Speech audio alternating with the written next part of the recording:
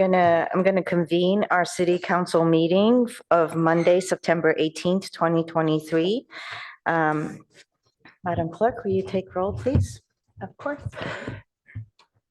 Councilmember Lowing, Here. Mayor Koo, Here.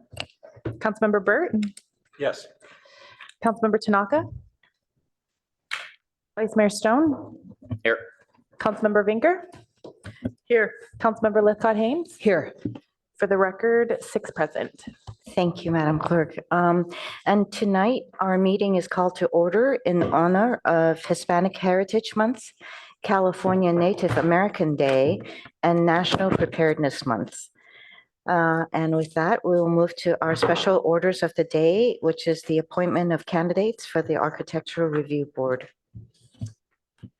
Thank you. We just emailed you the Survey Monkey link to cast your vote. 4 votes are needed to appoint a candidate. If additional rounds are needed, we will remove the lowest vote getters. And this is for an office that is short-term for the remainder of the term, right, of one of the commissioners who has resigned. Yes, that is correct.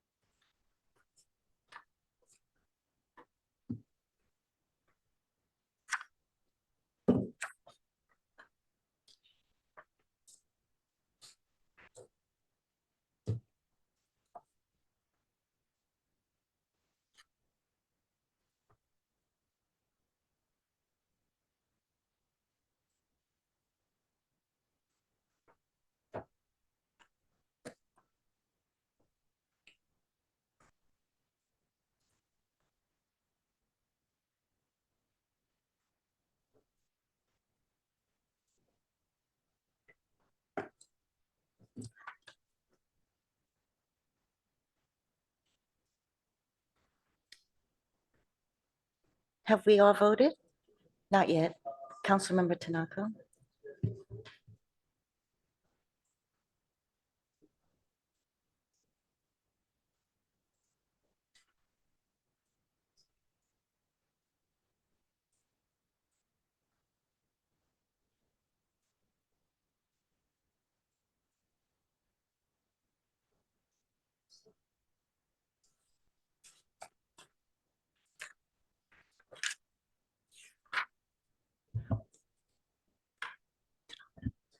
Can you give me a nod? We're just missing 1 vote from Councilmember Tanaka.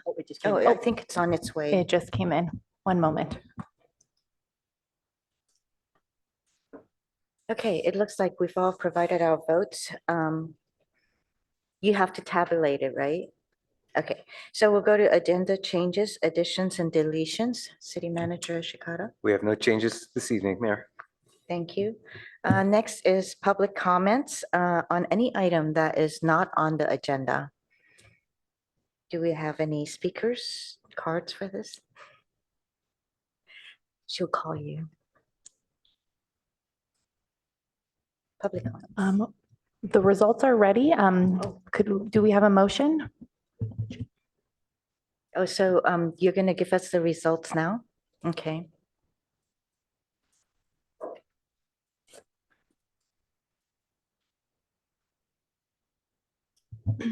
Alex Liu received 2 votes. John Coons received 1. Mausam Adcock received 4 votes. The remaining 3 did not receive any. Thank you so much, and congratulations to Mosam Ad hoc, and thank you for your service. All right, now we'll go to public comments on items not on the agenda. Oh, did we need to make a motion? Yes, please. So move. Second. Thank you.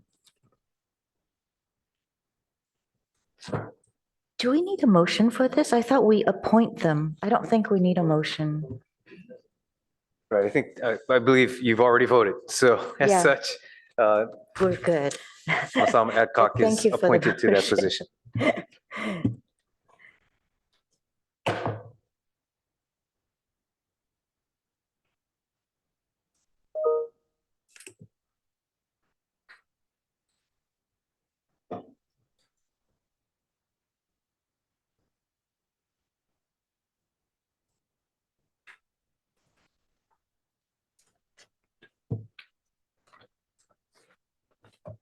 Our first speaker is Penny Ellison.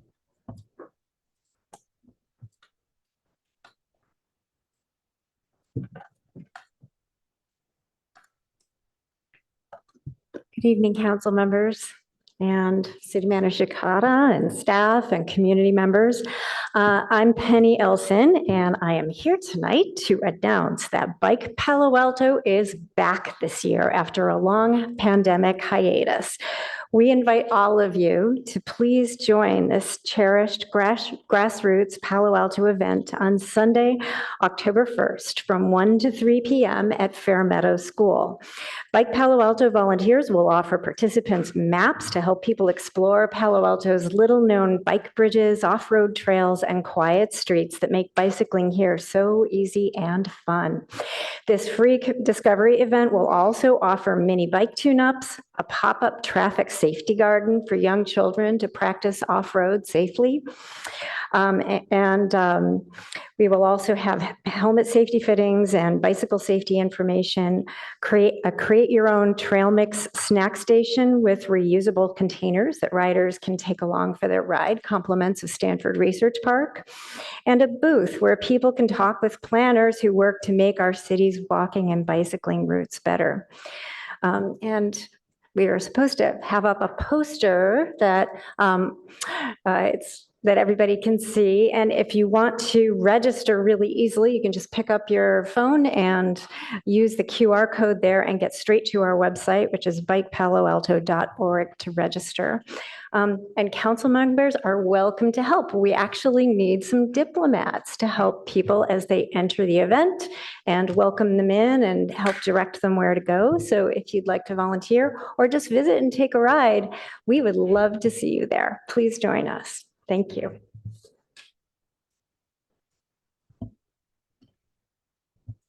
Our next speaker is Erin Heiling.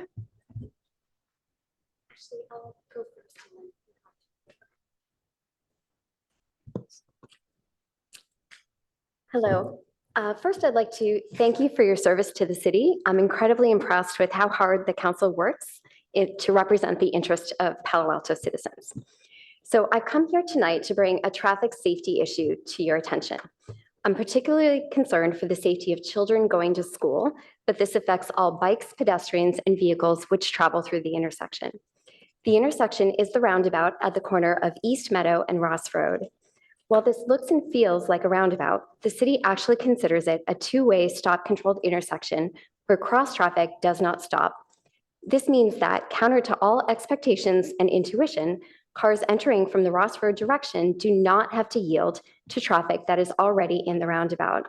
Or put another way, a car or bike traveling around the roundabout needs to know, when I get to East Meadow, traffic will yield to me. When I get to Ross, traffic will not yield. And when I get back to East Meadow, traffic will yield again, and so forth. Of course, no one is going to know this. So here's what happens to me every day. I approach this intersection on East Meadow and stop at the stop sign. However, the visibility is very poor, so while I can see into the intersection itself, I cannot see any traffic coming down the road. So I take a deep breath and cautiously enter the roundabout. And as I start going around, a car approaches from Ross Road where it does not have a stop or a yield sign. So I don't know what to do. The other car doesn't know what to do. And so I stop just in case and we look at each other. And then the vast majority of the time, the car entering from Ross Road yields and waves me to continue even though they don't have to. It's confusing, but it usually works out because people are cautious. However, it's when cars treat the roundabout as the city intends, where cross traffic doesn't stop, that accidents happen.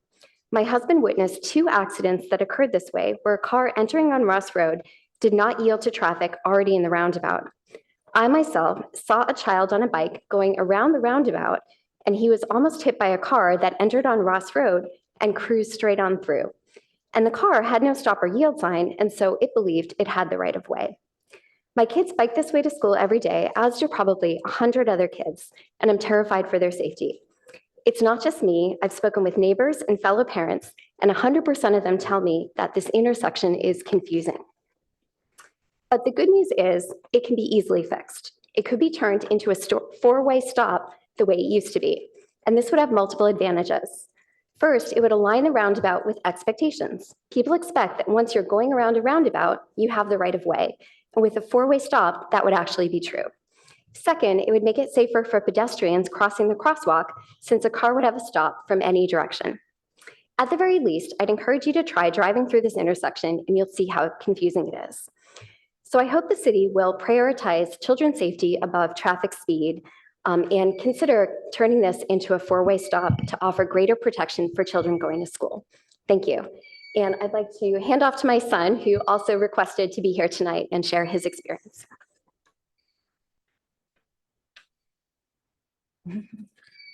Hello, I'm going to talk about the traffic circle that I encounter when I bike to JLS every day.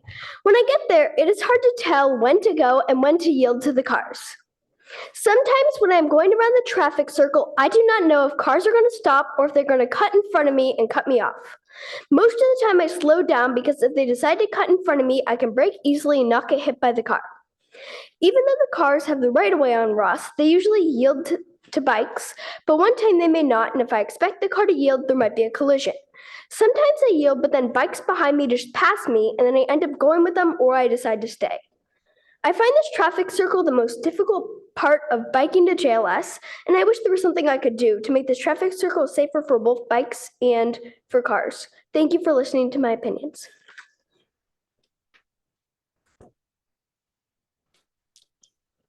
Our next speaker is Liz Gardner.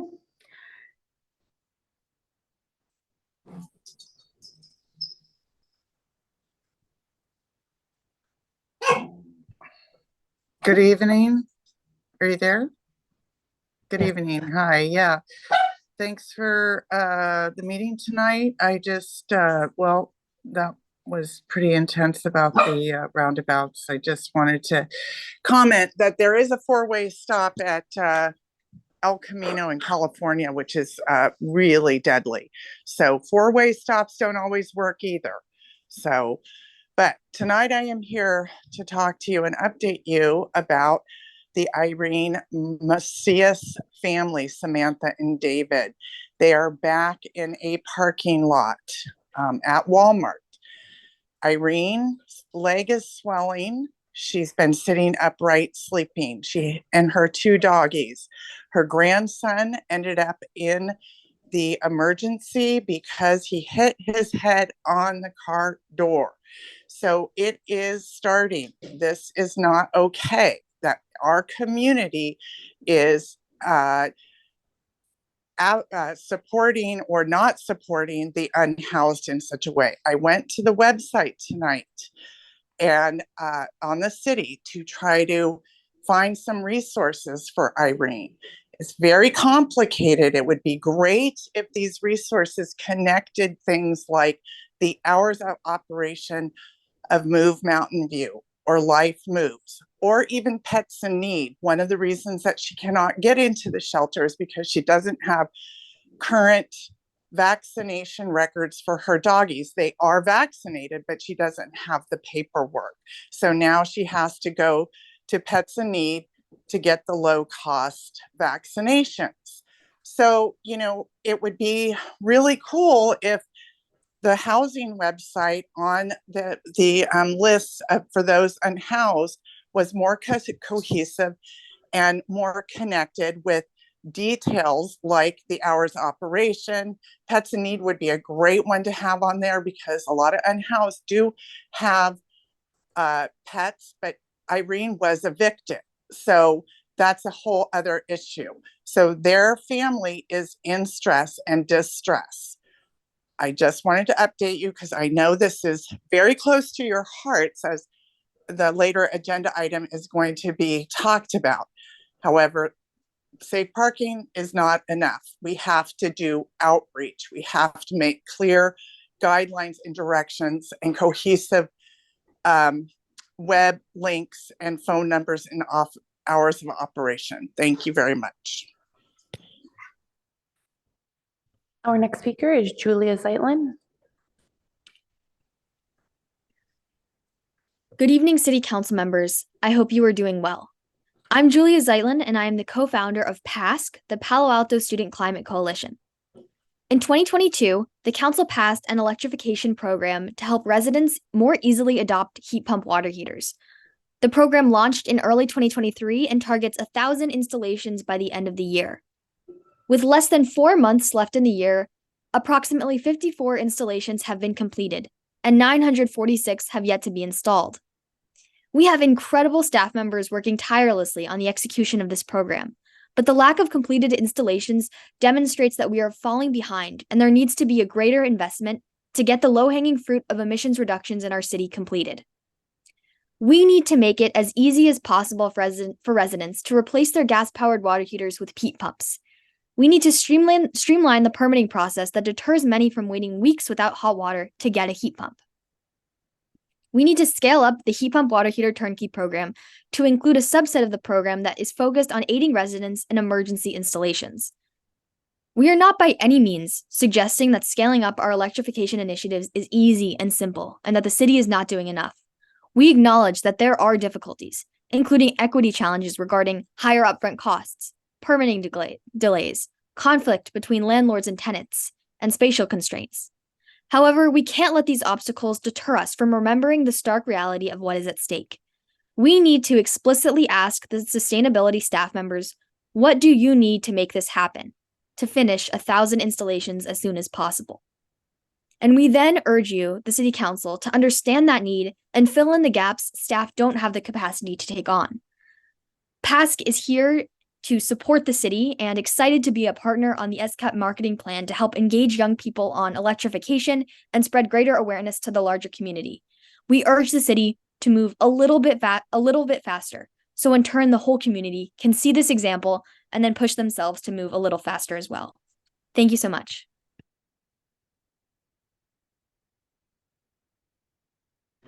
Our next speaker is Aram James.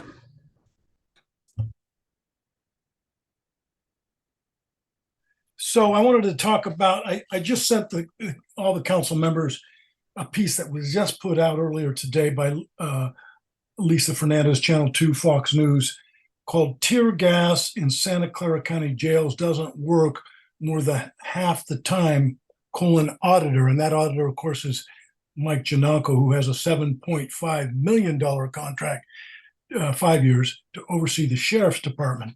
Not an easy task. But in any event, I spoke the last time this issue was before the Community Corrections Law Enforcement Monitoring, the Civilian Oversight Board that looks and responds to the oversight by Mike Giannacco, as well as the Board of Supervisors.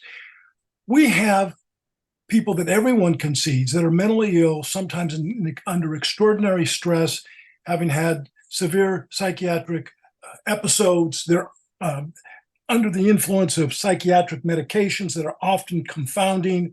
And yet, what are we doing? We're spraying them with tear gas. Palo Alto is in the county of Santa Clara. I'd like to see some of our representatives tomorrow at the Board of Supervisors, item number 9 and 10, starting no earlier than 10:30 in the morning. So please, we need to speak out against this chemical weapons that are being used against the mentally ill. Read the very outstanding article by Lisa Fernandez. Now I want to move on to item number 11, which is simply an informational report from the independent police auditor and from the police chief on the time period of January through June of 2023 on pulling a firearm on an individual, something I'd asked the council to expand the scope of services of the auditor, and to my surprise, you all did that. you'll see, and Mike Janako and I talked on the 12th of September, that it's a very small data set at this point, but 3 of the 6 people who the guns were pulled on, look at the use of force report, were Black people. 2 were Hispanic and 1 was white person. Too small to predict what's going to go on moving forward. But what I can tell you is the incident on page 6 that describes an officer pulling a gun on a Black woman twice and then cursing her as she gets into the patrol car after a pursuit where the officer runs 6 intersections and only reports 1 is something that we need to see the video on. We're not going to be, they're going to try to hide that from us, but transparency, secrecy in government is unacceptable. I'm going to be pushing for the video so that we can see what really happened. Just an outrageous incident. And of course, the other 5 incidents are problematic as well. I ask you to look at the report, read it for the independent police auditor when it comes up in October. Thank you. That concludes public comment. Ms. Grossman didn't want to speak? Helen Grossman. Oh, you're Helen. Okay, thank you. Okay, and that concludes public comment. So we will move to council member questions, comments, and announcements. Councilmember Lithcott-Hames. Thank you, Madam Mayor. I want to first congratulate the team at Sibling Cities for an extraordinary event, a town hall, they called it, that took place yesterday at Mitchell Park. It was called Bridging the Divides, and it was an opportunity for Palo Altans to be in dialogue in real time with our counterparts in our sibling city, Bloomington, Indiana. And the conversation was just sort of getting to know each other's cities and what defines them in our regions. And as I sat there, I just felt so lucky to be in a conversation about really heartwarming things. I in fact, made that comment at some point that if more of us could just be a part of these conversations in our own city, let alone with people across the country, I somehow think we could really do what Sibling Cities is intending to do, which is to bridge these divides. So it sort of proved the concept, I think. And I want to commend Councilmember Vinker and former Mayor Du Bois, as well as others who've been involved in making Sibling Cities happen. It was a really lovely event. I want to also let y'all know I attended the orientation for the Palo Alto Youth Council, and it was just great to be in the presence of, and the Teen Council. They were both meeting together for their orientation. These youth are stepping up to serve and lead in our city, and led by Christopher Sanchez, who's doing an amazing job on staff. And then finally, at our Young Minds Celebrated event yesterday at Mike's Diner, we clocked over 180 attendees, including 20 who just walked up off the sidewalk, over 80 youth as part of that 180 total. This was an event designed to just let youth speak, sing, perform in a band. And the audience was warm and generous and grateful, which is, I think, what we want our youth to experience rather than high pressure to achieve performances. This was just come on out and do your thing and know that you'll be supported. And of course, being at Mike's was an opportunity for everybody to give Mike and his staff a lot of love, which is, it's great to know with the mayor's help that that eviction was staved off. So that's my update. Thank you. Thank you, Councilmember Lithcott-Hames. Councilmember Vinker.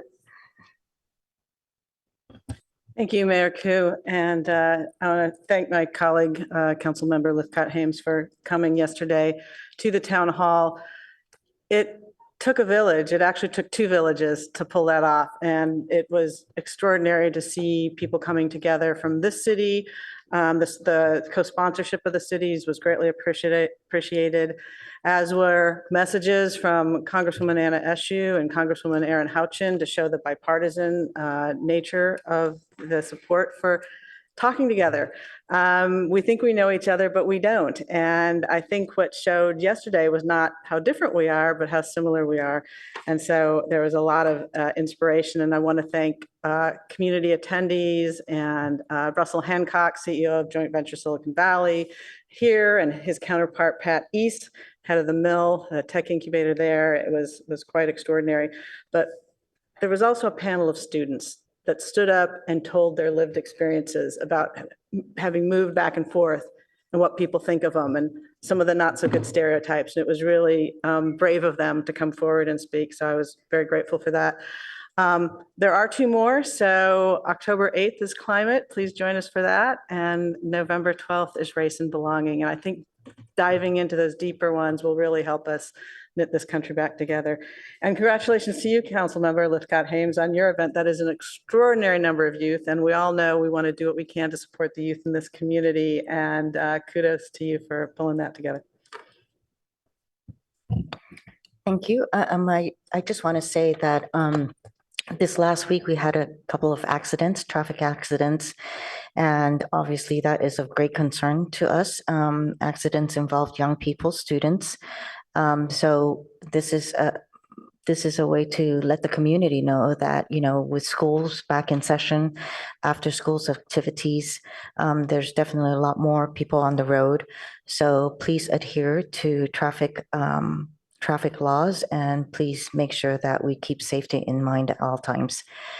Secondly, I did want to say that I was at the City Association, Santa Clara County Cities Association, and one of the topics that came up was the discussion of a joint powers authority, the contract and the agreement. After a lot of discussion, how to bring it to council, there were some council members from other cities that wanted to put it on the consent, but I think this is something that we need to sunshine to our community as well as to council members here for us to decide whether how to move forward on this. So that should be on the agenda sometime in October.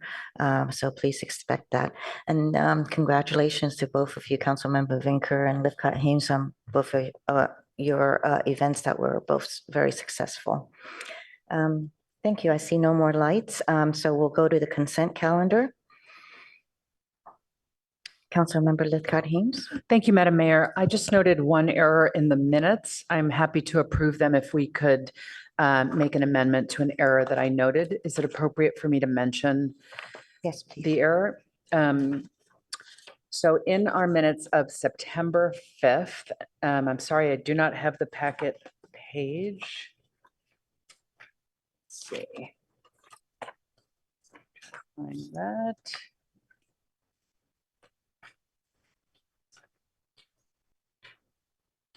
Somebody find the minutes. Probably 9 or 10, Thank packet page you. 9 or 10.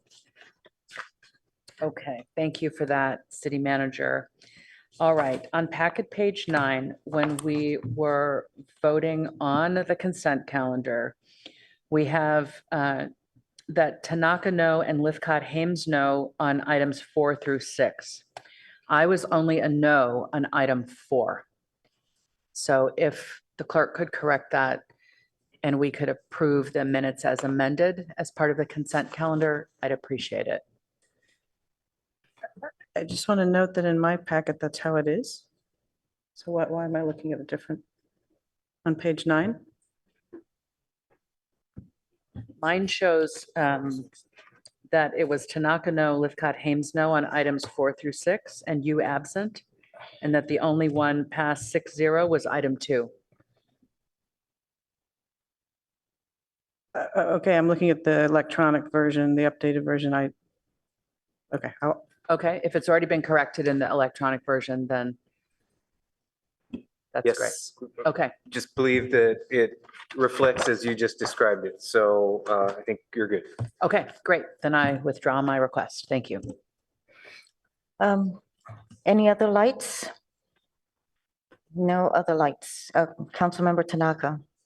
No on 3. No on 3. Councilmember Tanaka is a no on 3. Okay, we can take a motion. I'll move the consent calendar. I'll second. Are there people from public on this? Yeah, I'm sorry. We have public comments. Thank you. Public comments, please.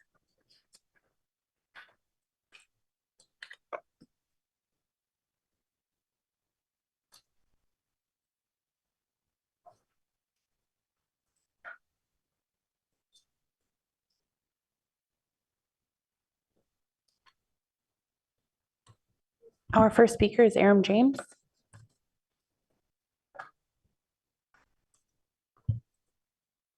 So, I'm looking at item number 3, and of course, I've been a longtime supporter of safe parking programs uh, in our community, and I don't think we have enough of them. But I was curious, and I will admit to not having read the packet, and I apologize for that oversight. Lots of other things going on, but why is it that we want to prioritize only folks that have a Palo Alto connection? I mean, I look at San Jose and I think there's probably 3,000 to 4,000, if not more, unhoused people, and there's lots of tents there. And I always get paranoid when I see no tents in the city of Palo Alto, that maybe we're not doing enough. And I hope that it's not our police who've been given orders from above to make sure that nobody lives in tents in Palo Alto, and it's okay for South County to take the full burden there. But Palo Alto shouldn't have to see people living in their tents. If that's the case, and we have orders from above, and often when you try to make a Public Records Act on that, nobody knows anything about that, that we start to be honest with ourselves. I would think that Palo Alto would be just as a desirable place to place a tent out in the community. So we have to see that there are unhoused people, not just hear about it in other communities. And yeah, safe parking programs are great, but maybe one of the council members that I have some affinity with might offline explain to me why we're being so provincial and not wanting to have people from other towns who are in need of a nice, safe parking program out on Jim Road. Has there been evidence that people from out of Palo Alto are taking advantage of the program, or not cleaning up, or not following rules more than people that have a Palo Alto connection? What's the reasoning? So yeah, let's continue to push for more low-income housing, very, very low-income housing. I like the fact that we've gotten shovels to the ground for the teachers. I'd like to see our police officers have to live in our community.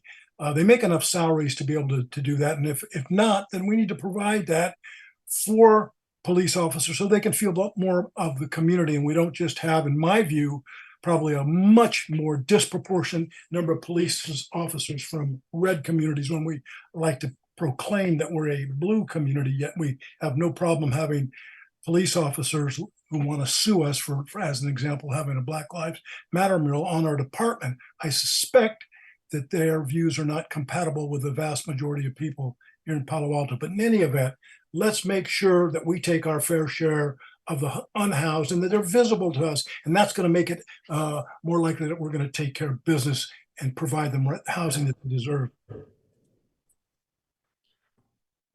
That concludes public comment on the consent calendar, items 2 through 5. Thank you. So I think we have a motion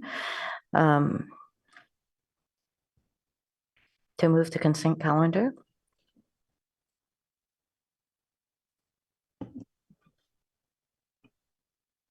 So moved. Okay. Second. We did it. We did it. Thank you so much, though. Yes, thank you. I appreciate it, though.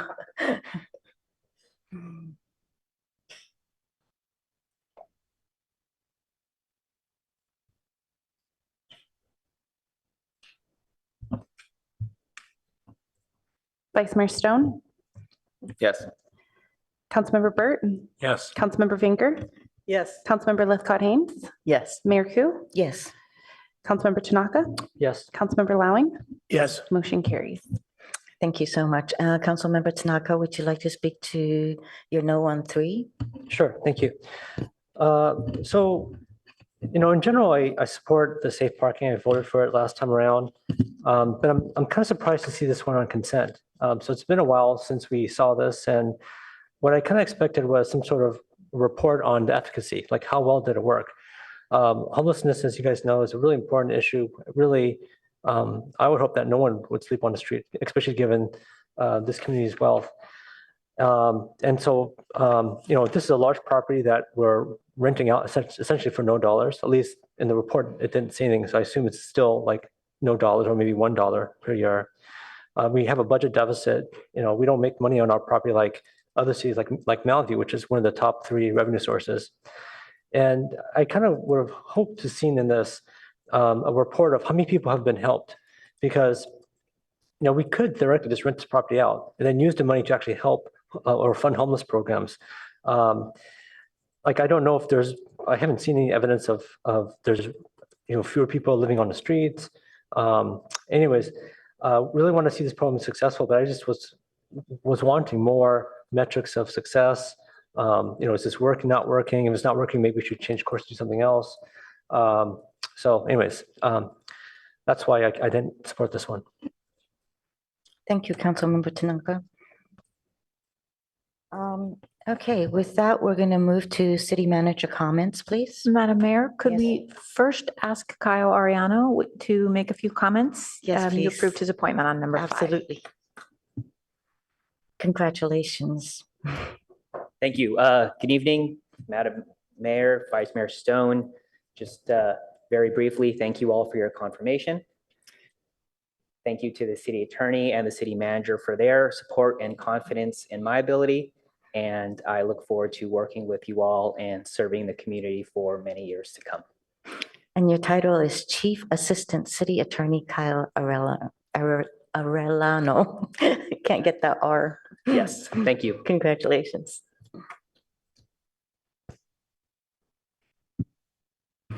All right, now we will go to the city manager comments. Thank you, Mayor, and congratulations, Mr. Ariano. Let's see. Thank you, City Clerk, with some assistance with a few slides. Thank you. Next slide, please. Just have a few items, although as we get to the upcoming events, I hope folks are either planning on attending a number of events we have scheduled over the next several weeks, or you have many opportunities.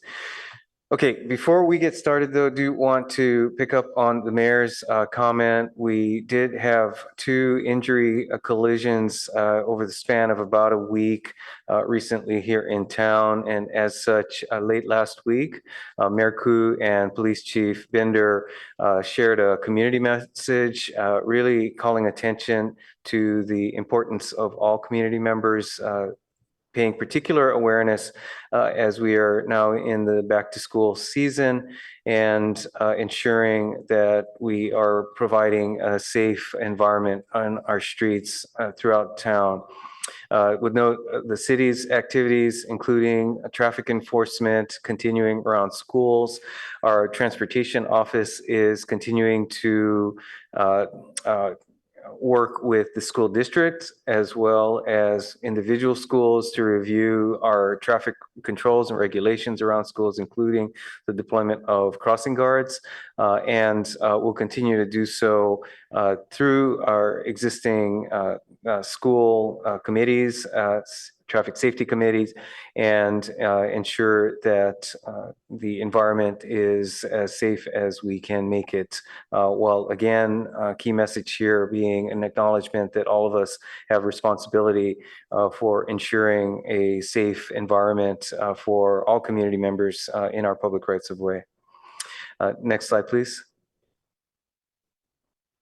Also want to note the ongoing annual community survey that has, I believe at this point, completed the targeted random sampling of Palo Alto residents that is done each year and is now open to all community members that would like to fill out the community survey. We've got here the website or page, cityofpaloalto.org/2023 community survey. So any community member that's interested can fill out the survey regarding their impressions and priorities in terms of community services here in Palo Alto. Next slide, please. Then noting, as was noted, town hall, different scale town hall over the past weekend. But that said, coming up, we have a couple of neighborhood town halls here in Palo Alto that are planned. The first off here this coming weekend in the Leland Manor, Old Palo Alto, and Southgate neighborhoods will be this weekend on Sunday. And I'd like to also thank our council members that are participating in that town hall. We also have an upcoming town hall in the Midtown and Palo Verde neighborhoods on October 15th, also upcoming. So really hitting a stride on these neighborhood town halls around the city, and we've got a couple of them coming up very shortly. Next slide, please.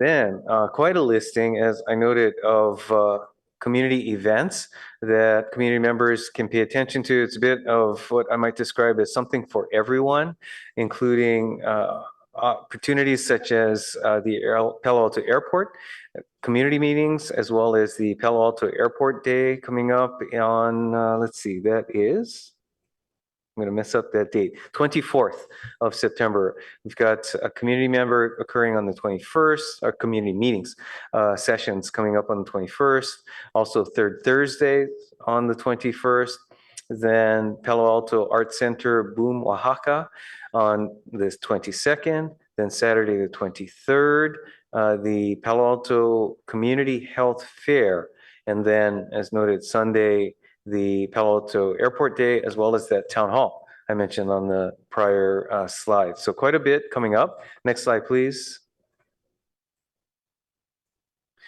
And if that wasn't enough, then extending the following week, Friday the 29th, we've got the annual Moonlight Run. The 30th and 1st weekend, the Great Glass Pumpkin Patch at the Art Center. And then as Ms. Ellison pointed out, Bike Palo Alto, boy, the B's and the P's. Bike Palo Alto coming up on October 1st. A little different this year with registration at Fair Meadow School and a number of activities focused there, along with, as always, options for traveling throughout the town. Next slide, please. Then finally, not exactly community events, but upcoming council meetings. We do have your next meeting coming up on October 2nd. We have a pre-screening related to 260 Homer, existing development. The HRC item on dates of significance that was deferred from your last meeting will be rescheduled for October 2nd, and an action item related to residential electrification requirements. Then next meeting, recognizing the 9th is Indigenous Peoples Holiday, that October 16th will be your semi-annual meeting with the Independent Police Auditor. We'll be discussing Cubberley and, as the mayor noted, referral from the Cities Association for your first discussion of the proposed Joint Powers Authority.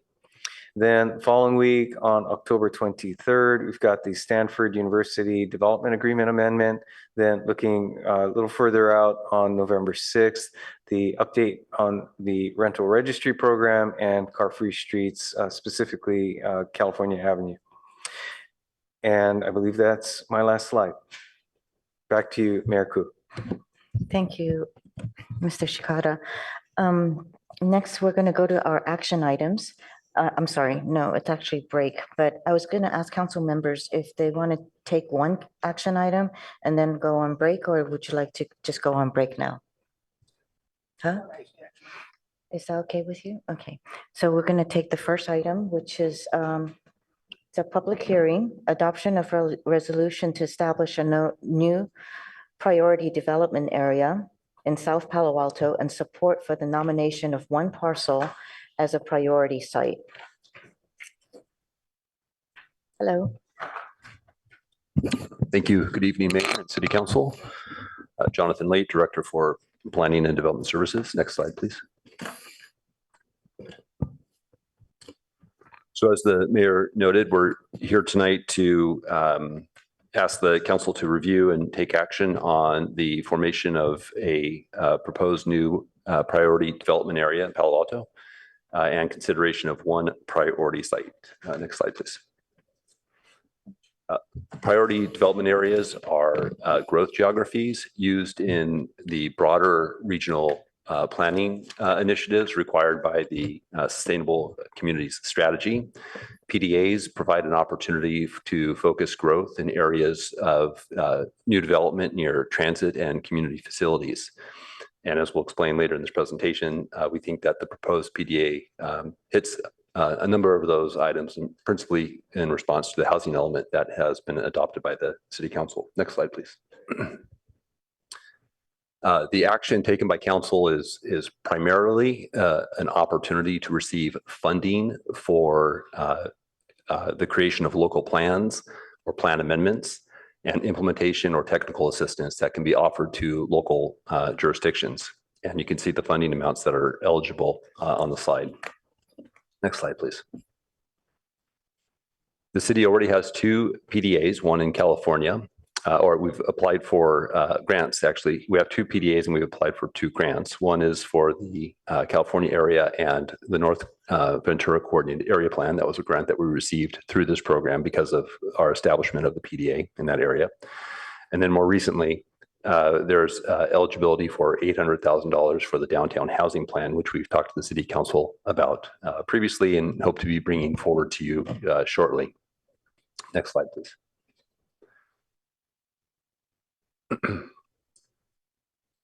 The staff took the initiative to file a draft PDA plan on behalf of the city because there were some deadlines that were required and we weren't able to get to the City Council in time to initiate that request. So our action was just to give the City Council the opportunity to affirm that decision or to decide not to pursue it.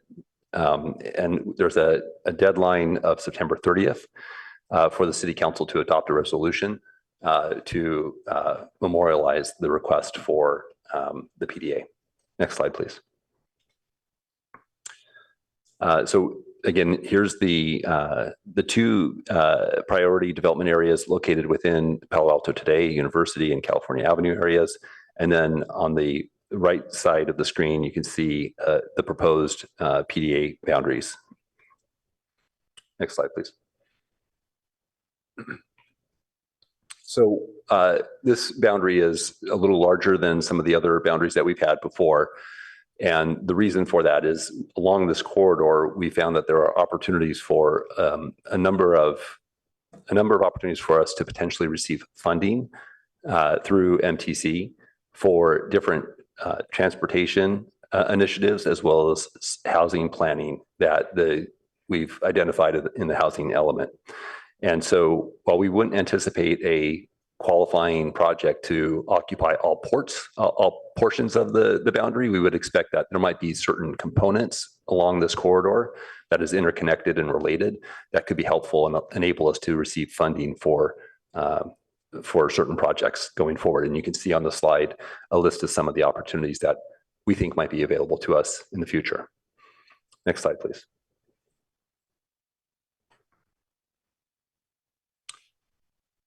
Okay, so moving on to the priority site nomination. So the City Council's action recently to approve the City Sobrato Development Agreement identified a future parcel for the city to enable the production of affordable housing. And so the request here is to identify that particular parcel as an area eligible for future funding, somewhere between $3 and $5 million to enable us with planning opportunities, design or construction for that site. Yes, and that also has a September 30th deadline. And I think I spoke to that slide, so we can go to the next slide. The staff recommendation is that the City Council support the PDA boundary that's presented in the report, as well as identifying the one property as a priority site.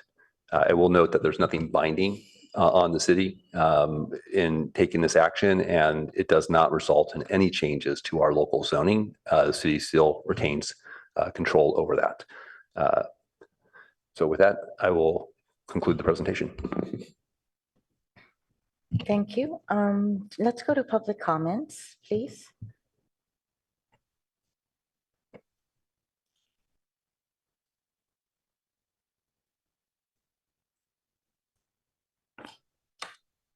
Our first speaker is Herb Barak.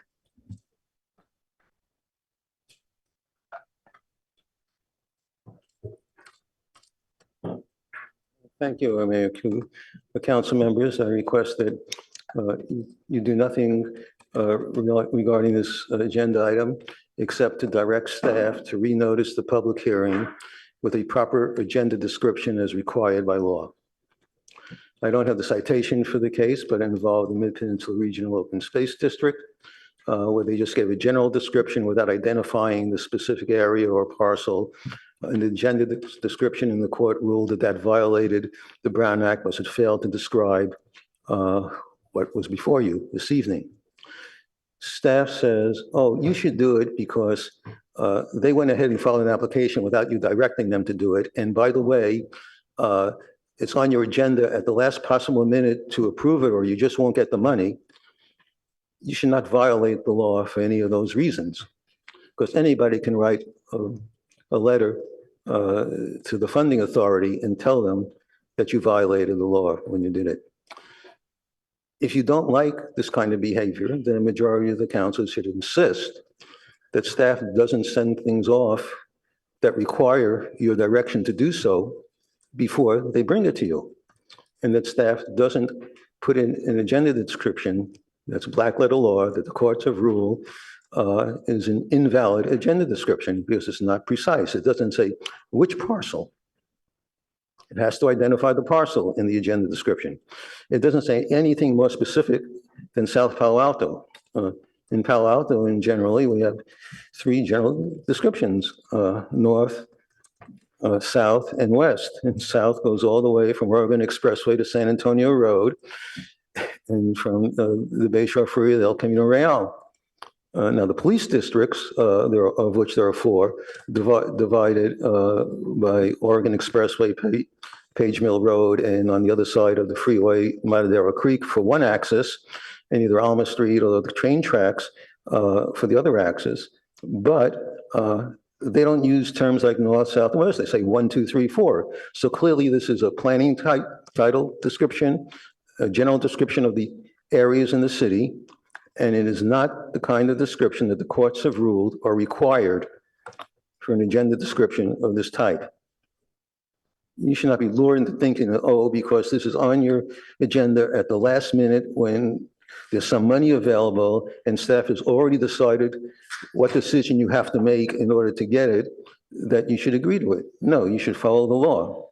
I suspect the staff who advise you on these things has a better memory than I do for the exact case title, though when I memorialize these comments tomorrow in a letter, I'll be happy to give it, although it's not required they give you the case title because the case law was set by someone saying exactly the same thing I did before there was case law.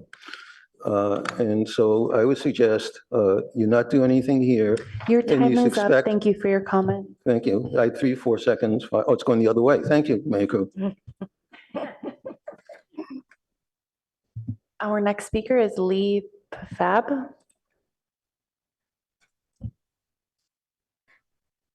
Good evening. This is Lee Fab from Palo Alto Community Childcare, also known as Pacc. Can I confirm you can hear me? Yes, we can. Thank you. On behalf of working families, I want to thank the council for the thoughtful and critical planning associated with housing development in South Palo Alto. As the council, city staff, and developers finalize plans, Pacc encourages partnership with the community in terms of childcare needs, specifically for infants, toddlers, preschoolers, and families needing financial assistance. I look forward to welcoming the new families to our community. Please feel free to contact me. I'm committed to addressing the perceived childcare gaps associated with the growth of families who will be living and working here in Palo Alto. Thank you.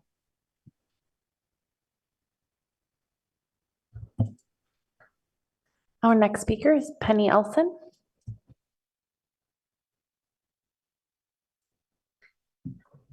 So I'm just going to speak as an individual here, and mainly, I don't have a lot to say except to ask some questions.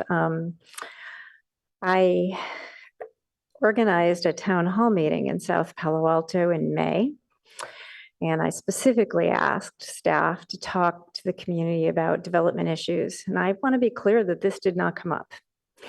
I don't think anybody knew anything about this until really when the agenda came out last week in my neighborhood and I forwarded it to people. So I think the public doesn't really understand what's going on here. I don't think they've seen the zoning map. I just don't think they know what's going on. There's been no outreach, which is, I have to say, very different from what I experienced almost, 30 years ago when I was working with city staff very closely with all the neighborhoods on the very large scale development that led to the Charleston Arostadero plan becoming an impact mitigation. A nexus study was done. We looked at the impacts of multiple projects in aggregate. That's how that plan came to be. It's how we got developer funding to support it. And the director of planning at the time was very engaged with the community to make that happen. And then secondly, I guess I'm really interested in what I've just heard about MTTC funding for some kind of project, but there's no specificity here. And I think it's going to matter a lot what that project is. Is it going to be school crossings for kids who live on the south side of San Antonio Road? Is it going to be something that's really more automobile oriented? How is it going to connect people to a train station? Is it going to be transit? And if it's going to be transit, where's it going? So I have a lot of questions here that are unanswered. And we're talking about something very transformative. And then I just want to add one thing to this. Cubberley, which is going to become a very important community service facility for this part of Palo Alto, is a real dark spot in city communications right now. And by dark, I mean something I can't see into, not transparent. I don't know anything about what the city is thinking about doing. I live next door, and I have absolutely no idea what the city's thinking about doing. Communications are really falling apart. The outreach is not working well. And y'all need to come down to South Palo Alto and have a real meeting that is not one-way information. And finally, we just found out our fire engine is missing at Mitchell Park. And we didn't find that out at the May meeting that I spent days organizing. We found it out. Your time is up. Thank you for your comment. Thank you. That concludes public comment on item 6. Thank you. We'll return to council for questions, comments. Councilmember Burt. Yes, thank you. First, I would like to ask about the title of this item.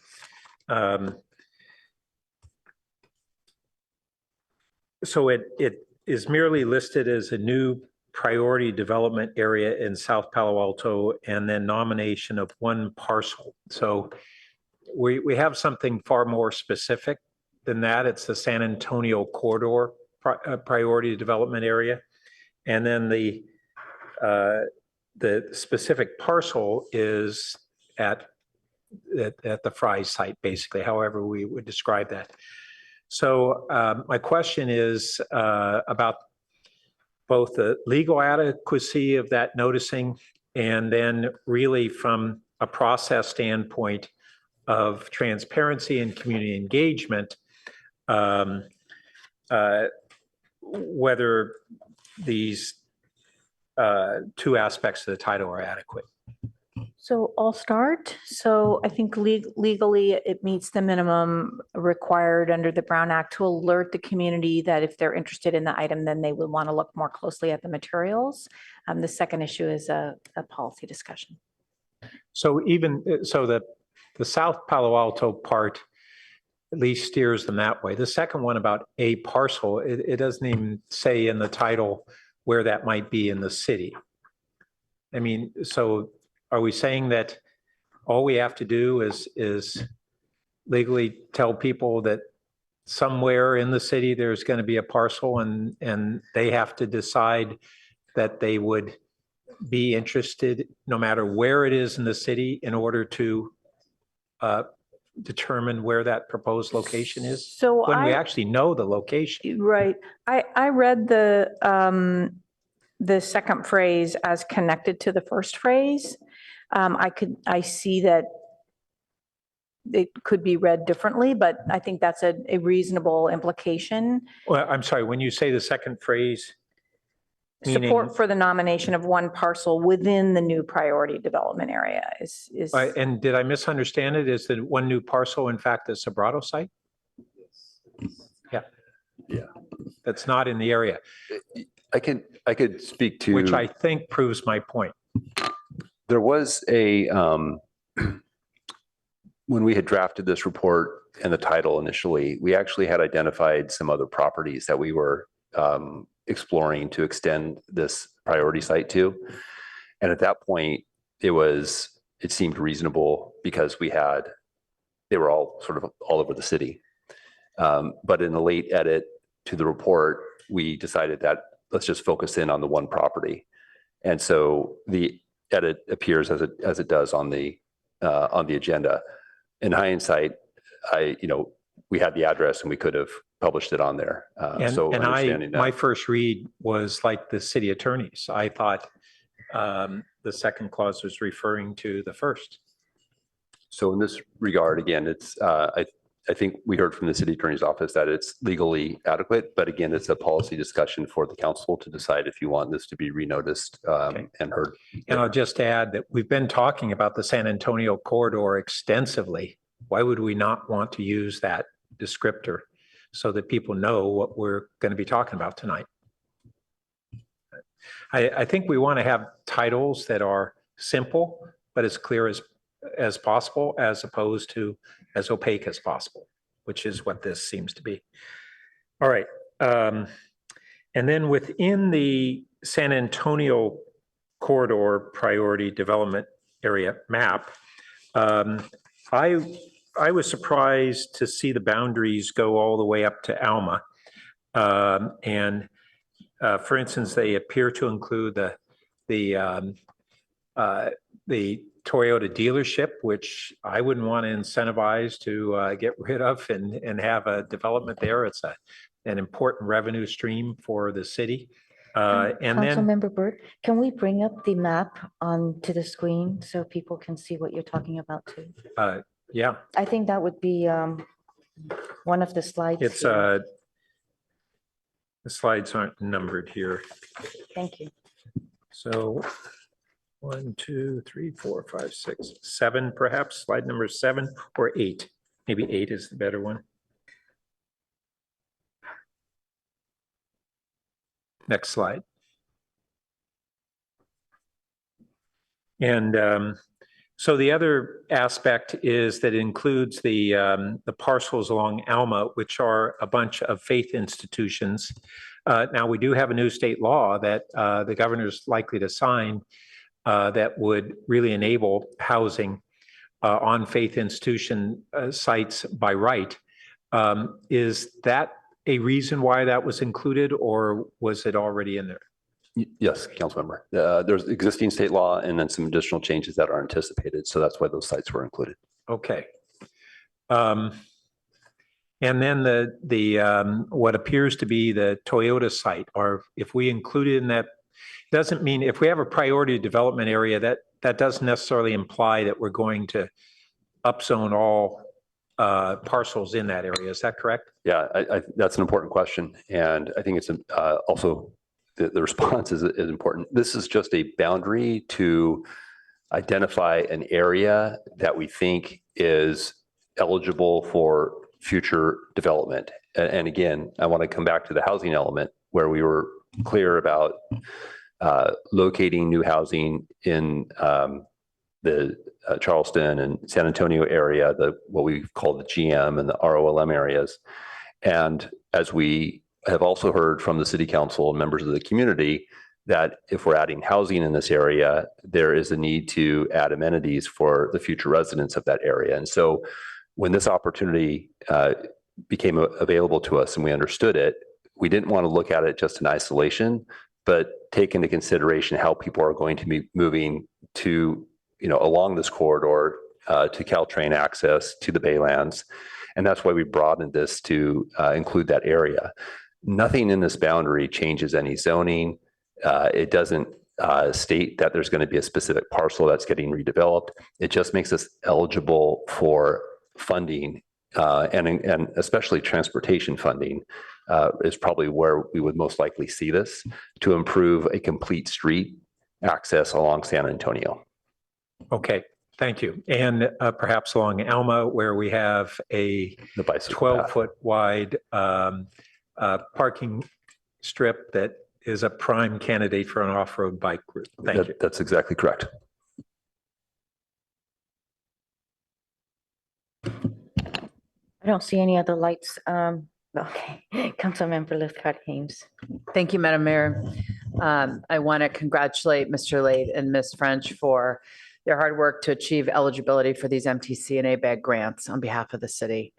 I would like to take a close look at the BASA or San Antonio corridor PDA boundary. So let's stay on this map. Looking at the sort of purple triangle in the top right corner, this boundary, I just can't tell from this view. It either goes right up to the project home key site at 1237 San Antonio, or it stops right before it. And from my perspective, it should be included and want to be sure that it is. Correct. It is. Great. Okay. Thank you. And then in terms of the priority site criteria for eligibility, I'm looking at Pacc page 132. And I note that priority sites must be within a regional growth geography or a transit priority area. So I'm presuming the Sobrato Fries site is that, and it has to meet one of these three other definitions. It has to be regionally significant, community anchor, or public sites portfolio.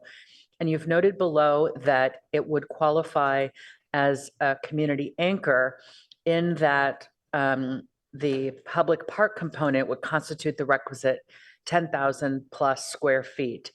The way I read the community anchor definition, it says capacity for 100 plus homes and 10,000 square feet. I know we are contemplating the possibility of 150 homes if you add the townhomes, the market rate townhomes with the proposed affordable 75. So is that how we're getting to the 100 plus? Yeah, I think in our, and staff can correct me if I'm wrong online, but we felt like we had it under the park designation, but similar to your line of thinking there, I also believe it may also be eligible for meeting that other criteria of 100 units, perhaps including the townhomes if we're able to do that. It looks to me like it's an and, a capacity for 100 plus homes and. And we can take a look at that, and just recognizing that, there's still some planning that needs to take place in that area. We've anticipated 75 units. We don't know what the count will be ultimately. And all we want to do is preserve our options to collecting some additional money if we're able to do that. Okay, great. No further questions. Thank you. Vice Mayor Stone. Thank you, Madam Mayor. I just have two questions. So on page 131 of the staff report, it says that for priority sites, the city could receive up to $5 million per priority site if construction is completed within 24 months. So how does that process work? I mean, is that additional funding provided for an incentive to construct the project quickly? Can you kind of explain that? So I'll do you have details on that? Okay, so I'll ask Claire Campbell to join the conversation if she has some more information on this. But I believe that part of this money could be used for construction. So when we have a project lined up and an agreement to build, arguably we could use this money in the construction. And if that were the case, depending on the timing of the availability of funds and our project, the ability to use that, to build the affordable housing development. Yeah, great. Ms. Campbell, anything else to add? No, thank you. Okay, well, that was a good answer. Thank you. And then final question. So my understanding from the staff report is these designations, they're allowing us to apply for significant funding opportunities, but is not mandating that the city do anything unless we're actually awarded and accept the grants. So are there any cons to the city designating these areas as a PDA and a priority site? None that we've been able to identify. We do note in the staff report that when we were going, the last time we designated the previous PDA, and we were going through the RENA process, MTC did make some adjustment to, we thought they were making an adjustment to how they were going to assign RENA in the distribution of housing throughout the area that could be dependent upon the number of or amount of PDAs that one had in their community. It turned out not to be the case, but what it does is it highlights for us an awareness to be tracking those regulations at MTC to see if there's anything that would be not advantageous to the city. And if that ever does come to pass, we have the ability to withdraw a boundary from consideration and not have it listed. So we don't see that there's any downside to this. And we always have the ability to reverse course if we want to. Great, thank you. Councilmember Vinker. Thank you, Mayor Ku. Most of my questions or points have been ably lifted up by my colleagues. I did want to note that I was subject to the same misimpression on the title, but if there weren't ambiguities by humans in written word, I wouldn't have been able to make a living as a litigator for as long as I did. So I understand that it happens, but it would have been helpful to have some more precision. But thank you for identifying this opportunity and pursuing it, because this is our biggest issue, is to get the resources we need for the housing we want to build. So I'm tremendously grateful and thankful for the content of this report. Obviously, I'm eager to learn more. I'm eager to have community involvement as we develop this and if we see, but I understand that you are trying to preserve the opportunity. And I just hope that as this evolves, we can, be informed along the way and have the appropriate input, but thank you for doing this. I am very eager to learn more about it and I will be supporting this. So thank you. Councilmember Lowing. Yeah, I just want to say briefly, Director Lake gave my speech. There's no downside. And the other part of the speech is it's worked before. So PTC has approved it and council has approved it. And we have total flexibility, which is also quite unusual these days in any of these grants. So congratulations on the past that we've gotten some money and hopefully it works again. Thank you. With the area of expansion, the thing is, I think that it used to be just the San Antonio corridor. So I am very concerned that, a lot of the people in the different neighborhoods are not going to know about it, especially expanding it further into the Adobe Meadow neighborhood, into the East Meadow Circle. Then we know about Fabian Way, but then it's going really further into a neighborhood. So I think that we need to look at that. But also, I think that moving forward, we also need to reassure residents of all the traffic issues that they're faced with. So I constantly get emails about NITA on the crossing over on NITA, which is on San Antonio. And how children, when they're crossing from schools, that's a concern. And I don't see MTC or MTC more involved in addressing traffic issues such as that in terms of bringing in more public transportation or anything. So in a way, they've kind of moved from transportation into housing more than anything. And I think that they need to be reminded to go back to transportation planning. The other thing is, I really think as a council, we really should be considering, when these things come to us, that there is a time period for letting the public know about it so that we're discussing in a way that is inclusive of the public as well. So I am going to be not supporting this, but I wanted to ask you, when is the next date for grant application?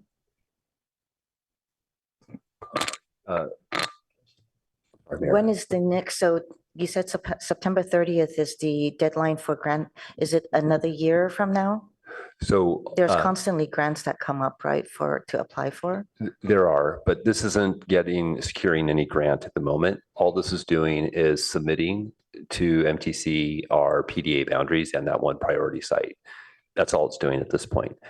Staff will continue to look for opportunities for future grant funding as they become available, and then we would apply it. Oh, but this opens up, so just to be clear, this opens it up for you to apply for grants once you identify the PDA? That's correct. And is this part of our housing element that we have to identify this PDA area? No. No. Okay. Thank you.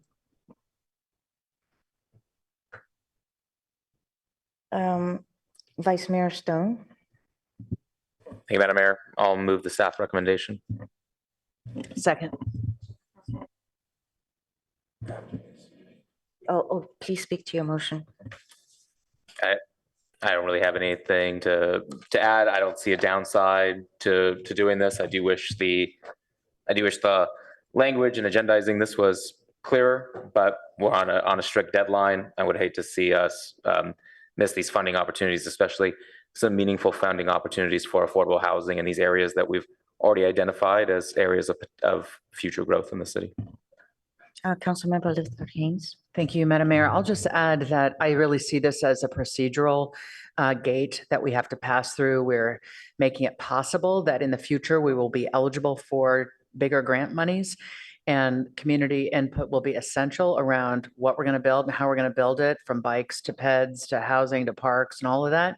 The PTC had an amazingly thoughtful conversation last week that I listened in on around how to rezone this area. And to a person, I think the notion that this must be deliberate, it must be careful, it must be thoughtful and coherent. We all know that. And to me, this is in furtherance of that being possible. Thank you. Councilmember Burt. Yes. So I appreciate the clarification that this is not seeking a grant, but the way we normally operate is staff doesn't typically come to the council or have a public hearing before we would apply for a grant. Is that correct? Yeah, I suppose it depends on the situation, but the staff might pursue the grant, but we wouldn't accept it unless we come to this. Usually it's for a high dollar amount, and so we would come to the city council either on consent or as an action item for approval. So given that in this circumstance, it doesn't appear that we notified neighborhood groups, which I think needs to be an important part of our communication. When we're doing things like this, neighborhood groups have that focused interest in development in their adjacent to or affecting their neighborhoods. And I really think we should be using them as one of our communication tools in a circumstance like this. And so given that we didn't really provide these neighbors with an opportunity to comment before identifying these boundaries tonight, and the tentative intention to create a PDA in this area, I mean, that's what we are agreeing to. I'm concerned that we could get a grant approval, come to the council for ratification, and it's, here's this money, and if we don't take it at this point in time, then we lose it. And so I'm struggling with whether we want to make sure that either we just do something maybe a little abnormal that we say, if we're going to apply for a grant, let's do an agenda item to discuss this, and we won't be rushed, and give this part of the community an opportunity to engage with what our intention is, which they really didn't, for the most part, know about tonight. So that's what I'm struggling with, is whether we might want to add an amendment that says we'd come to the council with an agendized item if we're going to apply for the grant, or are we satisfied with the fact that we do an approval? We'd have an agendized item upon preliminary acceptance of our grant application before we accept it. So first, I don't know if staff has any thoughts on that, and then my colleagues. Well, sorry. Okay, so maybe just a couple of comments. One is just to note, sometimes we don't have a lot of time on grants for a back and forth engagement on that. But also we're not applying for grants that are inconsistent with the council's priorities or specific direction that you've given us to pursue. But my point is, we really haven't engaged with these neighborhoods that are going to be impacted yet. And so we're kind of barreling forward. Yes, you're entirely correct that the council has identified this area. We had significant discussions on that at was it Finance Committee? Yeah, because around not yet having the funding to do that planning, and this would potentially be a fuller funding source that would allow a deeper planning process, which is a great thing. We just haven't engaged the community in any way yet, and I want to have us think through what's the timing on at least beginning to engage the community. Certainly, once we'd have a grant and go through a planning process, there'd be a full community engagement. But I'm talking about it at the inception of this. And I think it's appropriate that we do so. And I'm just trying to figure out what would be the right timing to do a first community engagement. Understanding those concerns, I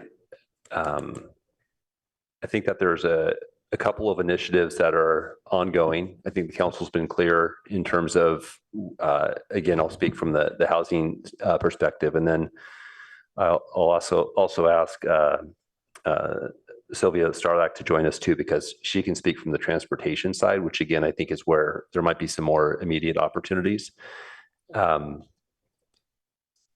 So on the housing side, we are working on, again, working with San Luis Obispo to develop a concept plan. There is some outreach that needs to happen with that, but we're just in the beginning of getting sort of a understanding the scope of work together for the quarter that starts up, I believe, in later this month.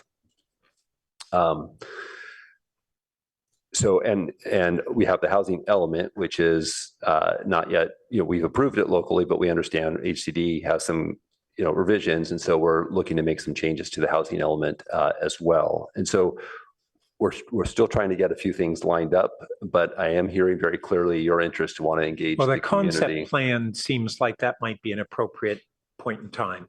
And so for those who weren't in that discussion, and maybe it didn't really elevate to the full council level, in the budget, we didn't have the funding for a full coordinated area plan.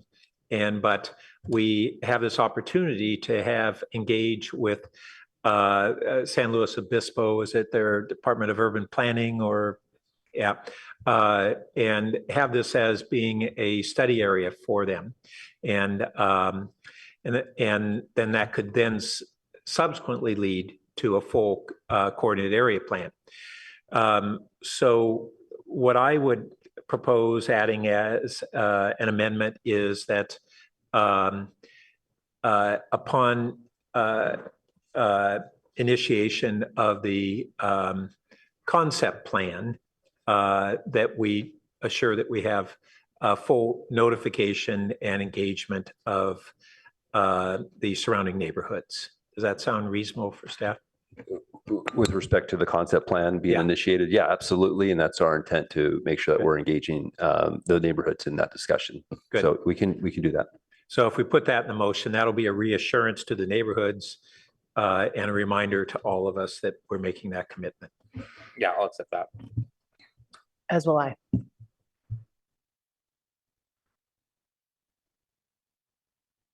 I don't see any more lights. We can take the vote, please. We need to capture that. Oh, I'm sorry. I can't see the bottom part.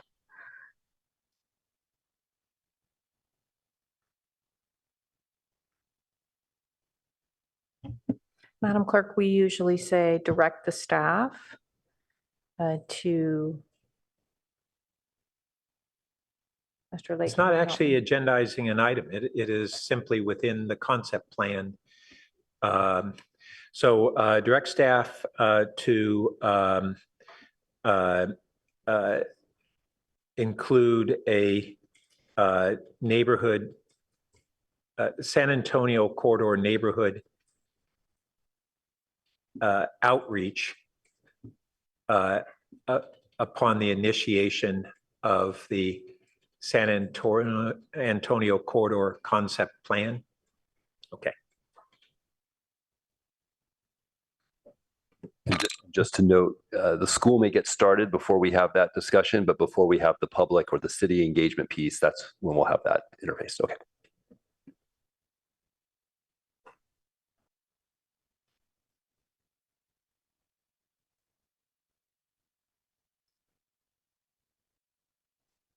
That looks good. So for number 2, I was wondering, do we want to name the site?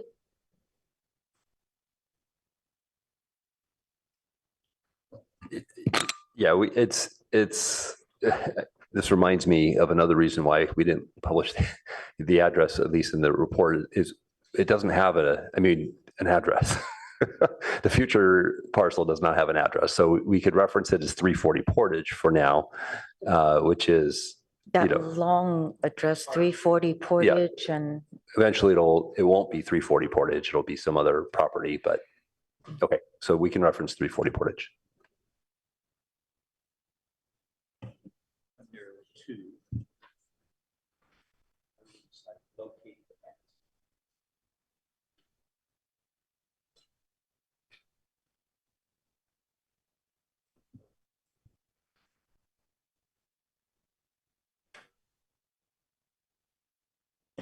Might it be more meaningful to say the proposed parkland or the 3.25 acres donated by Sobrato?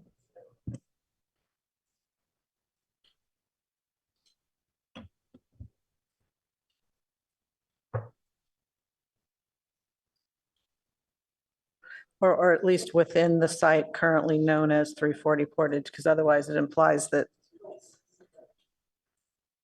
So staff hearing any of this?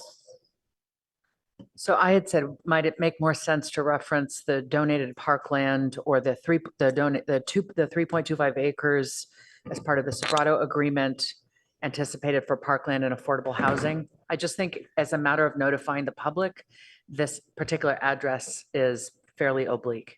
Yeah, that's fine. That would work. Oh, you know what? Actually, we call it 3200 Park Boulevard in our staff report. So we should make that change from 340 Portage to 3200 Park.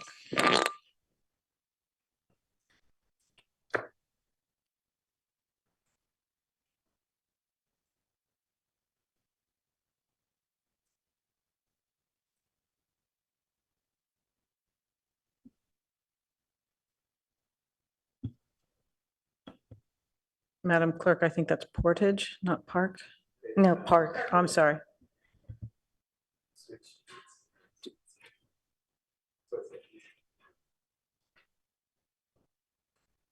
And will that number change? Yes, eventually. So. So again, so there's two things here. One, there's a clarity for the community that you're trying to strive for, but from a technical standpoint, we don't need to, like, staff doesn't need the dialing in on the specifics here because we've identified the site. So anything that we're doing here is for the benefit of communication to the public. Okay. Because you'll look back at the colloquy here and understand that we're actually, Your attachment in your packet identifies that your motion is to adopt is what we will transmit to MTC. And they've already looked at that site. So from a staff, from an agency to agency perspective, we're fine. they won't think it's what's later known as No. 3200 Park. Okay. Back at page 141 has a link to a larger description. Things like this are also why I've had a job in the past, so I wanted Yes. to make sure. All right, if that's satisfactory, you can take a vote. Councilmember Tanaka, Yes. Councilmember Lithcott Hames, Yes. Vice Mayor Stone, Yes. Councilmember Vinker, Yes. Mayor Ku, No, Councilmember Lowing, Yes. Councilmember Burt, Yes. motion carries 6-1. thank you.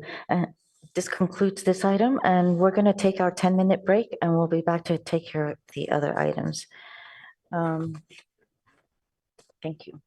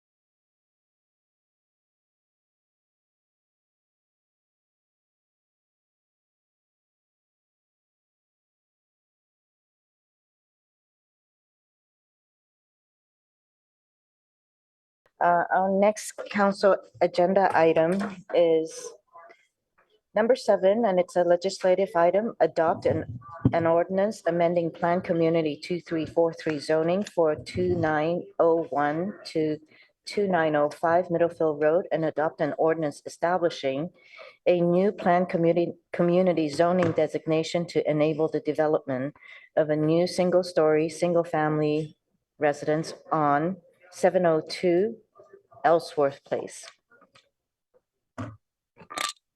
Staff? Thank you, Mayor and City Council again. Amy French, our Chief Planning Official, will present this item. Good evening, Mayor Ku and council members. So the presentation here is to forward the applicant's request to amend prior legislative action to reflect the current status and ownership of the different properties at these addresses. The Planning and Transportation Commission held several public meetings and made a recommendation to support an amendment to the existing PC 2343, and establish a new planned community zoning for 702 Ellsworth Place for a single family residence. Next slide, please.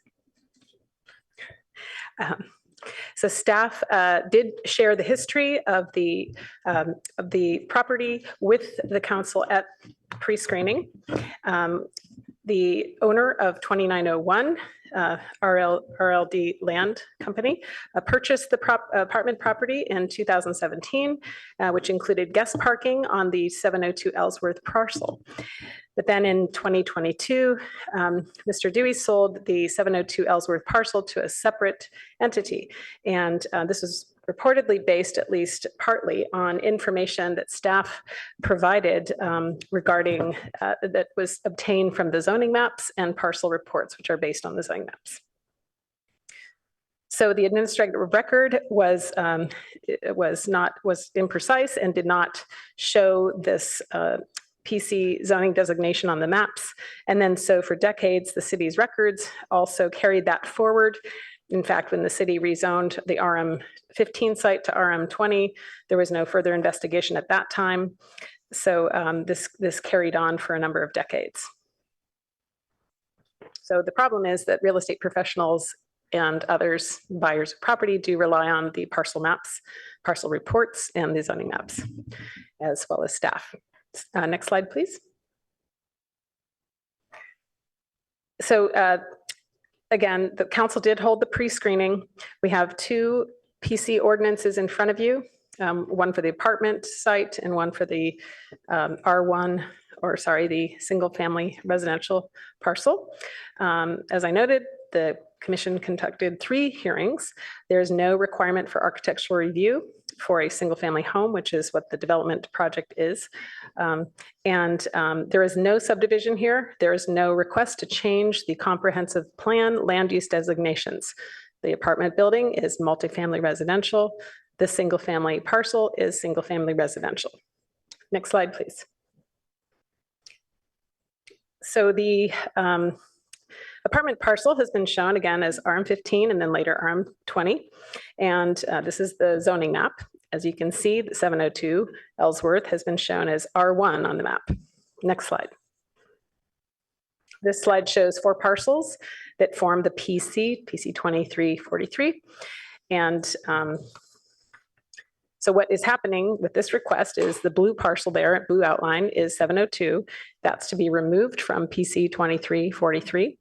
And the parcel in the kind of orange color is the apartment PC.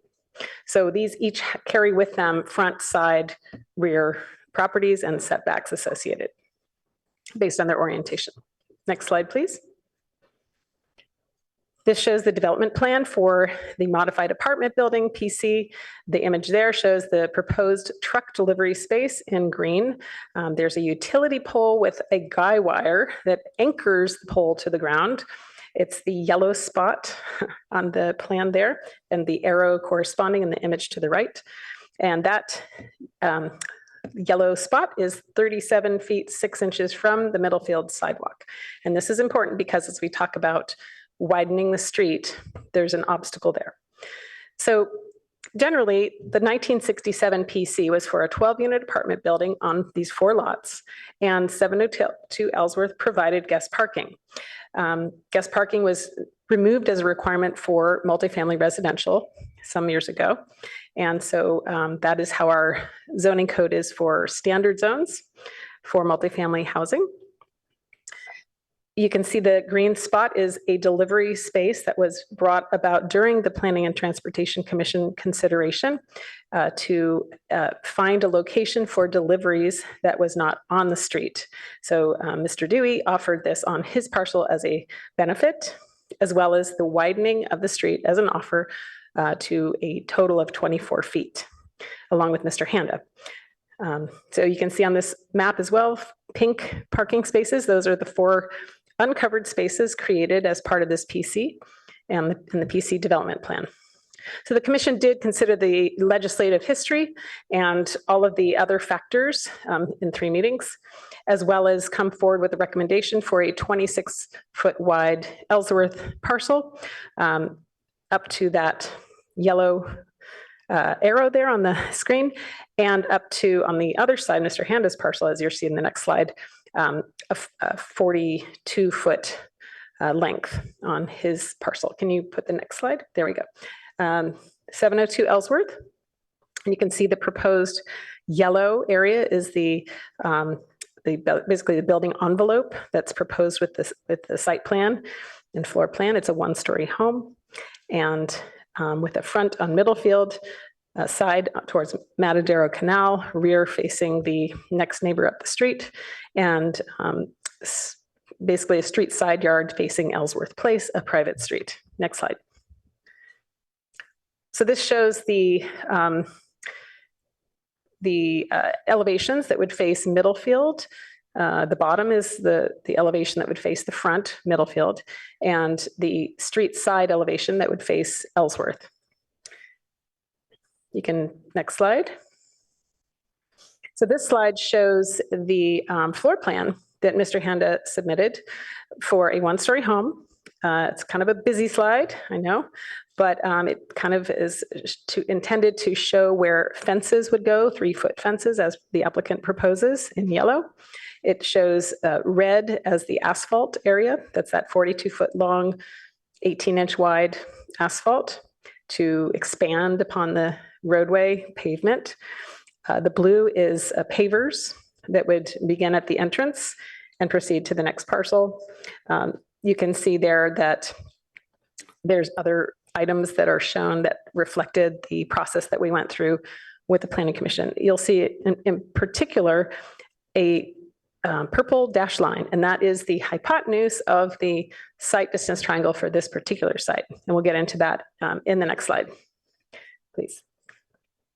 So the area residents did have comments, and these comments are shown on the screen. They included many items regarding how that street was used and what they're accustomed to having the street be used for, including delivery truck, package deliveries, and parking, and concerns about parking and other items. So the neighbors had raised concerns about the initial sale, and that's what came forward through a code enforcement complaint. There was fencing put on the site and soil piles. Those were both removed. The fences that are out there now are demonstration fences, the plastic orange fencing that was at the behest of the Planning and Transportation Commission to show exactly where the site distance triangle hypotenuse, and that is the orange sticks. And we'll see that in another slide. And to show where the street would be widened with some other markers. So we'll just go, basically it whittled down to mostly the problem and concern about safety, visibility, and ingress and egress, and what's the sweet spot in terms of widening the street. As well, the residents of Ellsworth expressed an interest in having the city take over the ownership of the street to improve upon its condition and address problems in the street. Next slide. So There are many considerations when one is looking at Ellsworth. We know that based on research, it is not owned by the city. It is, it was not shown on the 1912 track map. It didn't exist. It was part of the original Worcester Lot 71. And we believe that the county just assumed the street was required to comply with access requirements after 1912.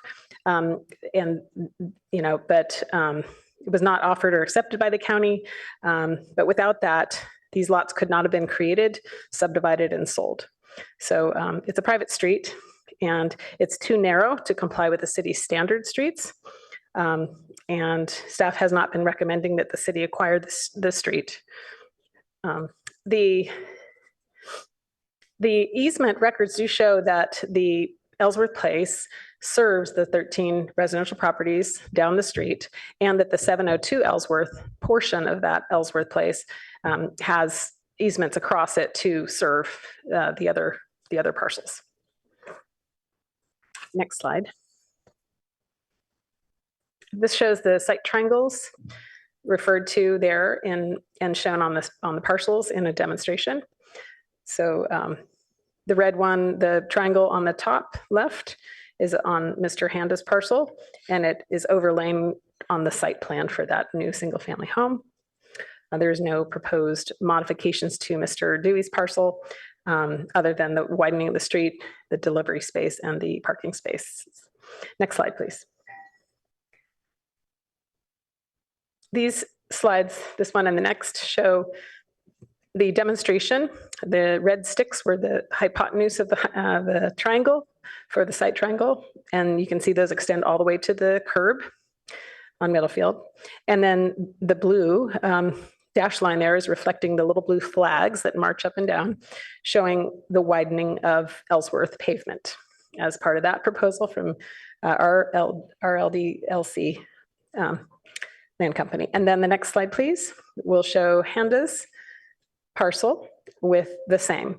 The hypotenuse of the triangle with those sticks, the blue dash line across the blue flags showing the pavement extension. You'll see the pavement already looks like it's in that location. The white line is the actual edge of easement. So yes, there is some pavement there that currently extends beyond the easement boundary. The Planning and Transportation Commission recommended that a 1-foot tall fence at most be placed within that site distance triangle on Mr. Handa's parcel. So you see a tree there, tree can stay. There's a fire hydrant, there's a sign in the site triangle, those can stay. But the Planning and Transportation Commission asked that the fence be no higher than 1 foot in that corner area. The next slide, please. This just shows the city's code regarding corner lots and fences. So it's kind of a small diagram, but it does show a 35-foot distance along the curb. And then that would be a 3-foot fence at that corner. And then beyond that, it can go up to 4 feet. So the applicant had proposed and still is hoping for a 3-foot tall fence, and will explain his interest, I'm sure. Next slide. These are just some photos to show existing conditions. On the bottom center photo, you'll see a pole that's the stop sign at Ellsworth, exiting Ellsworth, and you'll see a box, and that is a communication box that is on the applicant, Mr. Dewey's property, and that would have to be removed, both of those removed and relocated to make way for paving. And next slide. These are some images staff took while in a vehicle, 2 different height staff members looking towards the sidewalk, exiting in a car from Ellsworth towards Middlefield, and to try to see what is seen in that kind of a low sedan type vehicle. And that might be the last slide. Next. Yeah, this kind of just shows that stop sign there. Thank you. Oh, yes, we have, I believe on the screen, our commissioner, Mr. Heckman, who represents the Planning and Transportation Commission on their deliberations. He attended at least 2 of the meetings. Mr. Heckman? Just a moment. Do we need to go to the applicant first? No? I think your practice is usually to hear from your commissioners and then go to the applicant, the public, back to the applicant. Okay. All right, Commissioner Heckman?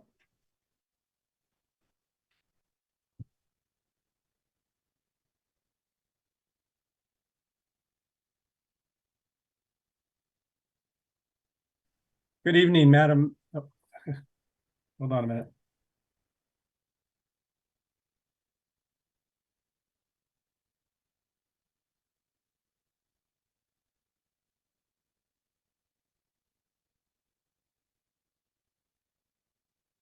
Good evening, Madam Mayor and members of the council. Sorry for the delay. I had to be promoted to panelist. Bart Heckman here, your PTC liaison tonight.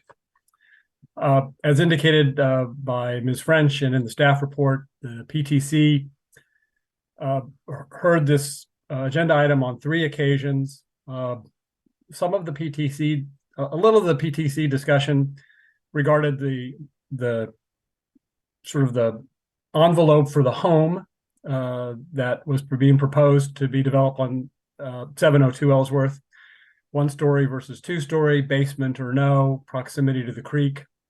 But most of the PTC discussion was really centered on the safety of Ellsworth, particularly where it meets Middlefield.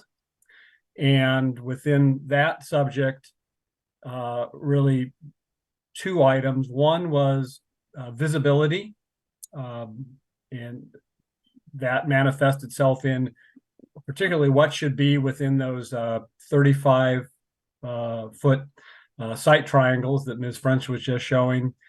So visibility, so that as you were coming into Ellsworth from Middlefield, you could see if there was traffic waiting to depart, and if you're departing Ellsworth, you could see what was coming on Middlefield.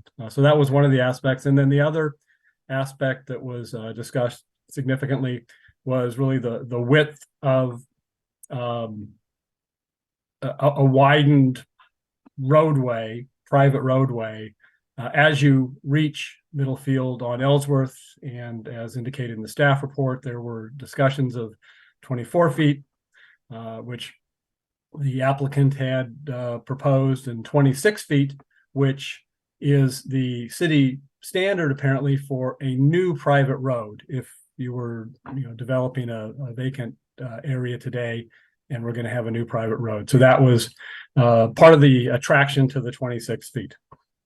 The majority of the Planning Commission ultimately approved a recommendation to you for very limited 1-foot tall fencing, I think, in that 35-foot triangle area, and recommended that you require a 26-foot widening, 26-foot easement, existing 20-foot easement, so 6 feet of additional easements between the 2 sides be granted by the property owners to the private property owners behind them along Ellsworth to its terminus, so some 13 properties. So that's what happened at the Planning Commission. Happy to answer questions. Thank you, Commissioner Heckman. Now we'll go to the applicant. Is it Mr. Hayes? Yes, it is. Good evening, Mayor Koo, and Vice Mayor Stone, and fellow council members. If you hold a minute, I just need to find out how many minutes do we usually give to the applicant for his presentation. I believe it's 15. I will double check your I think council it's 10. protocols. I think it's 10. Let me check. Let's go with 10. Go ahead, Mr. Hayes. Thank you for your patience. Okay, good. Good evening, Mayor Koo, Vice Mayor Stone, fellow council members. Ken Hayes with Hayes Group Architects. I'm joined by my client, Rich Dewey of RLD Land. I think he's on Zoom. Our transportation consultant, Gary Black of Hexagon Transportation, also on Zoom tonight. Our legal counsel, Kama Steinmetz, as well as Nitin Handa, of our RP Homes, the owner of 702 Ellsworth. Both of them are, I think, in chamber. I want to thank Amy, great presentation, Chief Planning Official, for giving this her personal attention, expertise, and assisting us in navigating the city's process. This hearing is for consideration of a modification to PC 2343, which involves one, amending a 56-year-old uncodified, unrecorded PC ordinance that involves 4 parcels of land, one of which is 702 Ellsworth.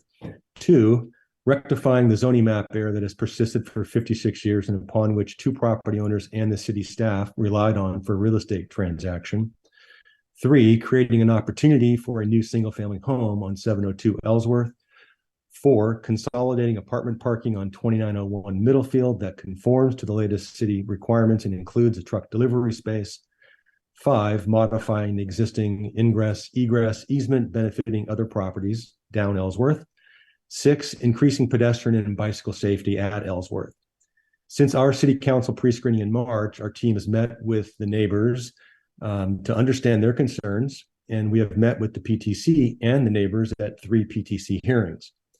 We've had a surveyor mark the existing easement, the easement options, and the site triangles in the field for public viewing as requested by PTC. Amy just shared those with you. We understand that the neighbors' main concerns, which we can help with in this process, are public safety at the intersection of Ellsworth and Middlefield and the accommodation of a delivery truck space to relieve congestion on Ellsworth. Next slide. The existing PC 2343 involves 4 adjacent parcels with an access easement on one known as Ellsworth Place, shown in yellow here. Next slide. The PC was created in 1958, then amended in 1967 to allow a 12-unit apartment building to be constructed on 2901 Middlefield and to provide the balance of the required guest parking on 702 Ellsworth parcel, which you see on the far right there. Next slide. At the same time, a 20-foot easement, Ellsworth Place, was created on the Ellsworth parcel to benefit those homes down the street on Ellsworth. Next slide. Amy already kind of shared this. RLD Land bought the properties in 2017. The city's zoning map showed 2901 Middlefield zoned RM15, 702 Ellsworth zoned R1. In 2019, that changed. RM15 was upzoned to RM20. In 2022, after my confirming with city planning that a single family home could be developed on the Ellsworth parcel, RLD Land, my client, sold the Ellsworth parcel to RRP Homes, owned by Mr. Handa.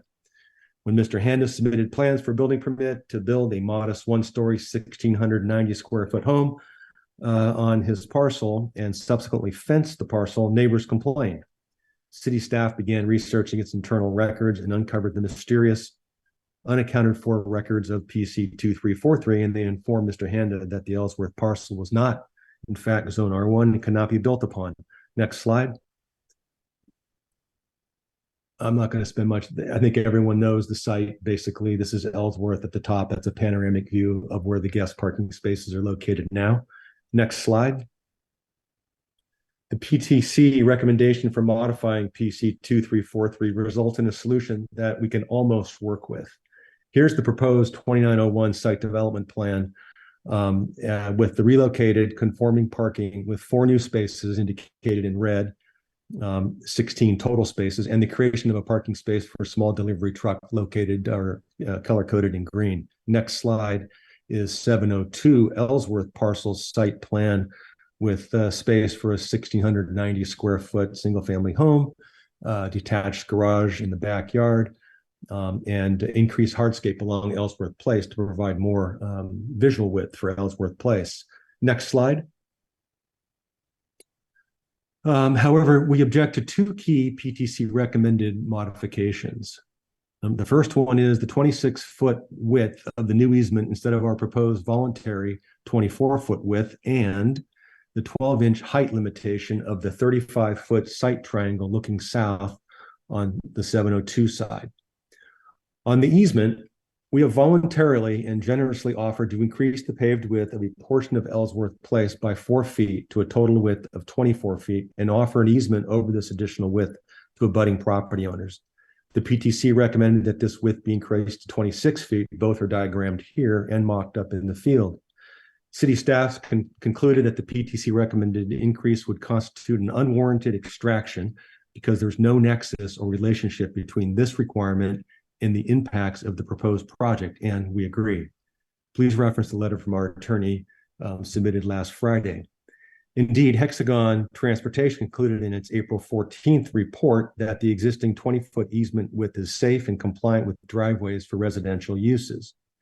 The City of Palo Alto Transportation staff reviewed the Hexagon report and agreed with this conclusion. And Commissioner Heckman pointed out at the August 9th hearing that the project's impact on Ellsworth Place is in fact beneficial, as it would improve the existing vehicular, bicycle, and pedestrian safety of the intersection of Middlefield and Ellsworth Place on Ellsworth Place by creating an enhanced 35-foot sight triangle on both sides, by widening the curb cut by 4 feet to 28 feet, by widening the width of Ellsworth Place to 24 feet by paving the additional 30 inches on the 2901 side, and by paving the additional 18 inches on the 702 side, by offering an ingress and egress easement over that additional paved width to the other properties on Ellsworth, by providing a temporary delivery loading space on site that we showed you earlier, which is otherwise not required by code, by reducing vehicle trips on Ellsworth, by reducing the number of parking spaces using Ellsworth. I think we reduced the number of cars by 5. And accommodating all current required parking for the 12-unit apartment complex on site and moving the trash pickup to Sutter.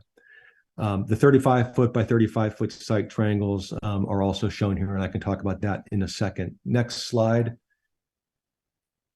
Amy already shared these. I guess I shared the slide with Amy. It shows the white dotted lines show the existing 20-foot easement. On the right-hand side, you can see the monument that will be the utility communications monument that will need to be relocated. That's also the same monument that's in the bottom center photograph indicated there. Next slide. And then this just shows, again, that monument on the left, and then where the 26-foot easement would end up where the orange fence is located on the 702 side. Next slide. So regarding the site triangles, the city standard site triangles 35 by 35 measured from the face of the curb and restricting vertical obstructions and so on other than trees to 36 inches tall. Amy, I think, explained that. The photographs we have here show that visibility of cars, pedestrians, and cyclists is not an issue at the intersection with the 36-inch tall fence. I mean, it's pretty clear to me that the person on the bike is very visible.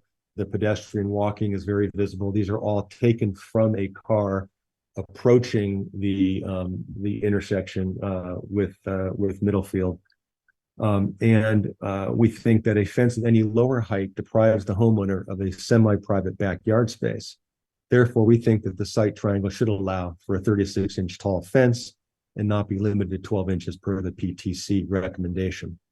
So in conclusion, a previously unknown city mapping area that was relied upon by all parties, city staff, RLD Land, Mr. Handa, has resulted in a situation that can be easily rectified with this proposed PC amendment, and at the same time provide increased safety for the neighborhood with the increased 24-foot width easement and the new parking space to accommodate temporary delivery trucks. We request the City Council adopt the recommended staff ordinances tonight, including the voluntary 24-foot width easement, with the exception of the site triangle height limitation, amending the development plan of PC 2343 to right-size the parking, make a safer neighborhood, and create an opportunity for a new single-family home. So that's my presentation. We'd like to have an opportunity to respond to any public comments, please. And Mr. Handa, the owner of 702 Ellsworth, is there in the audience, and he has a few words he'd like to say.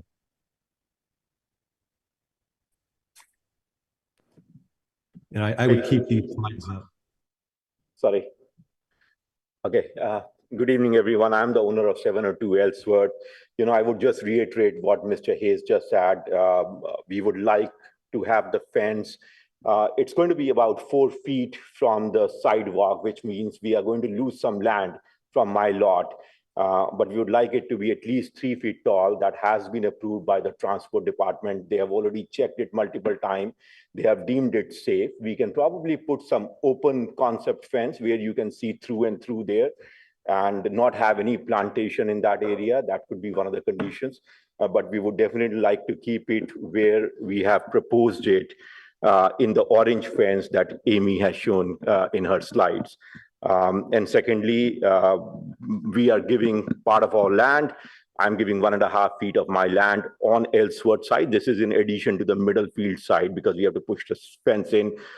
Is Palo Alto probably one of the most expensive cities in the world when it comes to the price of the land? But we have been, I think with no option left, we are giving that land to widen the street. It's going to be much more wider than what it currently is.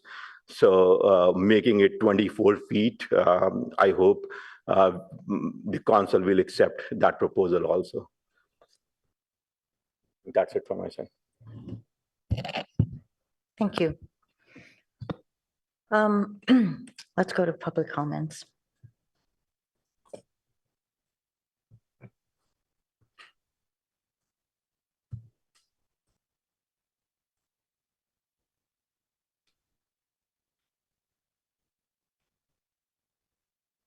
Our first speaker is Bill Ross.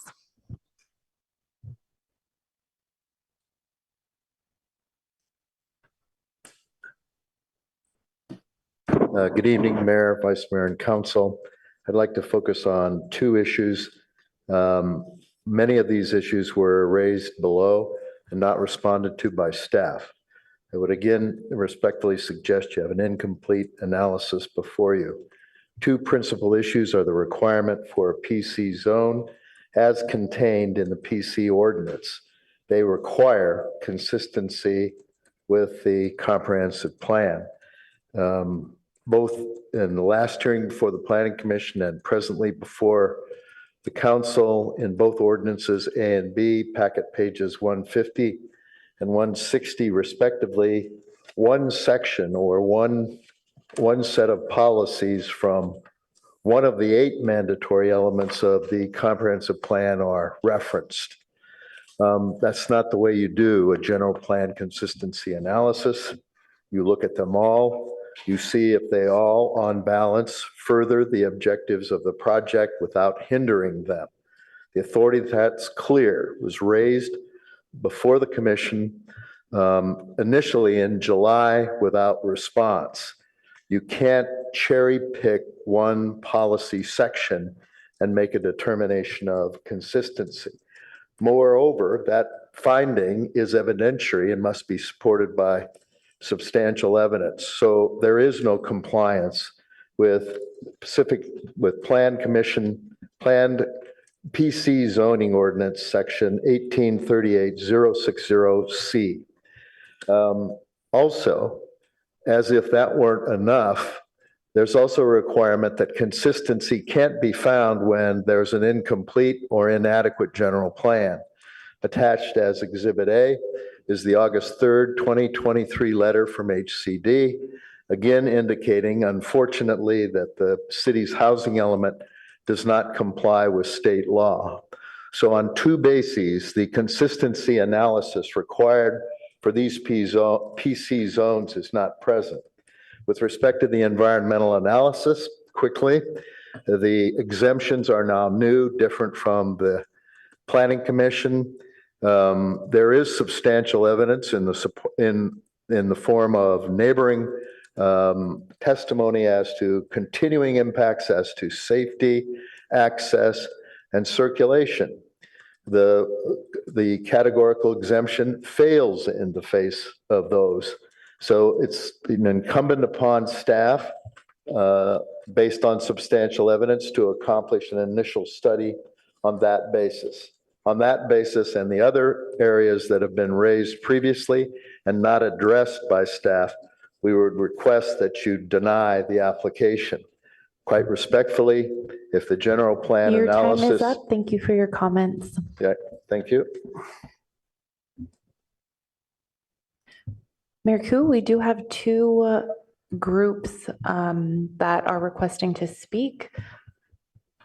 We can go ahead and go to 10 minutes for them. Thank you. Our next speaker is Kristen Van Fleet. And please close public comments after this. Thank you. Good evening, council. Thank you for hearing me. My name is Kristen Van Fleet, and I've been a resident and homeowner on Ellsworth Place for over 19 years now. We'd like to remind you that Ellsworth Place existed before those apartments did. The first house was built sometime in the 20s, we say circa 1937. The last of our houses was built in 1949, and those apartments were built in 1969. So we were there first, and we think that they were designed with us in mind. Next slide. We have three things that we're asking for tonight. We are asking for a clear line of sight to Matadero Creek, and my neighbor Gala Bacon will talk about that, I think, after me. We would like a drivable 26-foot width. We think this is the compromise. It should be, and this is over the first 100 feet of the parking lot as it stands now, is Mr. Honda's property. That's the compromise because it should be 32 feet. And I did get a letter today from UPS about an hour and a half ago saying that the delivery space is not safe, so I can forward that to you later tonight. But they will not be able to park in the space, and they need to either park where they are in the parking lot now, or they're going to be parking on Middlefield Road. So that's a side note that I'm adding real quick here. So yes, so usable delivery space is required. And one that doesn't back up through foam poles or not allow for the opening of doors. So I'll get to that in a minute. Thank you. Next slide.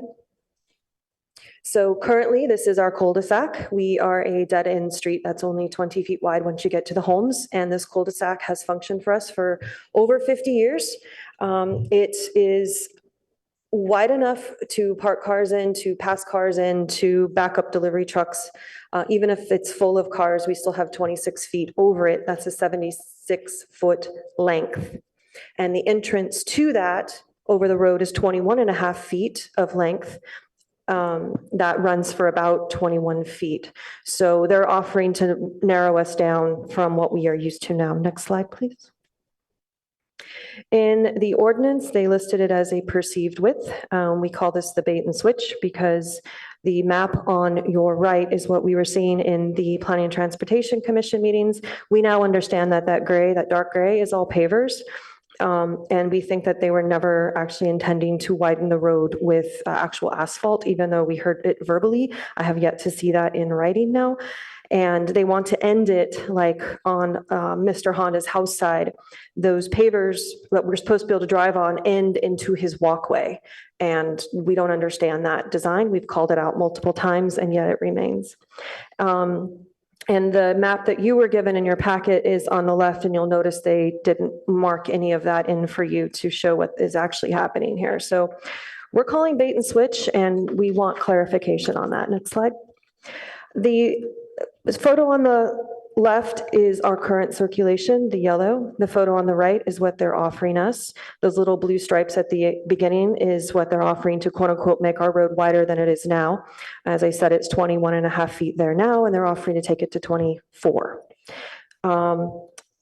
The hot pink is what's on our easements. And thank you, Amy, for saying that we actually have them, because we had multiple letters saying that we didn't until Chicago Title came out and said that we did. Even though we presented multiple documents to the city to say that we had these ingress egress easements, they wouldn't believe us until it was on Chicago Title letterhead. So we had that stress this last summer over this. You can see that the yellow is the lost area of circulation that we will lose, even if cars are parked there. We have 26 feet over that section, and that's what gives us road circulation. Next slide. I did some quick renderings of what might provide some public benefit, and that is if they extend these proposals over the full 100-foot length of the road to give us 26 feet over that. And again, that's the minimum road width to serve a private street with 4 houses. We should have 32. And we realized that we are grandfathered in on the homes with 20 and a dead-end street. Our circulation has to come from someplace. So there's a couple of options there. You can see you could take it off on Honda's side if they don't want to move the utility poles. You know, there's more work that could be done here. I did contact Palo Alto Utilities. They never did get an application to find out if the pole could be moved. The gentleman I spoke with, Benjamin Wong, on the phone, thought that the guy wires could be moved to the next pole, and they needed 6 to 10 feet for that stability, which would quote unquote block their delivery space, but the delivery space is unusable. So more work needs to be thought of on that. I also contacted Comcast, and they had never had an application to find out if that box could be moved. And I have one open. I'm supposed to hear from them this week. They came out last Thursday to talk to me. So next slide, please. And you can see that if you took the land from Honda's side or use that in a PC arrangement, there's still room to build a house there. And if that house gets a little bit smaller than it is now, well, his is currently planned to be 55% larger than any of our than our homes on our street are, sorry, than the average size of our R1 substandard homes. So there's room there that if that was smaller or a smaller footprint, maybe if a 2-story, there's room there to work on this and keep our circulation, and he could still have a home, but they haven't gone there yet. So next slide. You'll see that there's a utility pole right in the path of the backup plans, and I sent in a letter today talking about what all the delivery drivers we've talked to will tell us, and they're unanimous, like their truck won't fit there. I measured that space. It's a little over 11 feet, maybe 11 feet and a couple inches wide. Those trucks are 10 feet wide. That doesn't include the side mirrors. So how do you fit a 11-foot truck in a 11-foot space? You can't even open the doors, let alone back up into a utility pole to get out. And then this also requires that the driveway of Mr. Honda be kept empty at all times for delivery vehicles. It requires a truck to drive on pavers, which they're not allowed to do because they can break them, dislodge them, or discolor them. So they don't. And they're saying, well, they can back up into his 4-foot walkway. Again, it's pavers, not going to work. Next slide. I sent in a video clip today. There's a YouTube link you can watch to see what this FedEx truck did and how many times he had to go back and forth. And this was with the cyclone fence placed 4 feet back from the property line. And the trucks kept hitting that fence and pushing it back a couple of feet in places. UPS parked on Middlefield Road, and the email I got tonight said that this is where UPS will have to park unless a better situation happens. And if the city says they can't park there, then they can't deliver to our street, and that will require us to give them a usable delivery address that's safe for their drivers, or we have to go pick up packages in East Menlo Park, and some of our neighbors don't drive, don't own cars. How is that going to work? Okay, and there's the next slide. This is the picture of the fence that had been hit more than once. Next slide.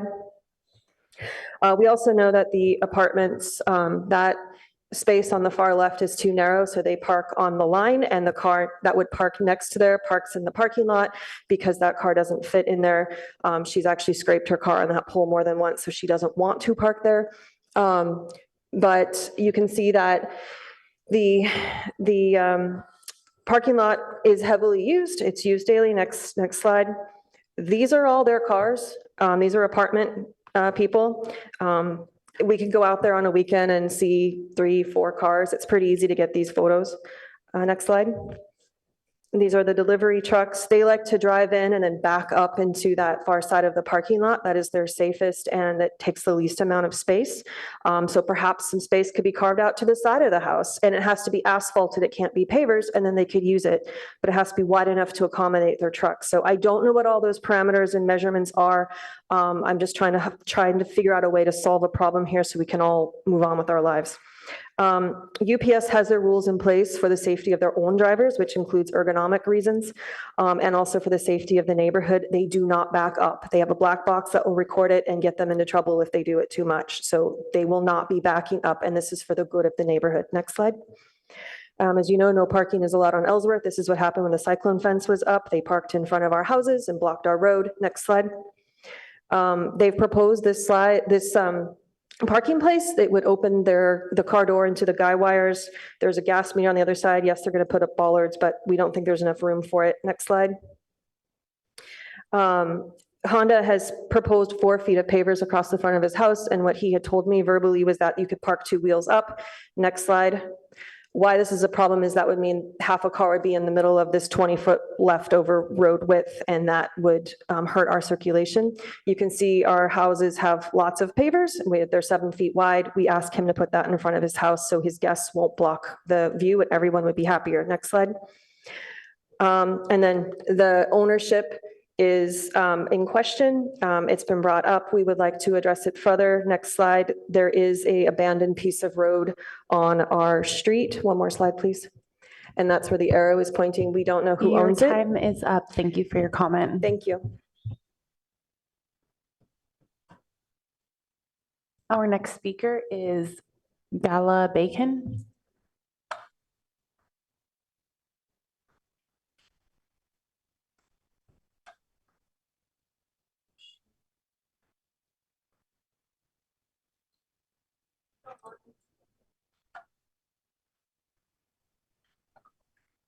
Hello, everyone. I hope you can see me or hear me or both. We can hear you. Okay, I do not see the slides on my screen yet. Okay, I do. Okay, very well. Thank you so much. Thank you, everyone, for your attention. This important matter. Our understanding is that proposals made today might significantly compromise visibility and those safety around Ellsworth Place, Middlefield, Key School, Winter Lodge, and Tennis Court intersection. Next slide, please. This community traffic safety message that you can see here, which was published just 3 days ago, highlights our concerns. Next slide, please.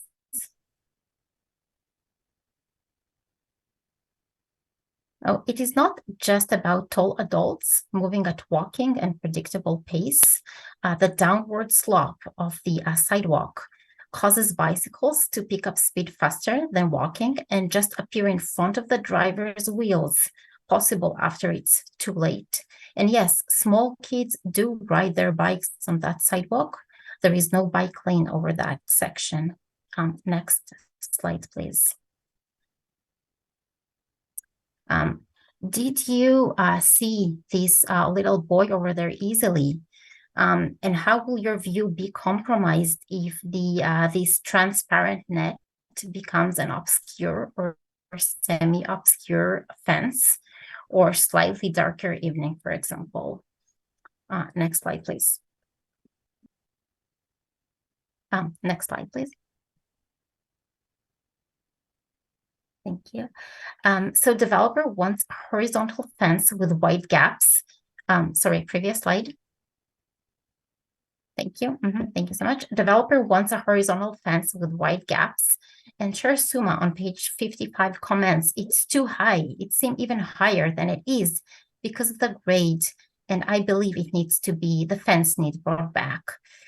Vice Chair Chung, page 56 comments, and then I concur with my colleagues who visited the site and said that a 3-foot fence height does obstruct visibility.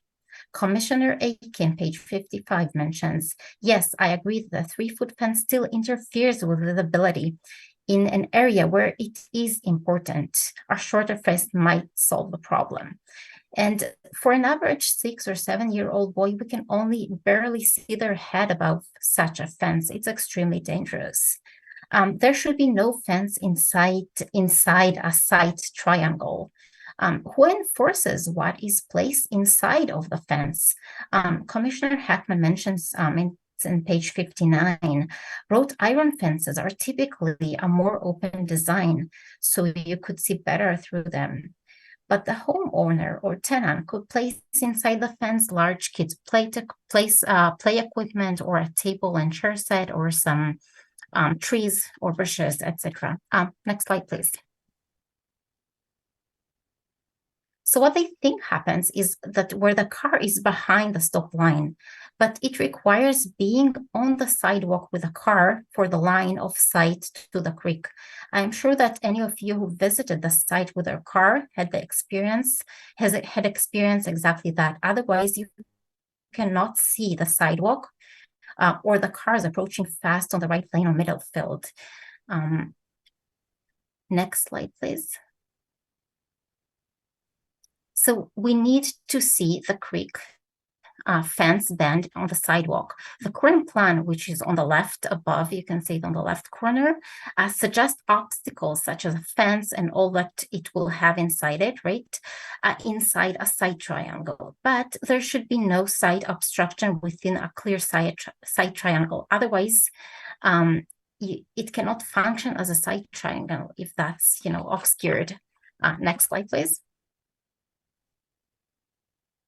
Exiting Ellsworth Place requires being on the sidewalk, and you can see some examples where drivers taking a photo of their actual stop line that allows them the minimal visibility that required to exit safely. Next slide, please, so you can see them on the sidewalk. And some more examples. As you can see, it does require being on the sidewalk for line of sight to the creek. Next slide, please. Here's an example of asphalt approach with white corners. That's Alma Village, which is a private street. Next slide, please.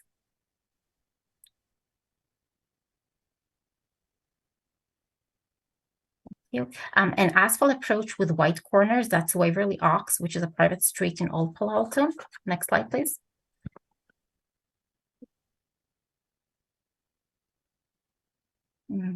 From Hexagon traffic review, which was done April 14, it is mentioned that current 20-feet dustpan style driveway on Ellsworth Place at Middlefield Road requires vehicle to almost come to a stop to turn into the street. Now, our note as Ellsworth's neighbor is that this means a stopping on Middlefield Road with traffic speeds 30 to 40 miles per hour immediately after descending the Matadero Creek overpass, which is very, very dangerous. And then the other comment in the report is that the recommended stopping side distance for the intersection of Ellsworth Place and Middlefield Road is 200 feet. That's based on a design of speed of 30 miles per hour. And Ellsworth neighbors note is that 200 feet back is the entrance to Winter Lodge, well before the Matadero Creek overpass. Next slide, please. So Ellsworth Place neighbors suggest that there is a clear line of sight to Matadero Creek. There is no fence in the line of sight. We're currently impeded by the orange netting visual aid, which is basically 95% transparent. It still interferes a lot because it's hard to see smaller pedestrians. The fence set back from the edge of the Ellsworth Place road, so drivers turning into Ellsworth Place have complained about nearly hitting the rebar poles holding up the orange netting visual aid. The other point is asphalt approach with widened entrance corners. That gives the right of way to cars so they don't have to back up or make a hasty exit. That allows cars to pass one another when turning in and out of Ellsworth Place. And that also eliminates the need to completely stop on Middlefield Road. And in addition, private streets that join busy roads are designed this way throughout Palo Alto. We feel it's about time to make that change for Ellsworth Place as well, to make it safe for everyone. Thank you so much.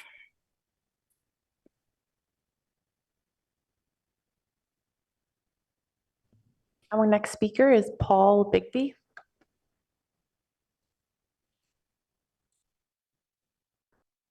Good evening. Good evening, Mayor Koo, Vice Mayor Stone, and Council. I am a resident and homeowner on Ellsworth Place. I very much appreciate those of you who took the time to visit and inspect the reality of this uniquely problematic situation. As has been mentioned already, the circulation around and into Ellsworth Place is already treacherous. There is an unusual kaleidoscope of risk here. A raised creek crossing, obscured sight lines, the ingress and egress to Keys School directly across the way from Ellsworth Place. Watch a child ride their scooter down the sidewalk over Matadero Creek, and the dangers should be obvious. I frequently ride my bike to work. Having avoided drivers many times in my 19 years of residency, I learned to never approach Ellsworth from the south. There are substantive benefits to our community that will significantly diminish the chance of harm. Strong governance of southern sightlines, an asphalt approach, and a genuine drivable width. Finally, forcing delivery vehicles to park on Middlefield, where the bus pullout exists, actually aggravates the southern sightline problem because it will block the ability to see these cars typically traveling at or above 35 miles an hour coming northbound over Matadero Creek. In summary, this simply is not a responsible proposal for my neighborhood. Thank you. Our next speaker is Bahang Iyer.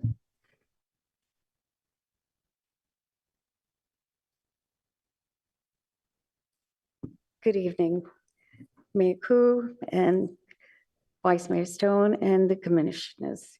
Thank you so much for taking all this time to hear us. We've been here numerous times, and I would just like to add to the comments from my neighbors. Safety is it's our biggest concern. And what we don't understand, and we'd like to understand it, is why is the developer and the homeowner that would like to build a house not concerned about the same safety? Obviously, we collectively feel this is for the good of all of us.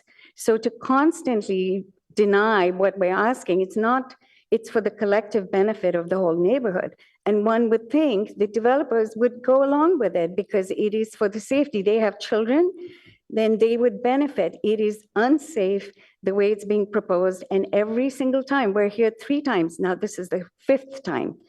And they do not want to give in to this. And that's what is amazing to us, that why is safety not a concern for them as it is for us? The other thing I want to say is take your time. It seems as though this project is being rushed through while all of us who either built or remodeled homes had to follow every single rule, every single time. We all have substandard lots, but our setbacks are that of a regular size lot, and we comply. Every single one of us has complied. And so it is totally unfair to have a developer, to come in and to find the city bending over backwards for them. When we follow the rules, we want to be treated just the same. So please take your time. If it needs to go back to be evaluated, so be it. We all had to wait. We all had applications in that we've had to pull out. So treat us the same. Be fair about this. And finally, I really appreciate, we all do. This is a hard job, and we thank you for what you're doing, but take your time. Please don't rush this. Thank you. Our next speaker is Susan.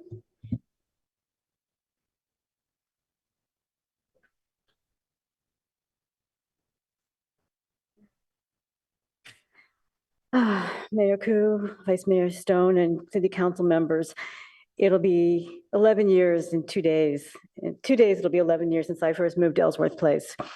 My primary concern has been for the safety issues that have been discussed at previous meetings as well as this meeting. The quality of life has now become an important concern. This translates into the need for delivery trucks to be able to enter and leave Ellsworth Place in a reasonably safe way. Many of us missed the trees that were cut down several years ago, and that was discussed at a previous meeting. But right now, if we have to choose between trees or delivery trucks, we'll opt for the delivery trucks. The issue of street ownership has yet to be resolved, but taking away the space for delivery trucks benefits no one, not even the owner of the proposed new home. If and when the new house would go on the market, the value of that home would be lower than comparable homes on other streets where delivery trucks are allowed. So approving the current plan would be detrimental to all the homeowners on the street. It is somewhat disconcerting that the city can make a decision which will have this type of impact on the residents of a street that they do not own. Does the city make the rules for the homeowners, or do the homeowners tell the city what rules to make? The best analogy that I could come up with was that of a classroom where the teacher needs to make the rules, but they have to be reasonable so the students will not protest. Like the classroom, the residents and the city council both want success. So we need to be able to accommodate all the aspects of residential life when planning construction. Lurking in the background is the question of would the city be setting a precedent if they allowed a homeowner's choice for a house to determine the rules for the street at the detriment of other residents? Having the city acknowledge that they own the street and reconsidering the design of the house on this PC to maintain our quality of life on Ellsworth may be necessary to move forth on this matter. Thank you. Our next speaker is Annette Glenkoff. Good evening, Council. Annette Glenkoff speaking for the Midtown residents. Midtown residents ask that you support and enact the well-reasoned and well-researched concerns expressed by the Ellsworth Place residents concerning safety issues. Please send this back to the PTC and developers to come up with a better and safer plan. I'm familiar with Ellsworth and the difficulties of putting a house where the parking lot is now. It's a very small lot, bounded by Ellsworth on one side and the creek on the other, with an exceptionally narrow street with no sidewalks and no place for cars to park. So having that lot and what's built on it be governed by a PC rather than R1 is a good idea, which is what the PTC overwhelmingly supported. As Paul mentioned, this stretch of Middlefield is notorious for speeding. In addition to the numerous accidents at the nearby intersection, maybe some of you remember the car that was driving at estimated 100 miles an hour on Middlefield that went airborne as it hit the hump of Matadero Creek Bridge and didn't touch down for 100 feet down the road into the Safeway parking lot, killing the driver. So again, Midtown residents once again recommends that a traffic light and or lighted crosswalk be installed to reduce the speeding problem and allow pedestrians to cross safely. The proposed site triangles along Middlefield and Ellsworth with no fences or other obstructions like landscaping taller than 1 foot is very sound logic. However, the triangle south of Ellsworth Place, that's the one for 702, should extend across the entire front of the lot because the raised bridge over the creek obscures cars and trucks on that stretch, especially as they speed by, as I just demonstrated. The ordinance doesn't specify there'll be a site triangle on the north side of Ellsworth, even though it's shown on the plan and recommended on the PTC. Finally, in closing, please give some thought to the mobilization for building the proposed house. This will be tricky, and any plan must address safety issues during construction. Thank you. Our next speaker is Jake Margulis.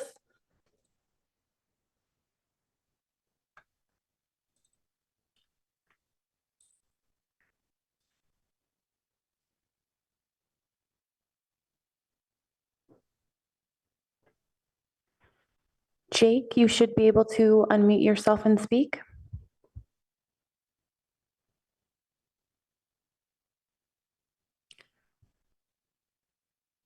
Unfortunately, we cannot hear you. If you wish to submit public comment, please email your comments to city.council@cityofpaloalto.org.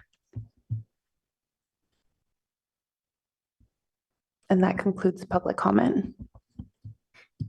Thank you, Madam Clerk. Okay, we bring it back to council, and I think applicant would like to make comments.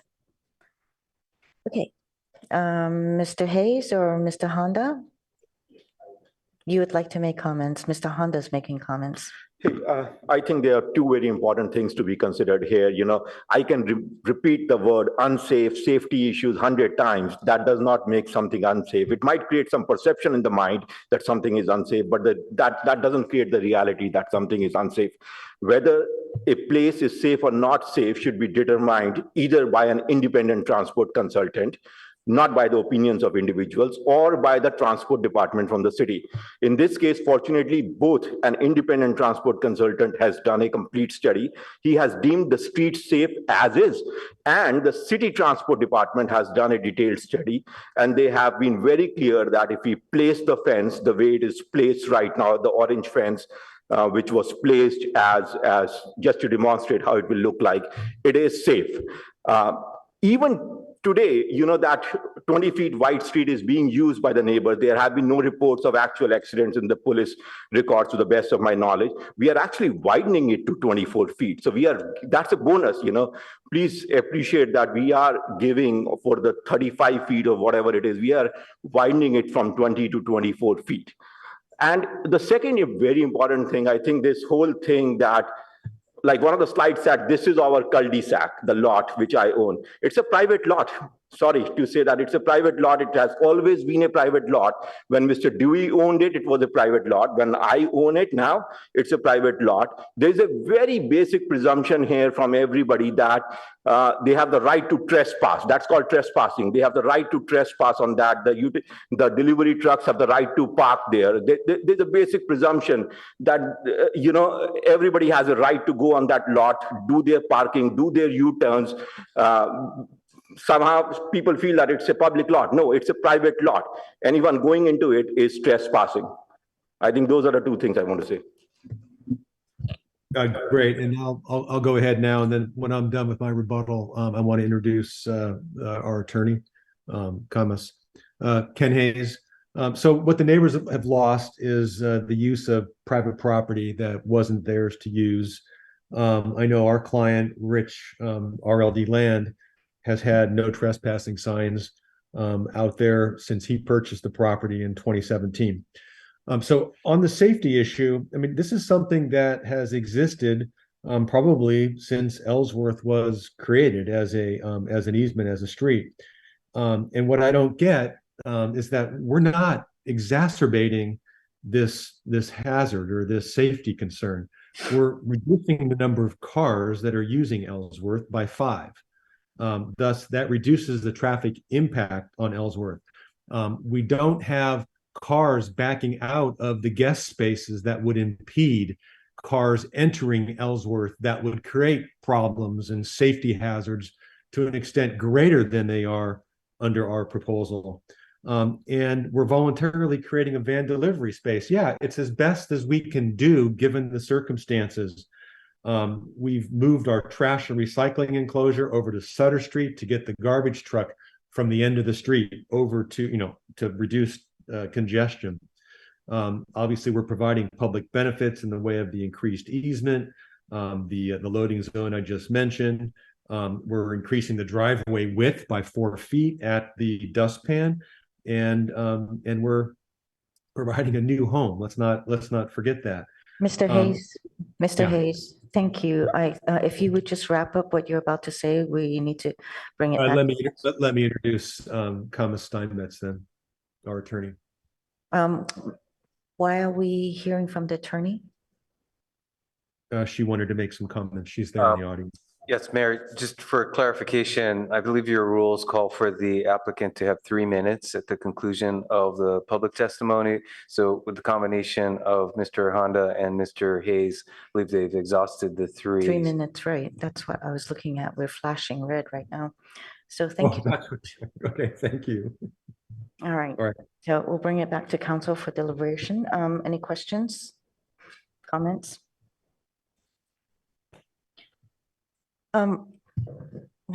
Vice Mayor Stone. Thank you, Madam Mayor.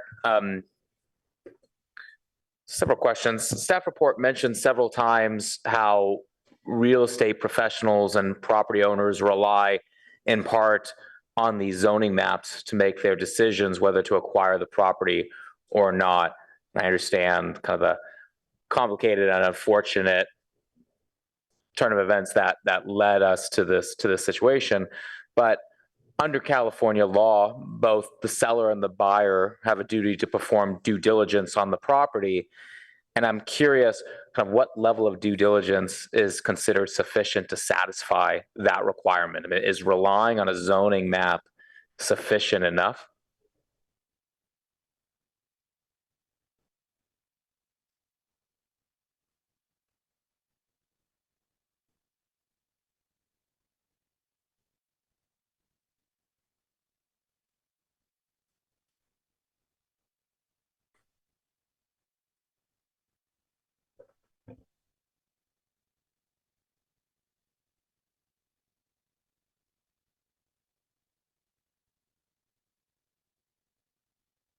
Thank you for allowing us a moment to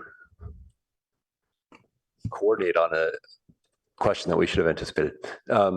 So from the staff perspective, I'll respond to sort of what I understand has happened relative to information communicated to the applicant.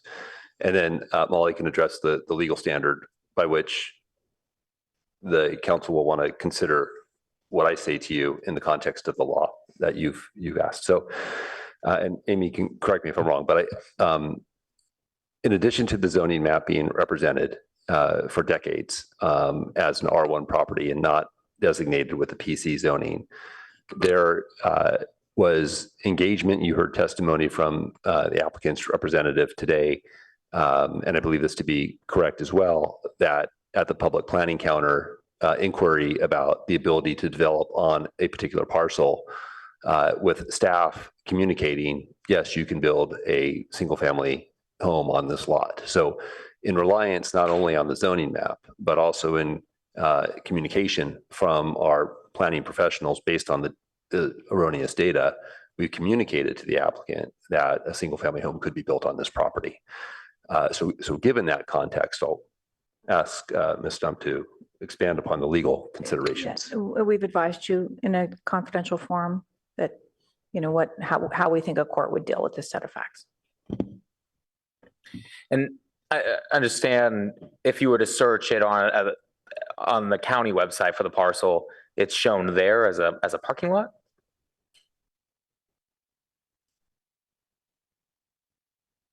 I mean, the city draws from county data in our GIST system.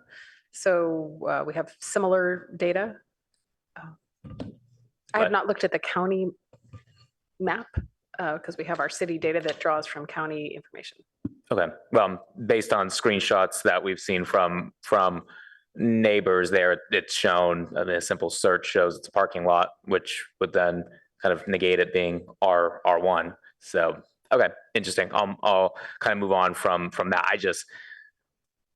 I can't imagine just simple zoning maps, especially with these multi-million-dollar real estate deals. And I mean, just generally, I know this site was purchased for $950,000, but generally speaking, these are pretty sophisticated property owners who are purchasing these properties. I would imagine due diligence would go beyond kind of those two things. I've never purchased property before.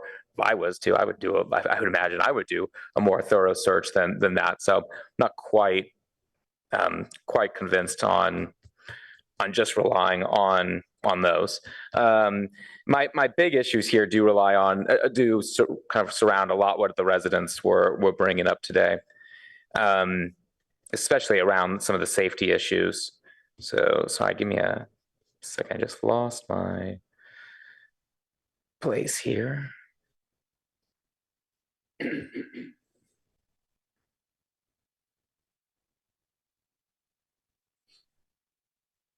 On the driveway, just on the driveway measurement. So it's not staff isn't treating the driveway measurement as a private street under our code. Can you explain why that is? Or am I mistaken about that? If I may. As far as the width is concerned. Which driveway are you referring to? Ellsworth Place. Ellsworth Place, the private street. Sorry, the street. The private street that's 20 feet wide. Yes. And what is the question? Under our code, it would be treated as 32 feet, correct? So if it were a subdivision today, we would require a 32-foot width for the private street. That's what's in the code today. So we're not looking at this as a new private street as part of a subdivision. We're looking at it as an easement across an existing parcel that provides access to Ellsworth Place, which is a private road.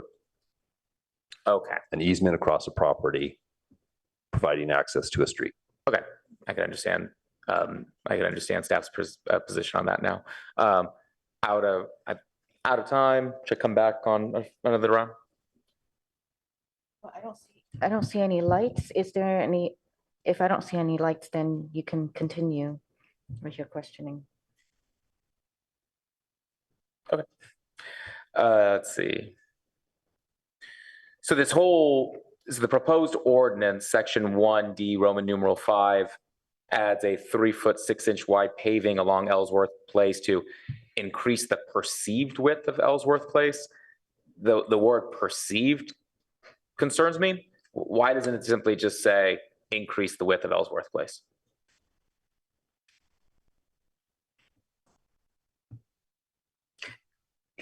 Well, let's see. There are easements that can be defined, and there are pavements that can be placed without easements. So I think the proposal was a perceived width. In other words, pave it, and people can drive across it as part of the PC condition or benefit, as opposed to an easement. I believe that was the proposal. I don't think there's a distinction. It's a 26-foot wide easement for the first 30 feet, 37 feet or whatever, 40 feet, whatever it is. But why the word perceived? I don't know. Okay. And that could be struck in if. I'd be interested moving forward if this is adopted tonight to remove that language. I don't understand why we would need that in there.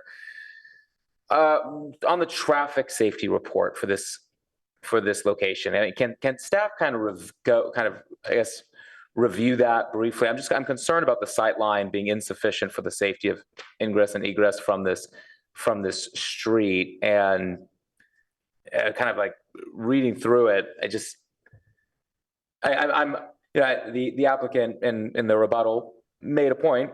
We're listening to anecdotal kind of testimony of residents. We might have data here, but also I don't think anyone is a greater expert over the safety of their neighborhood than the actual neighbors. And sure, we might have people who are providing a safety report, but I had some concerns about some of their conclusions. Can you kind of go over that? Yeah. So again, we do have the safety report prepared by the applicant's traffic engineer, who I believe is available to answer questions as well. But that report was also reviewed by our city staff, and so I would like to ask Sylvia Starlack to provide a perspective on the staff analysis of the traffic report. Good evening, commissioners. Or sorry, good evening, council. This is Sylvia Starlack, Transportation Planning Manager for the city. Vice Mayor Stone, did you have a specific question? Well, I'm sorry, I don't have I can't find the report right now to have it in front of me, but so it's talking about that car driving 30 miles per hour would have to slow down at like 200 feet before that turnway, before turning into Ellsworth Place. 200 feet, isn't that about where the Winter Lodge is? Yeah, I'm a little, okay, so I'm a little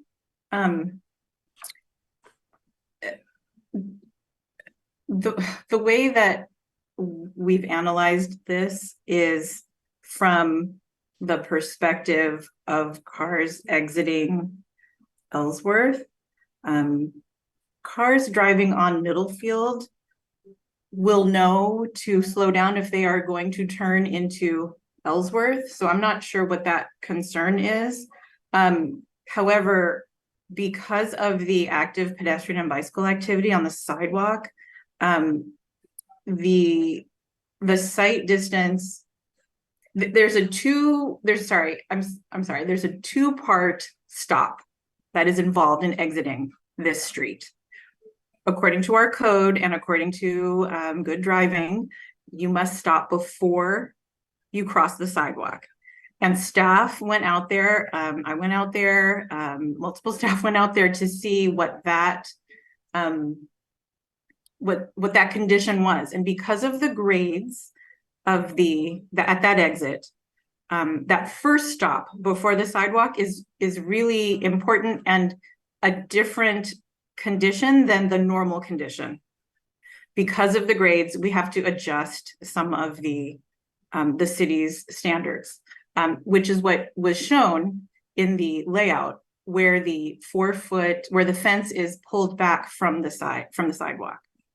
So staff feel that fence placement handles the condition for that first stop at the sidewalk, before drivers can then move up and stand over the sidewalk and make their decision to enter Middlefield.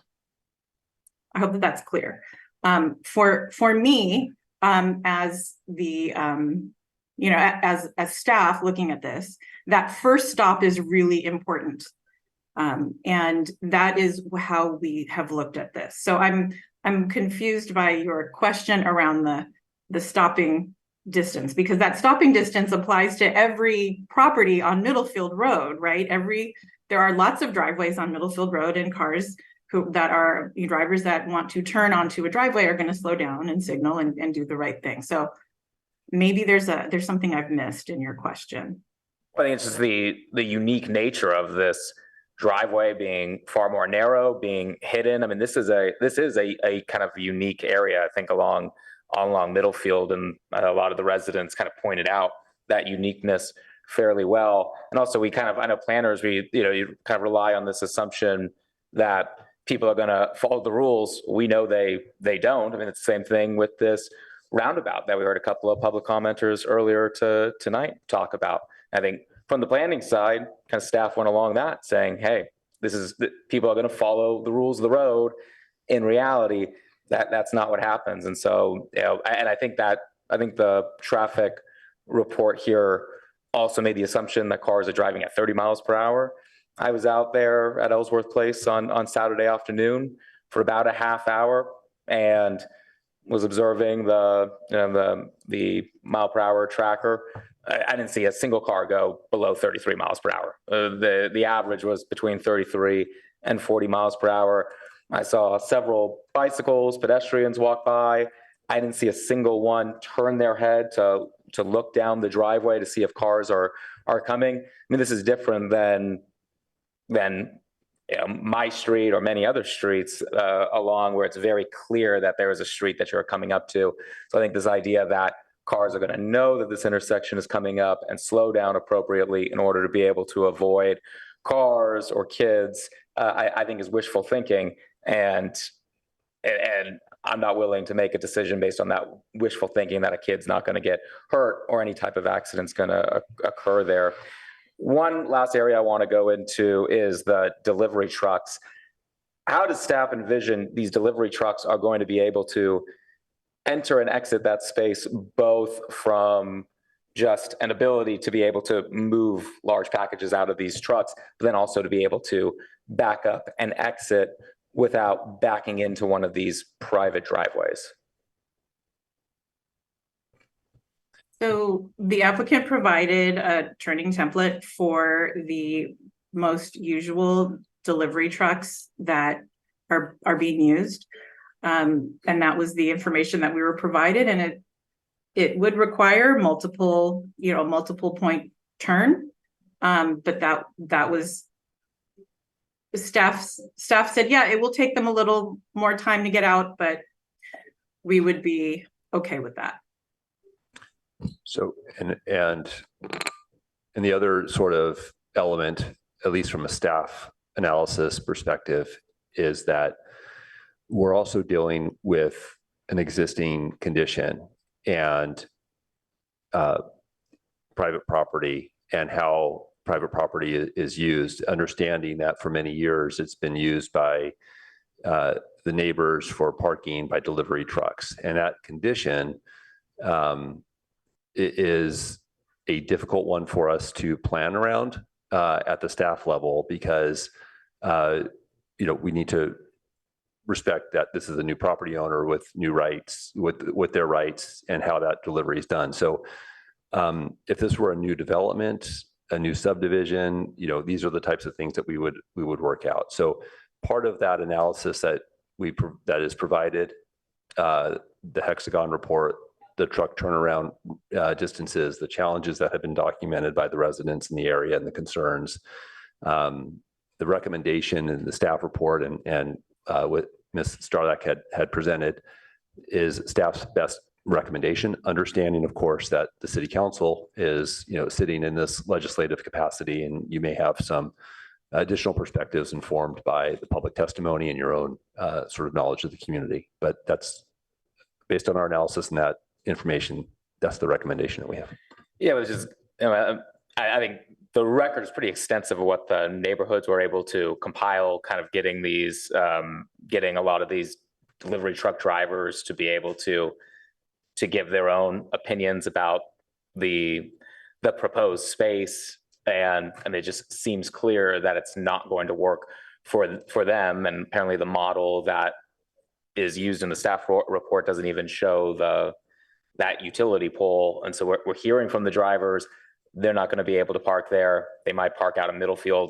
That would be illegal, I would imagine, and cause a whole nother issue. And we don't want to cause a situation where now more people are getting into their single occupancy vehicles and driving to East Menlo Park to pick up their packages.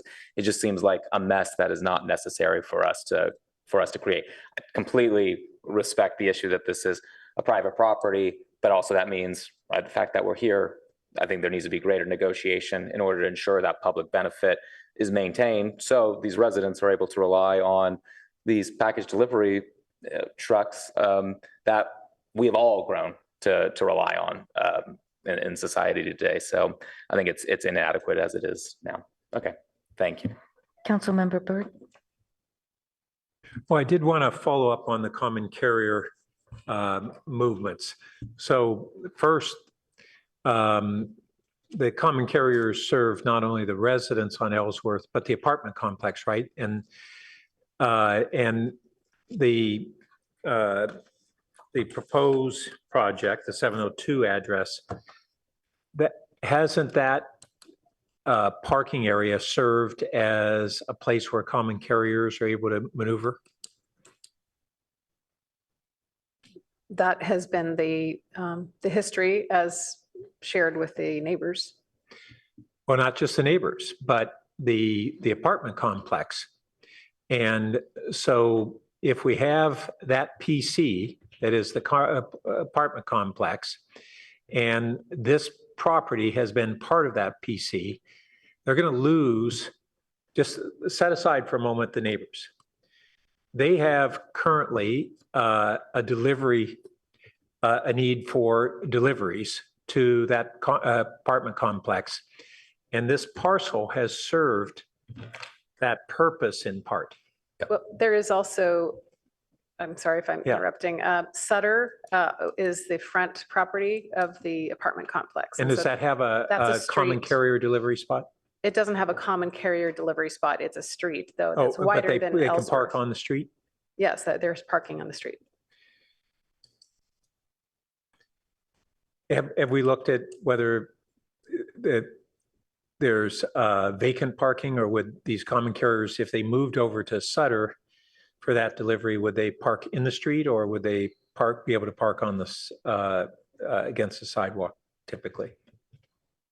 We didn't study the Sutter as a common carrier delivery dedicated location. So the argument was made that this aside from the ability to back up and maneuver into this spot that is for being designated for the apartments for common carriers, it's 11 foot wide. Is that correct? And does that Yes. especially with that pole there? Is that truly adequate for? Well, the pole, from my understanding, is on kind of on the property, the extension of the property line as it meets Ellsworth. So it's not, I think it's splitting the property that is the apartment Yeah, building. but does and it the adjacent. interfere with the ability to maneuver into that tight 11-foot space for a common carrier truck? So as represented by Hexagon, the applicant's traffic consultant, they showed that maneuvering around the utility pole. And with the typical common carrier, smaller delivery truck or van at 19 feet depth, that would not require the jockeying around. And we saw according to- pictures that were real common carriers today. Yes, longer than 19 feet, the Right. larger common carrier trucks as opposed to the smaller. Right. I think So do we Amazon have some type. basis to anticipate that they'll only use the 19-foot trucks? I think that's the more typical, but I don't have an exhaustive study on that. So It's more, yeah. yeah, so yeah, we don't, again, this is a challenge. So the council's working through a challenge that staff had in processing this application. How do we account for deliveries? What did we feel were our limits and ability to impose on an application? Again, reiterating, you're in a legislative capacity and you may want to make some policy decisions that differ from the staff recommendation. I will note to your prior question on Sutter that they're just looking at Google Street View. It looks like there probably is some opportunities for a loading zone on that location. And the question would be providing some kind of presumably access across the Middlefield property that, what do you call that driveway there? That's the driveway on the Middlefield, or they could walk around on the sidewalk on Middlefield and around the apartment building. So there could be some opportunities and for a designated loading zone there. Okay, thanks. And just one other thing on the, when we've seen the renderings of the 3-foot fence, there's sharp angles. Has there been a consideration to kind of having a radius allowed as opposed to dealing strictly with a 1-foot or a 3-foot height, but giving better visibility from radiusing the corner of that fence? Staff had a conversation with Mr. Honda that looked at that hypotenuse, the purple dash line, if you recall, that could conceivably have a fence, follow along and kind of cut the corner like that, and then have no fence in front of that and just, very low ground cover. So you might ask the Mr. Honda if he has ideas following that recommendation. By the Okay, planning and commission. then lastly, the issue was raised by one of the speakers that I really share a concern, which is we can stipulate the height of a fence. The applicant said they have no intention of having shrubbery that would go higher than the 3 feet. And is that a condition of approval? And if so, how would something like that be enforced? Because frankly, I've seen a lot of really serious line of sight issues that are not fence based. They're people just grow shrubs and it functions the same as or worse than a fence. With a single-story, single-family home that on an R1 parcel, you would not be able to put a condition on because that's a ministerial permit.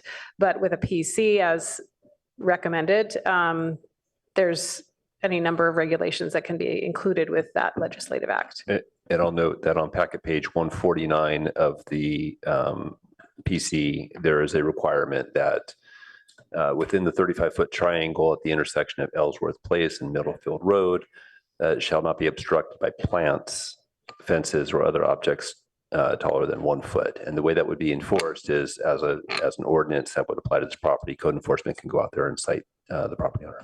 And I assume that if the neighbors saw a problem, they'd report it. Again, with the understanding that the existing trees that are there are not Right. included among those. Got it. Thank you. Councilmember Lowing.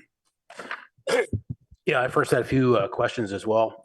One of which was already asked by the vice mayor on perceived width. We need width, not perceived width, so that people can drive there. The idea of widened corners at the exit, is that something that transportation has looked at? So broadening that open to look like other private streets. Yeah, so I think there's, some pros and cons with that. I'll ask Ms. Starlack to speak to a rounded radius. It does facilitate, I believe, Sylvia would say, a faster entry onto the property, as opposed to having to slow down and deal with a more abrupt right turn. But let's get the professional to speak to that. Ms. Starlack? You're right, John. So for safety considerations, we may not actually want a rounded radius at this location. Okay, the other thing I was going to ask, which actually came up in public comment, is would there be some way to put sort of an overhead flashing light up there to alert everybody on Middlefield, as well as, well, primarily on Middlefield, that this is a street here, not a driveway or not, a walk to the park? So here we'll have to ask Ms. Starlack to weigh in on a signal along Middlefield to advise people on traffic at Ellsworth Place. Yeah, we don't usually do this for a driveway entrance like this. I understand that it's a private street, but it functions like a driveway, like many of the driveways that serve the multifamily residences that exist on Middlefield Road. So I would not recommend putting an additional signal or any kind of flashing light here. Just down the street to the south, there are multiple other properties that have driveway entrances.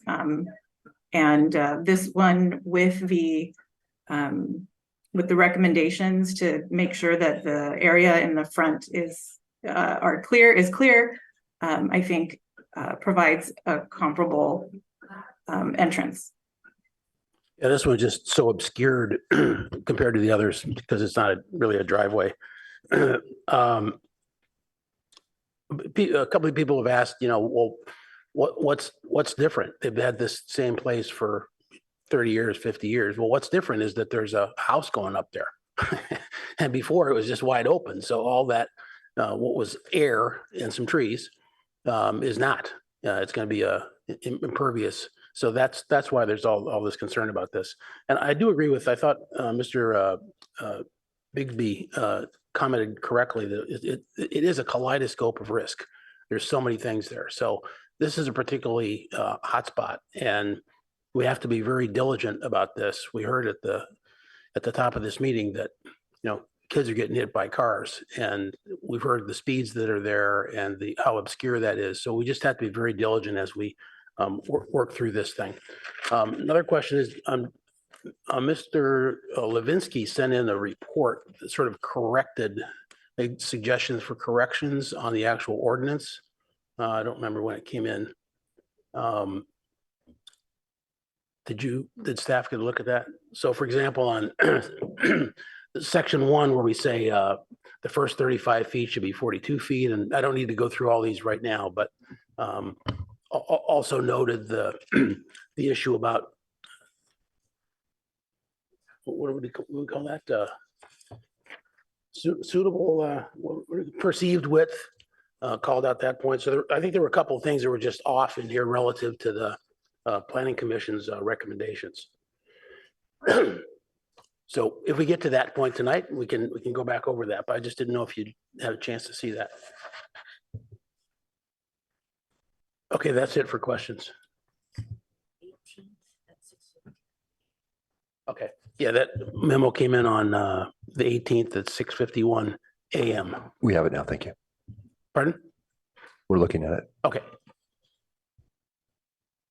That's all for questions right now. Councilmember Lithcott Hames. Thank you, Madam Mayor. I want to open by commending the residents on Ellsworth for identifying this mapping error, as has been noted by staff. I'd like to commend the owners of the Middlefield Apartments and 702 Ellsworth who are trying to help us solve a problem they did not create. I want to commend staff and the PTC for trying to sort this out and for being clear that this is a problem the city made. Nobody here but our predecessors in various roles made missteps, and we are here trying to untangle it as best we can. And I do believe everybody is trying to do the right thing here, although everybody has different interests. On the due diligence matter with regard to Mr. Honda, with all respect due to my colleague, the Vice Mayor, I have a different perspective. As someone who has admittedly had the privilege of purchasing real estate a number of times, I would counter that I would most definitely rely on the city zoning map. And I feel that a conversation with the city staff beyond that as to whether I could build a home there feels to be the extra due diligence to me. There's a question as to whether this should be a public street, even though it is a private street. I appreciate that many residents of Ellsworth are asking that question. I know that that is not the question before us tonight. I would just simply like to register my interest in a future conversation about the number of private streets we have in the city and the pros and cons of attempting to make them public streets. With regard to the trees that have already been removed, there has been an inference that the owner of the 2901 through 2905 Middlefield property, Mr. Dewey, through his company, improperly removed the trees on what we call 702 Ellsworth. I'd like to know from staff whether that was a violation of city code, as far as we know.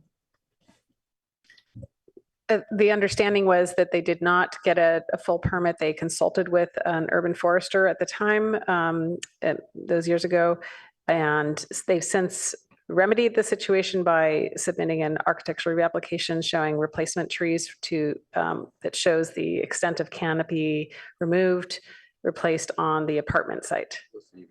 Thank you.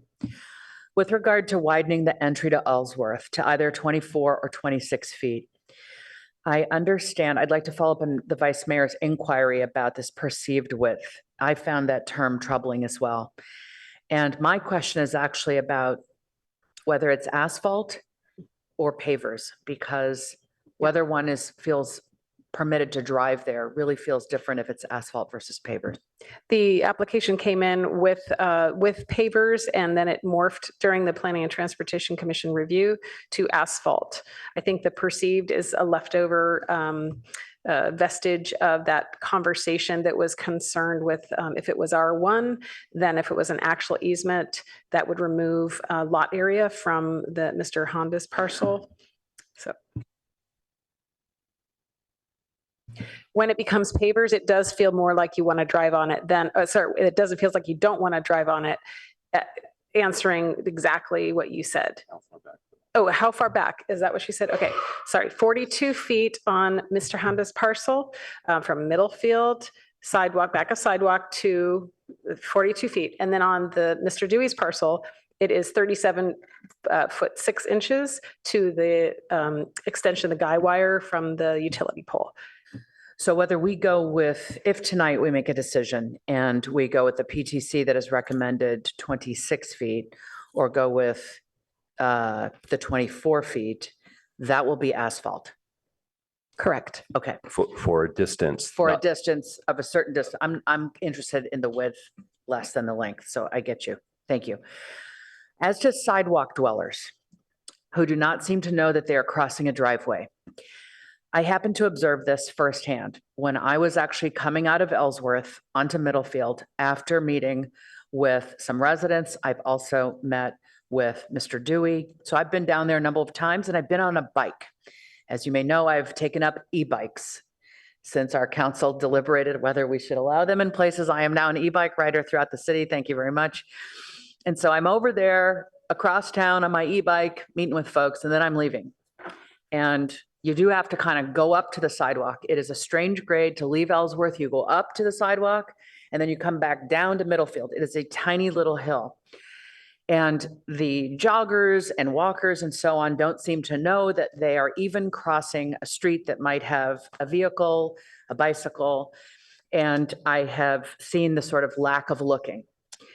I was coming out of Ellsworth onto Middlefield, and a postal truck, a small postal truck, was coming from northbound on Middlefield, trying to turn right into Ellsworth, and had to stop their vehicle to make room for me, a bicycle, trying to exit. It was that much of a narrowness that we sort of did that dance with our eyes, like, am I going to move my bike, or how's this going to work? It felt awkward to me.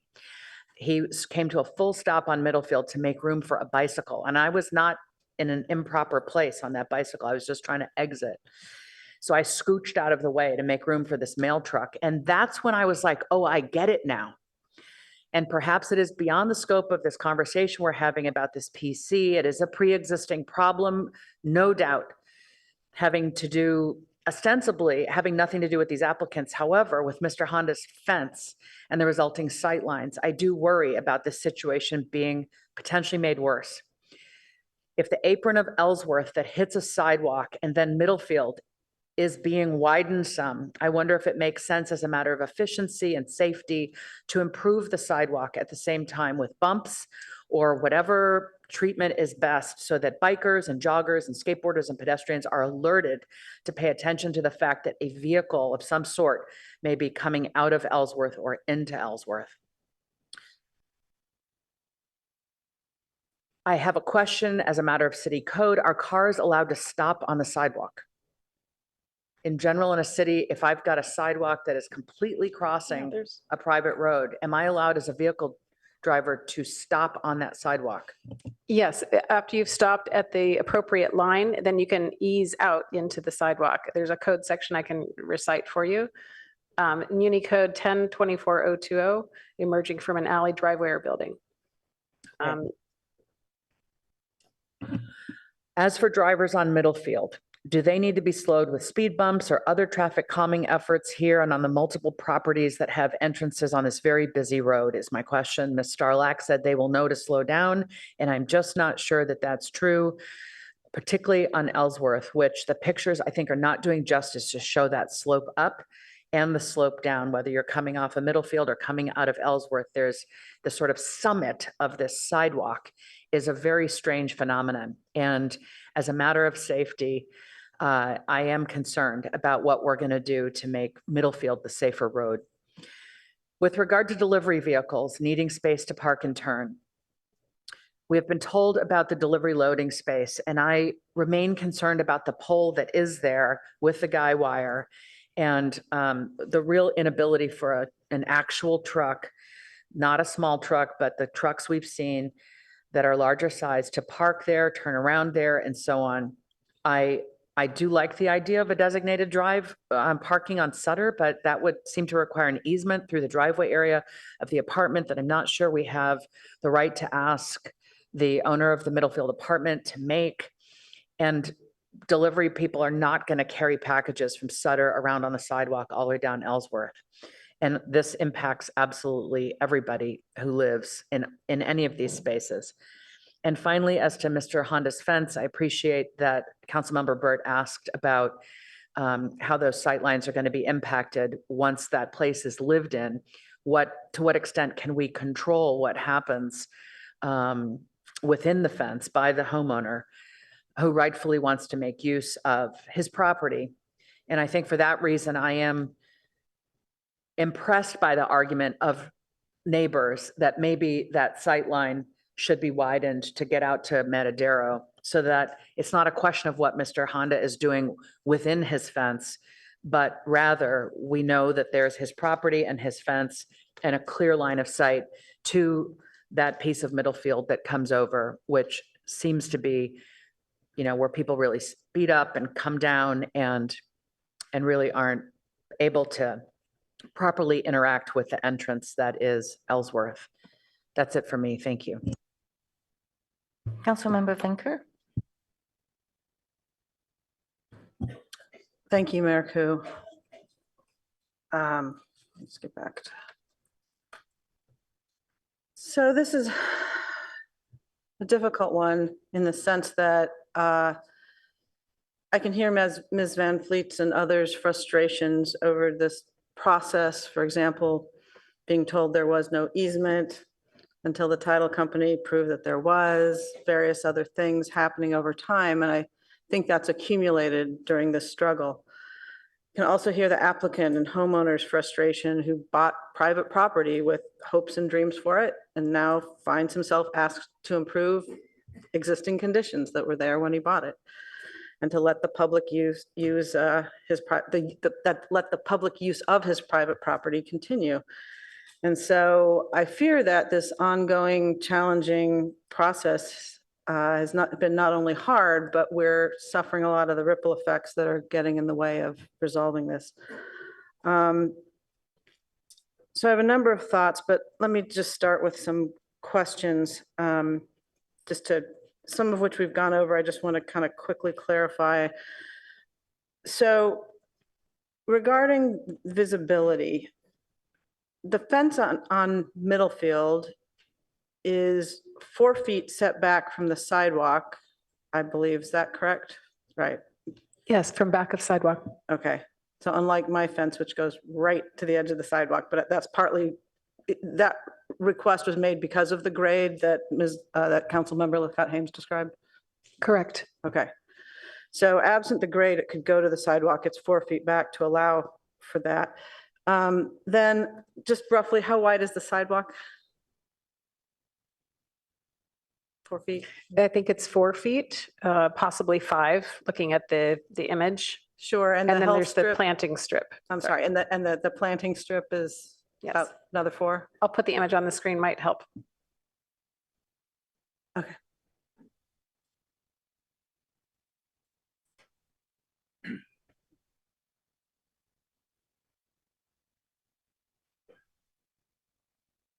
It's a little hard for me to see, but what I'm trying to get at is how far back from the street is the fence? I understand there's 2 stops, but just in terms of, so if we add up the 3 things, what do we have, 4 and 4 and 4 Oh, roughly? 4 feet from back of sidewalk to fence, 4 to 5 feet to the planter strip, and then another, I'd say 5.5 to the sidewalk curb. Got it. The edge of the planter strip, sorry, facing the road. So 4 to 5 and then roughly 5. So are we talking 5 or 9, 13 feet roughly from the street? Approximately. So, I mean, it seems to me that if one can creep forward, 4 feet past this fence that's only 3 feet high on a downgrade, that the visibility at the first stop, I think as you describe it, doesn't seem to be much different than many places in town where we need to be careful. And the thing about people coming and going from Ellsworth Place is that it's not a through street. It's not a public street. It's not one that is going to be high volume, nor is it one that's going to be high speed, because most of the people going there are people who live there and are going to be careful and are not trying to race through to the next intersection. So I'm not as concerned about that. I do hear from many sources, including my colleague, about the second stop. I don't know that that's before us tonight. I think it's something that the city should concern itself with in terms of getting in and out of the street, but I'm not sure that gets in the way of this particular PC application. But let me ask another couple questions.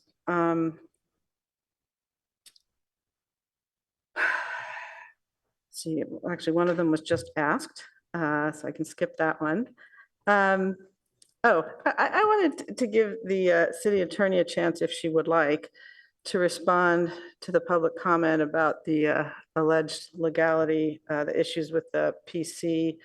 2 were stated in a letter we received and during public comment tonight, that the PC needs to be consistent with the comprehensive plan, and that somehow the HCD rejection of our housing element causes some problem for our approval of this PC. So if you're so inclined, I wanted to give you the opportunity to comment on that. Sure, thank you. So with respect, we take a different view.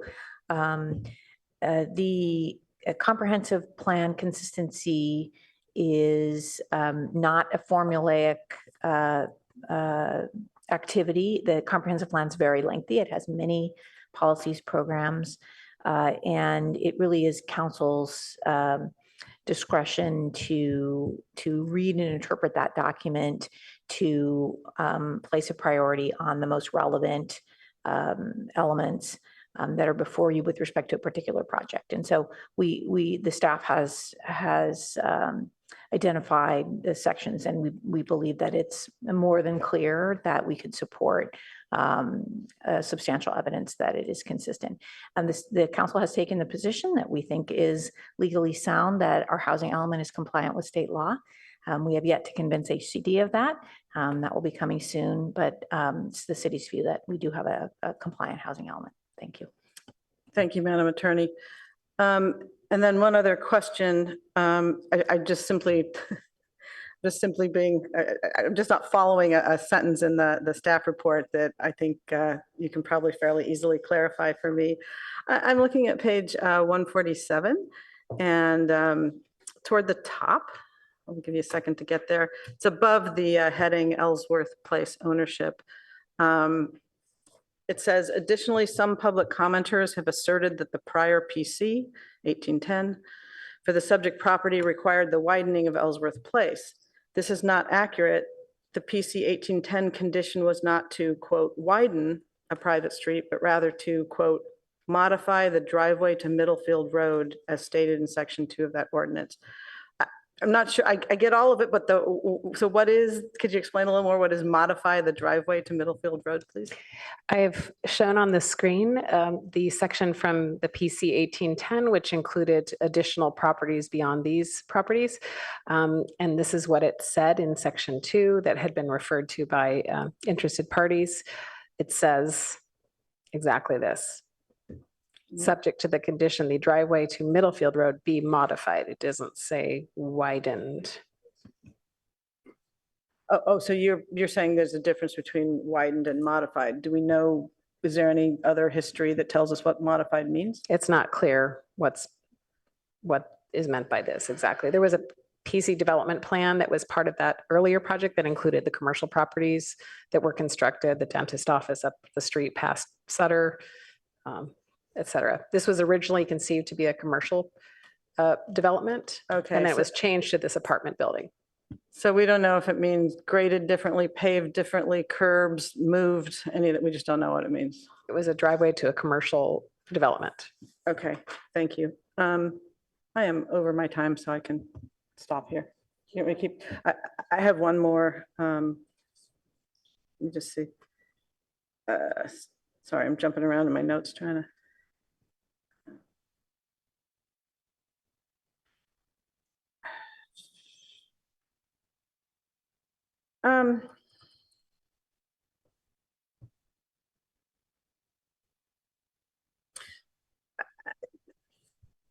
I'll just close with a quick comment. I don't have any more questions, I think, that haven't been covered collectively by us. You know, the delivery truck situation is one that I find a little confounding because I feel for the residents who want and need deliveries, but I also feel for the applicant because this was a private property where use of the parking spots was a nice thing for the delivery trucks, and the owner could have objected, but didn't. Did a nice thing and let them come and go and was courteous, which I think was the right thing. But now he's almost essentially being punished for having been nice and said, sure, we can use this here because there are other options, it appears, for the apartment complex, but perhaps not for Ellsworth.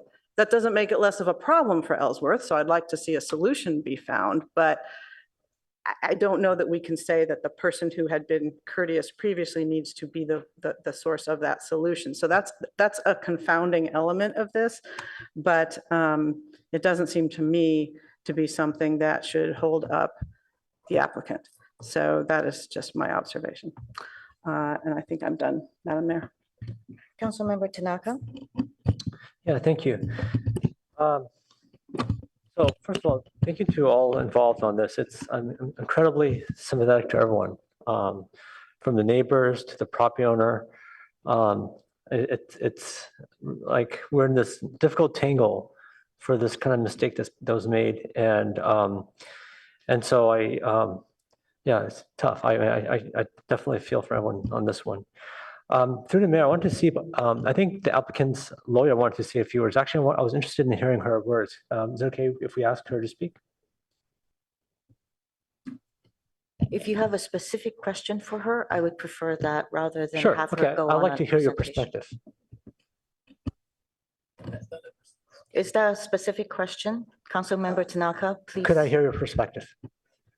Your perspective on what I would rather not. If it's about a perspective, I don't want to hear a perspective. If you Okay, have a let me, can I question, ask you why, ask it. I guess let me ask you this, what is,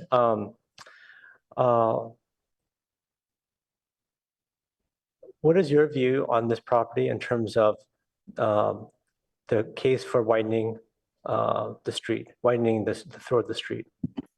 So I think it's been well said by staff that the rules here applicable to private streets stem from the city's subdivision ordinance.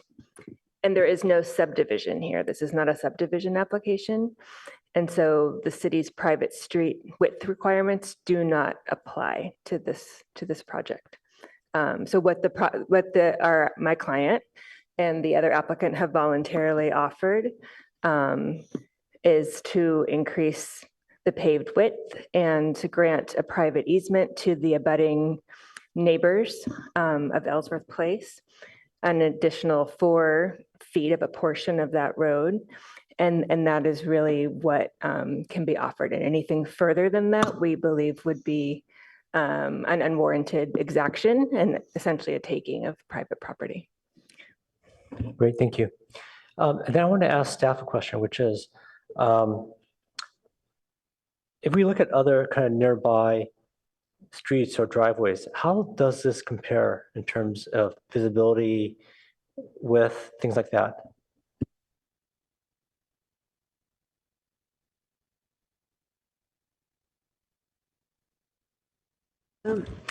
Perhaps Sylvia has, I know she had looked at some other driveways. I do have, there are minimum driveway widths for apartment complexes and maximum driveway widths. 20 feet is a maximum driveway width to multifamily apartments. And the minimum width is 14 feet, I believe, 14 to 16 feet. 14 feet paved. But Sylvia has driven the area looking at the various driveways serving multiple family development. Yeah. Thanks, Amy. Yeah, I've biked there, and yes, there are multiple driveways that are 20 feet on Middlefield Road. So this is not an unusual width. What is unusual are the grades. And that is why the staff recommendation is what is as it is.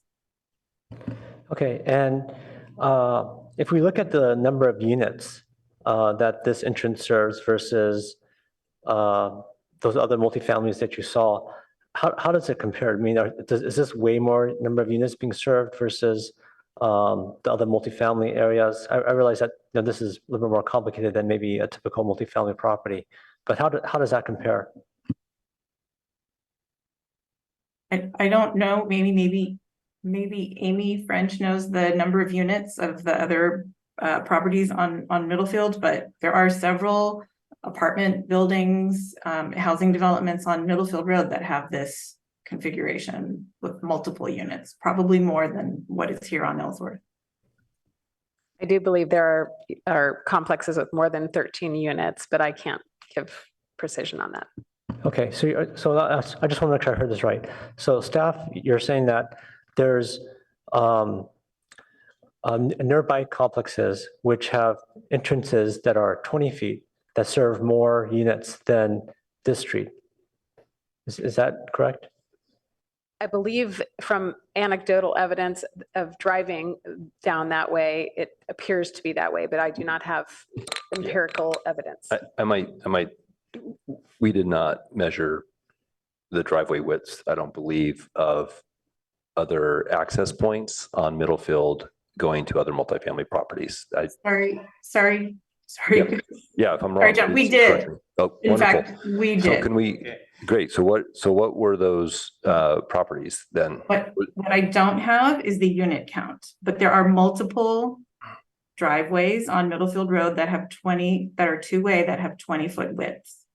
Okay. And that can stem from code required maximum width of 20 feet for apartment complexes. You Okay. can't do more than 20 feet.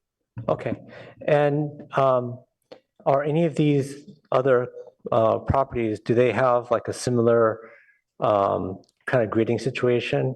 Or I'm just trying to get like in terms of, is a grade kind of like a mini hill or something like that? Or is there anything else like that going on? Right. So what I heard from Sylvia was that this site was unique in that regard. But Ms. Sarlak, are you aware of other properties that had that similar condition?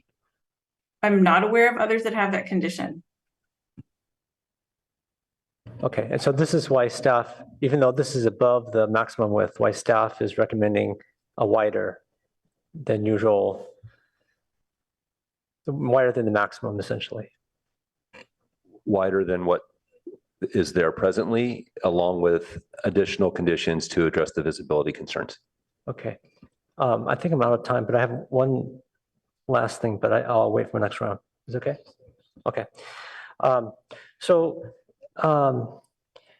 You know, for us as council, we can't undo the past, right? The past is the past. You know, things have been said, things have been done, people have been affected.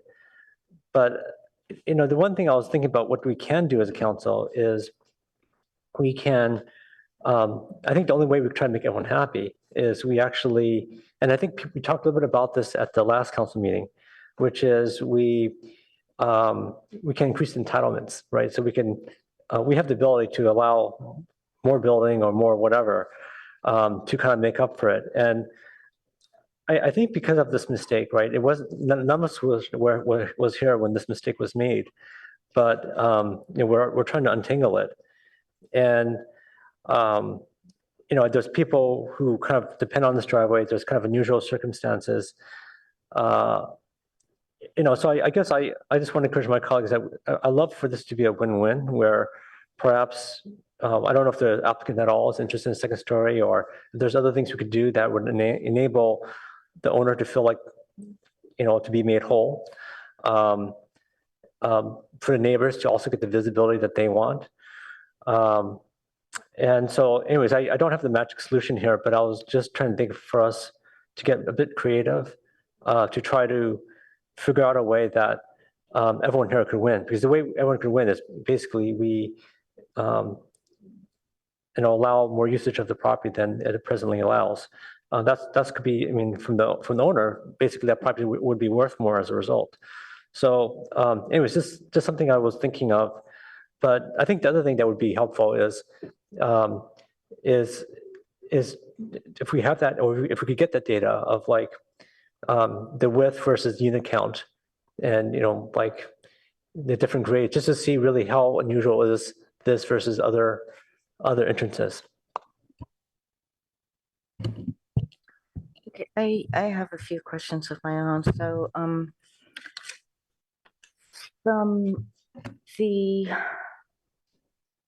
so at this point, what is the how did you measure the floor area ratio for the property? We based it off the R1 standards that would have removed the totality of Ellsworth Place, 20 foot by 100, from the property size of 702 Ellsworth. And then from there, from that smaller property area, parcel area, we came up with the ratio based on the R1 standards for floor area ratio. So it's the floor area factor for the lot minus the easement. So it did not include the easement in figuring out the floor. That's what Correct. I understand. Okay. And then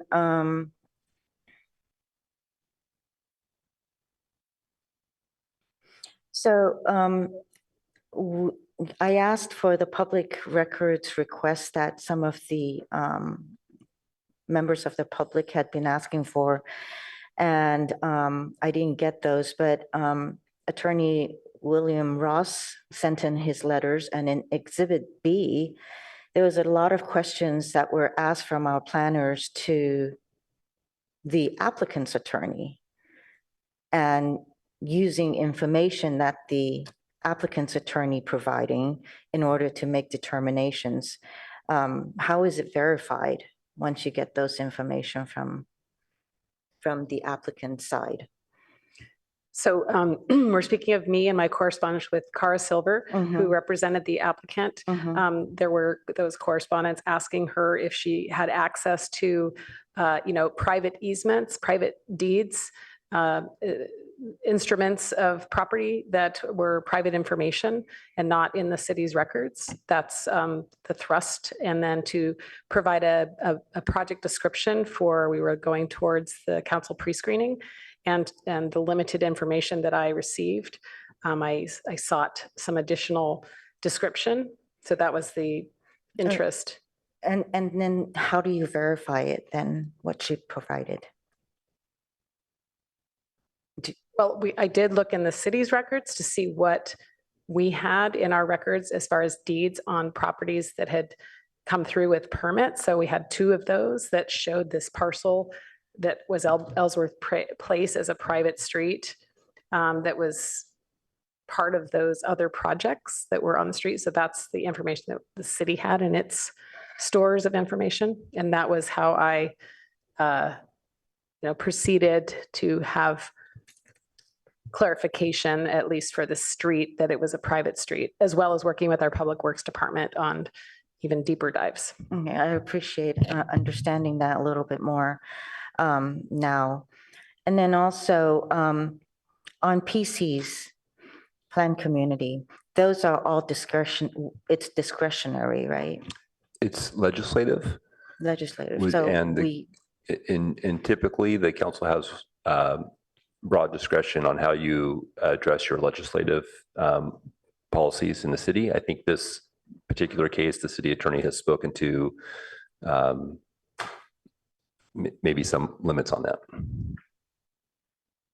Right. So I think the planning director is referring to the fact that there's broad discretion from a local zoning standpoint, but the city in all of its land use decisions still needs to comply with preeminent state and federal laws. And so in this case, the applicants have asserted that some of those bear here. So those were are worth right. thinking about. And I understand that earlier when the applicant was or a representative was saying that the PC ordinance was the previous PC 2343 and also the previous one was uncodified, I would say that's misleading because it is codified.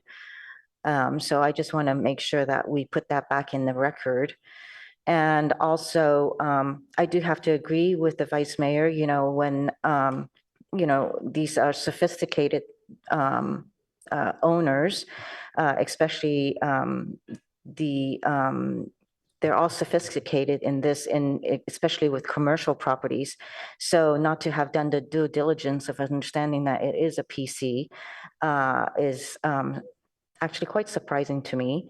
But also, I do have to remember that this was all PC. It was 4 parcels that are part of the PC, and parcel number 4 is a complement to the other 3 parcels that were upzoned in order to build the 12 units or however many units of apartments there. And I do have an issue with it being split and sold off that way. And I think in one of the correspondence, Mr. Handa had said that he realizes that there are no guarantees that the city council will approve this. So I think that that was something that was understood. Then talking about safety, we just had 2 accidents this week or last week involving young children. And we have Key Schools that is right across the way. And I think many of the council members brought that up. But I was actually there last week when there was the pickup time, and there was a line going into that was turning into Key School. So at that area, it does get some traffic circulation issues. The other thing is one of the commenters also said that the slope from the creek for young folks who actually doesn't have control of their bicycles or skates or whatever mode of transportation that they're using, it will be dangerous. And so I think that that line of sight does need to be further looked at. Lastly, we talk about the delivery.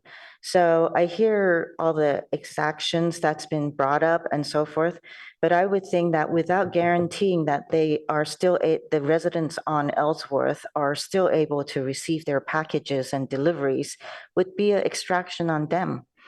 They're going to miss out on something big until we have a guarantee that these delivery companies will still deliver, even if they're parked on Sutter, which I think Councilmember Lithcott Hames that might have said that, there it is a longer way to walk to Ellsworth.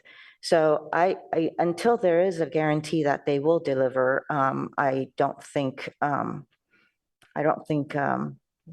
we are actually keeping what Ellsworth residents that are there intact, what their expectations, what they have been used to. I think PTC has worked really hard in order to try to figure out a way to help this situation out, as has the residents of Ellsworth. And I think all parties have been doing that, but I do think that this is going to be a windfall for both.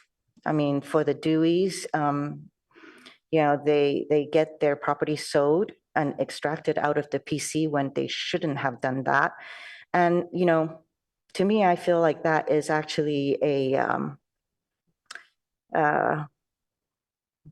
they worked around the rules. And I have a big issue with that, because I do see them as sophisticated property owners. As for, I believe Mr. Honda knows, building rules around here. I think you own 2 properties in Palo Alto, on Dennis as well as on Byron. So I think that you're pretty well versed with how our building rules are in Palo Alto. I think most of my questions are asked, so I'm not going to ask them again, but those are my comments. And I actually don't see any other, okay, Councilmember Lowing. Yeah, thank you. Our task tonight, as we've alluded to, but I want to state it, is that, we have 2 owners instead of 1 of the parcels. And so we have to get that kind of tidied up. And in so doing, we have to look at the public benefits of each and determine that that's enough and the right ones to authorize each of these parcels, or we don't have to. Okay, so that's kind of where we are. And so we need the cooperation of everybody to get to that outcome. I mean, we could go in and play hardball with things like, okay, on the apartment buildings, you have to upgrade all your parking because the rules have changed since then, and we're not asking for that. Asking for 26 instead of 32 feet. 32 feet is in the subdivision section, as the attorney said, but it also references subdivision and other divisions of land. And the 32 feet is for 5 or more lots. So I stand by that and suggest that the PTC request is already a compromise in that regard. So we need to have that. I think we need to have the motion that they're recommending covers a lot of the safety issues. And then we can decide if we want to go further on that, either by assigning it to staff or sending it back to PTC. But we could also just try to amend this tonight if that's our collective choice, and find out if there's enough benefits there. And so in that regard, for example, the 36 the 26 instead of the 32, you can decide, each of the parties can decide that they are going to volunteer that, or not. And if the thing stops, then it stops for undetermined amount of time until we get, that kind of thing resolved. So I'd be willing to try to go through this and make some changes, or we could decide to, refer it back to PTC. So other comments? Councilmember Lithcott Hames. Thank you, Madam Mayor. I'd like to raise something that is minor, but feels to me to be a piece of the solution that has not yet been proposed. I think, but first I want to say that I have tremendous respect for the rights of any property owner to do with their property what they'd like to do. And I'm impressed that the owners at 702, the owner of 702 Ellsworth and the owner of the apartments are offering to expand the road to 24-foot width, and they don't have to do that. And I want us to acknowledge that they have come offering to try to help solve this problem by expanding to 24. But my small suggestion is, there's a lot going on, so I don't even know what's going on. Okay. Is about the packages. And I wonder if anybody has contemplated a small package delivery box, you know, one of those lock boxes or however it works that FedEx and UPS and the rest of them can use somewhere out near the front of the property so they don't have to drive their trucks in there. It seems pretty clear that you can barely drive a truck in there as is. And while I was there, I did see a truck go down and do a zillion point turn to try to turn around and get out. It's just not a place for deliveries, and the people who live there need deliveries, and our society is more delivery based now than ever.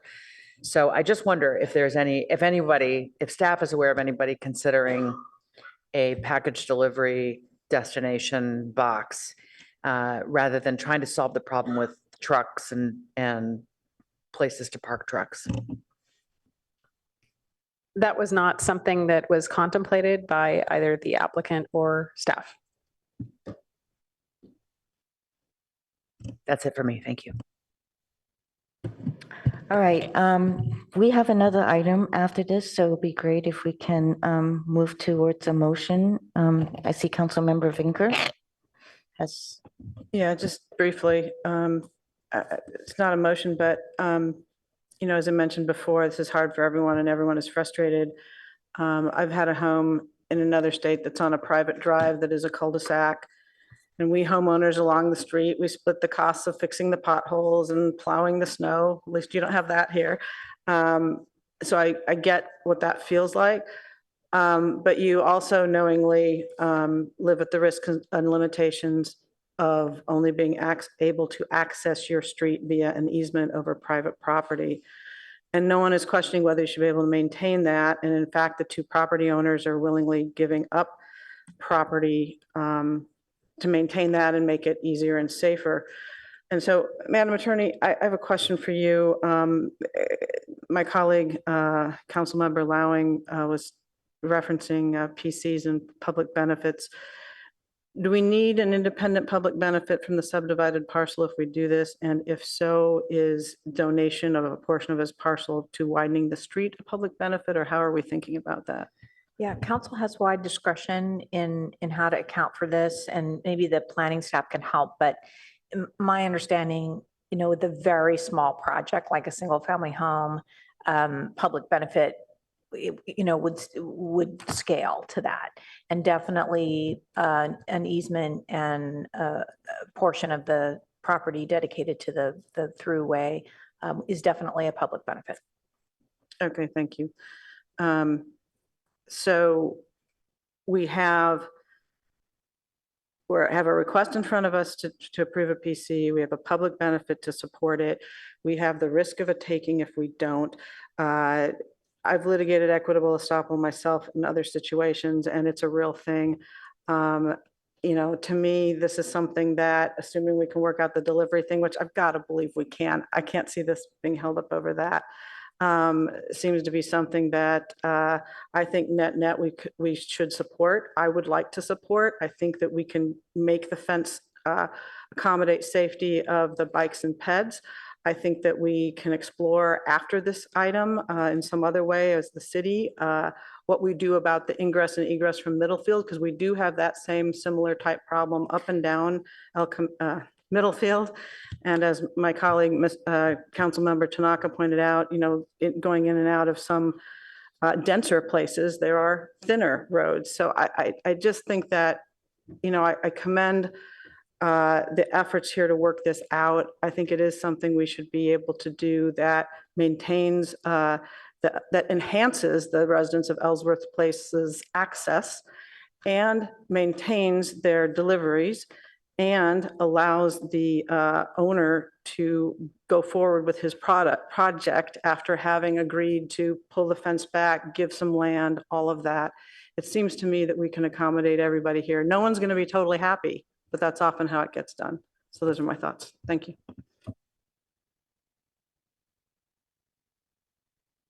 Councilmember Lowing. Did staff have the opportunity to look at the letter from Mr. Levinsky? In the midst of all of it, some of it, not carefully, but many of those are easily done, some not so much. And so if you wanted Well, specifics, we could. Okay, so I will move that we adopt the recommendation that came from PTC that you have in the packet. But we need to go through those points to make sure that they're correct. And first of all, I'm proposing the 26, not the 24. And then I want to go through the additions that, just to make sure you have them, that were in the PTC report that Mr. Levinsky pointed out. So under D4, shall not be obstructed by additional plants, fences, or whatever. So that recognizes what's already there, including that tree. So it might make it easier if you state if this is on 2901 Mr. Dewey's property. This is. Okay, thank you. Thank you. And then we talked about deleting the word perceived wherever it appears, which appears on packet page 149 and packet page 151.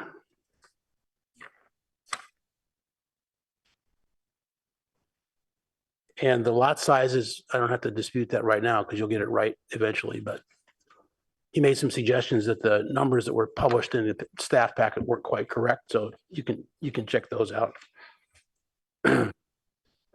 On packet page 151 on compliance with development plan, that was supposed to be 42 inches instead of 30. Small letter. Well, yeah, because the ordinances were reflecting the 24 feet. So that's why Mr.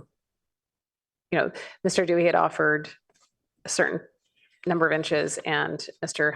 Honda had offered another certain number of inches. With the 26 feet, that changes. And I suppose you're adding a foot to each of those. That's what the Planning and Transportation Commission recommended. 42 would only be 1 Sorry, foot. 42 feet. You're talking about the length then, not the width?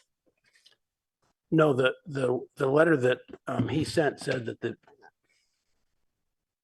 Planning Commission had 42 inches swath of paving along Ellsworth Place. That's with the 26-foot recommendation of the Planning Commission. The reason the ordinance says it differently is because the ordinance recommends the 24 feet. All right, so fine. And then on B on that same page, we talk about truck delivery space. I wonder if we should talk about package delivery space to address some of the concerns that have been brought up so that we can find a creative way. And I think that's it.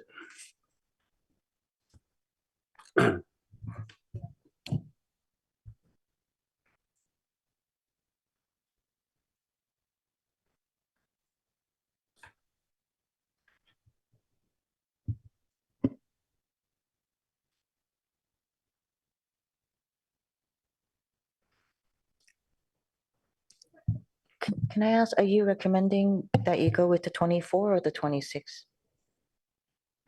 26 as the PTC recommended. Okay, let's just be clear about that because the way the ordinance was written based on the 24.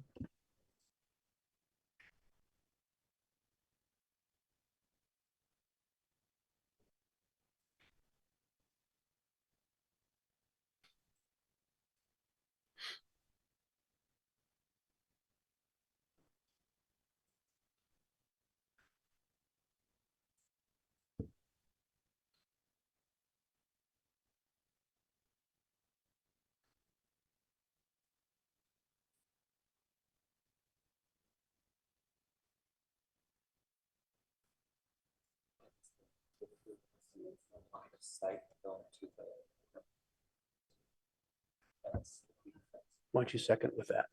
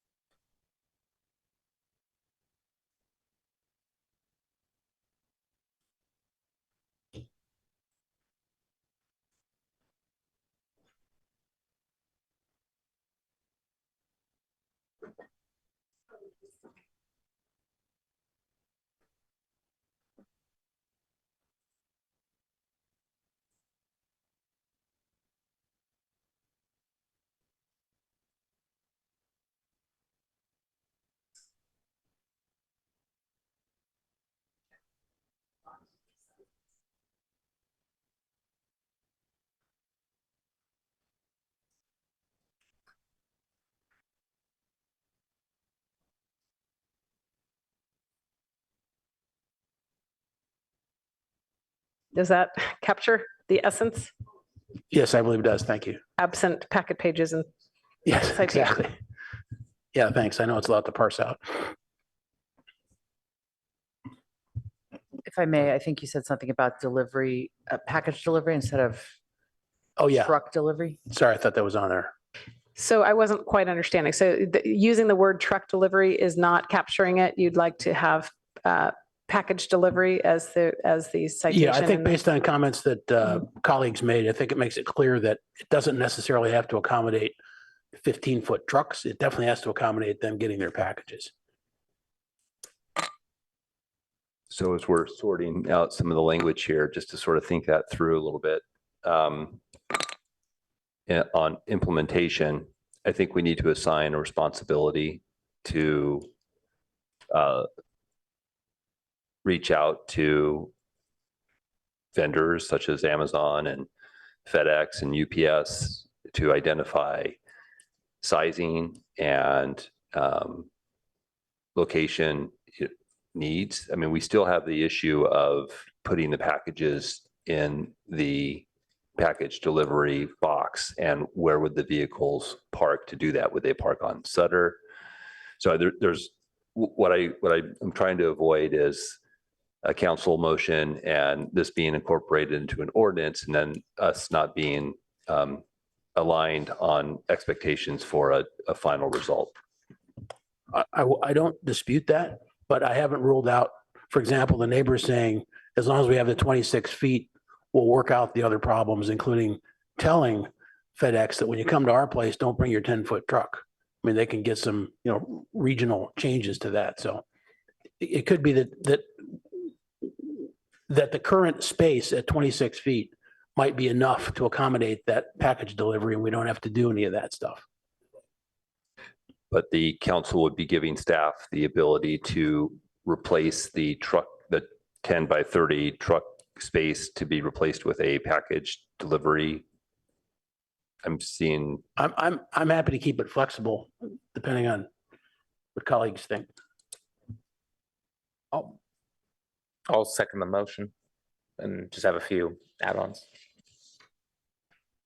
So would you agree with? I would agree with that. The director? Okay.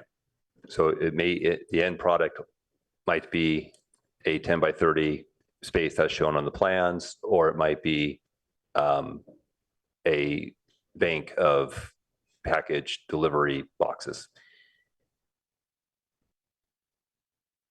Yeah, I'm willing to be flexible. I mean, we do have Ms. Van Fleet forwarded an email to council from UPS in the Menlo Park location, and they break down the size of the delivery vehicles that services the area are 14 feet long and 10 feet wide.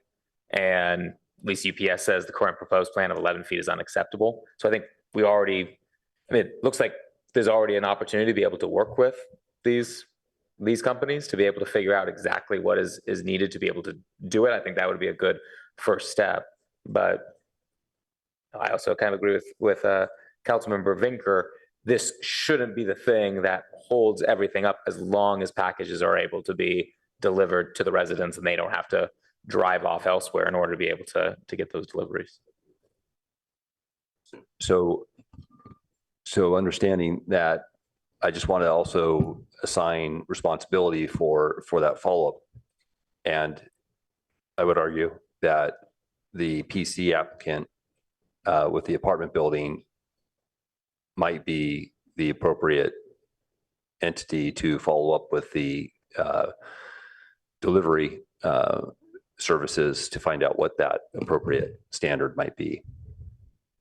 Yeah, and his cooperation would be great because we're trying to get everybody just to cooperate, get this thing solved, so. But we're trying to give you some flexibility on how to manage this particular aspect. I just want to make sure that the end result is aligned with your expectations. Correct ask. Would you like to speak to your motion? Yeah, I think that I'm asking for the 26 because I think it's a compromise from 32. I think it helps the current vehicles, some of them to get in, and it opens that up a little bit for 2 cars passing and contributes to the safety. I understand that is an ask to the 2 property owners to give up 2 feet, but 2 feet in the scheme of things, if that's, gets this done now, as opposed to carrying this out for months or longer, is part of my request, and my request to kind of just all cooperate one last time here. Vice Mayor Stone. Thank you, Madam Mayor. And then the one thing I would like to add, if Councilmember Lowing accepts it, I'm concerned about the current line of sight.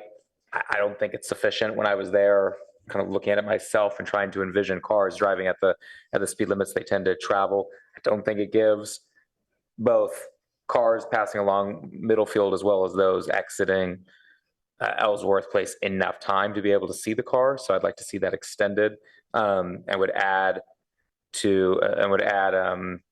extend the Middlefield side of the site triangle to the southernmost corner of the property.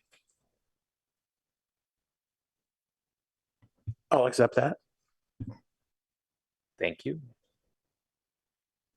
And I have nothing to, I don't think I have anything else I need to say on this. Councilmember Vinker. Yeah, thank you. So I guess a couple of things, but really I want to speak about the 26 feet. I don't know if it's appropriate or possible to ask, because you were saying you thought it was a compromise and it's an ask and a request, but yet we haven't made an ask and a request. So I guess my first thing is if we were to do this and the owners say, no, thank you, where does that leave us? I don't know if who on staff would say that. I mean, have we already done this? Have we told them they need to do this by this action, or are we just saying you can do it if? No, then we wouldn't have a project because they wouldn't want to do it. So we'd have to reopen negotiations. And what I'm suggesting is with this 2 feet, if this motion passes tonight, then we're done with this whole thing. You're saying we're done because they would either do it or go away? Well, no, they would either say yes after this meeting and then we're done, or they would say no, and then we would have to do more negotiations. Well, perhaps, or perhaps we have a problem, and I don't know whether that it's okay to ask the applicants now, because it would be interesting to get an answer to that. Right? Okay, because if they say no later, and I mean, I will say that, you know, we know that the city only has the authority to make them do it if there's an essential nexus between the property being exacted and the public impacts. And we haven't shown that I've seen. And we, you know, I don't know where that leaves us. So so you're just, if the approval is contingent upon that, which I think you're suggesting it would be. Yeah, I am, because this was sort of pre-litigated at PTC, and I want to support their work. which is a 4-2 vote. What do you mean pre-litigated? They spent 3 meetings discussing what should be done here. What they would like to be done, but there are laws and rules and common law and private rights and things, and I just am aware of the broader picture of what, I mean, there's lots of things we'd like to do on council, there's lots of justices we'd like to affect, but we are limited, our hands are tied by many things, one of which are the requirements related to this. And therefore, I would like to offer an amendment that I assume will have to be a motion because I don't know that it will be accepted friendly, but I would like to amend the 26 to 24 feet. See if anyone would second that. Second. Want to speak to it? Really for the reasons I just articulated. One, I think it's, I want to encourage when applicants try to do things they don't have to do to make a better situation for all, as I think this is. I think it's safer. And two, because I think that we do have this exaction issue, and I'd rather just steer clear of it. I don't know how it would sort out in the courts. None of us do, but it is a significant enough issue in my eyes that I think this is the smarter, wiser, and better course. Councilmember Lithcott-Hames. Thank you, Mayor. I'll just add that I'm not clear on the benefit that accrues to the street, the neighbors, by adding these additional 2 feet. And I am very interested in getting this resolved for the sake of everybody. And I feel that them having offered to give 24, which is not their obligation, to increase it to 24, which they're not obligated to do, is the compromise. So that's why I'm in favor of 24 and I'm not in favor of 26. Councilmember Tanaka. Yeah, so I think the proposal to make it 24 makes sense to me for the reasons mentioned, but also because of the fact that, we have a maximum width of 20 feet, which is 4 feet less than the proposed. And this is on properties that on multifamily properties that have actually a lot more units than this one, at least from what I understand from staff. So this seems like a pretty reasonable compromise. So I think this makes a lot of sense. Did you say that we have a maximum of 20 feet for the street?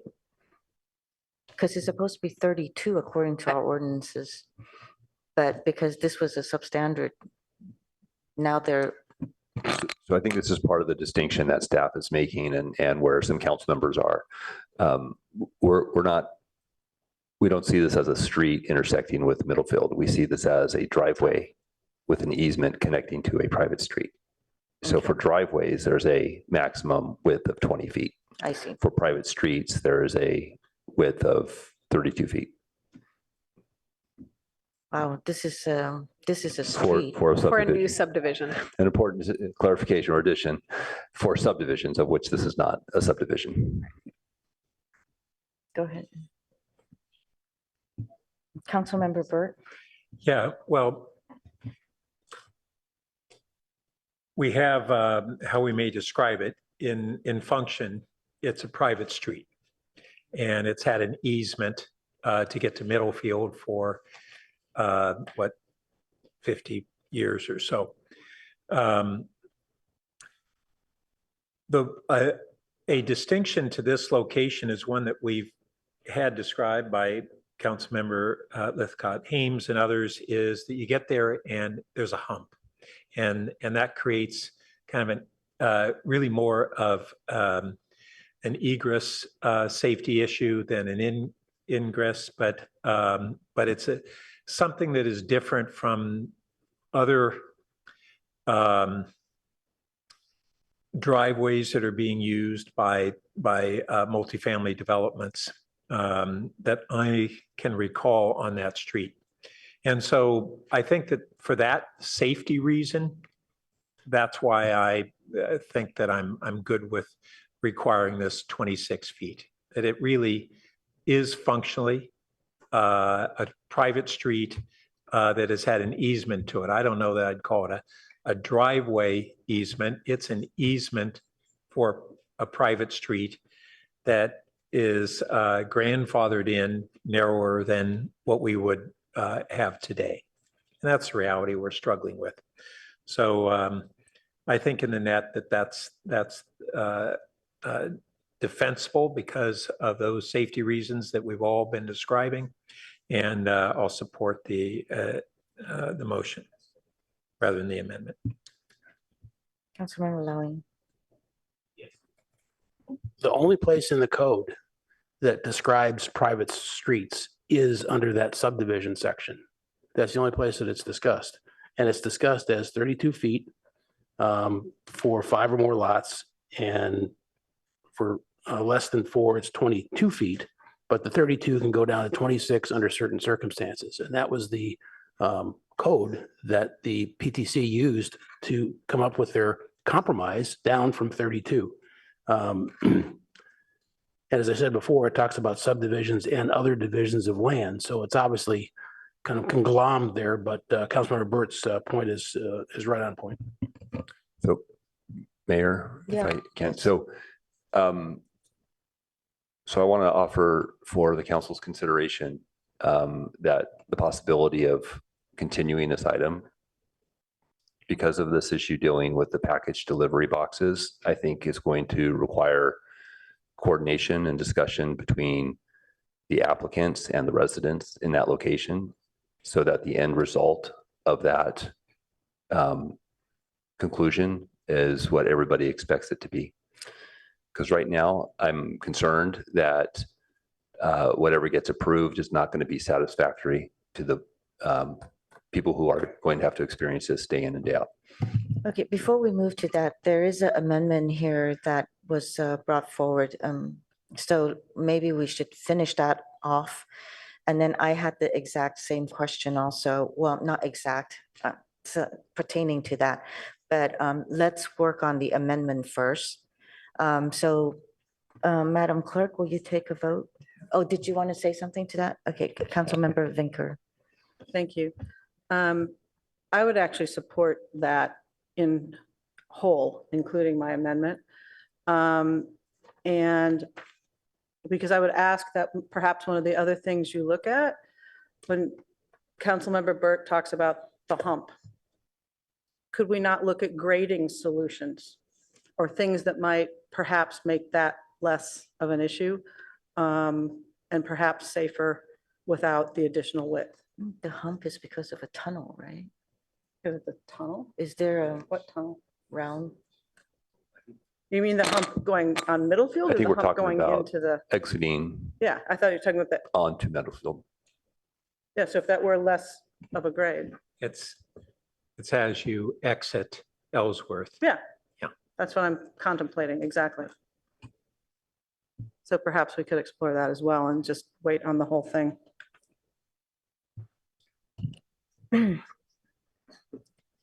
So I don't understand why you want to wait on your amendment. Because it affects the 26 versus 24. But we're just going to see what council is, how council is going to vote on that. But Councilmember Burt was concerned about the hump. And what I'm asking is if we can look if there's ways around that so that we wouldn't necessarily have to decide based on that, this whole question right now. And I guess I would have to wonder then what are the costs also? If that's the cost, the Sure. time.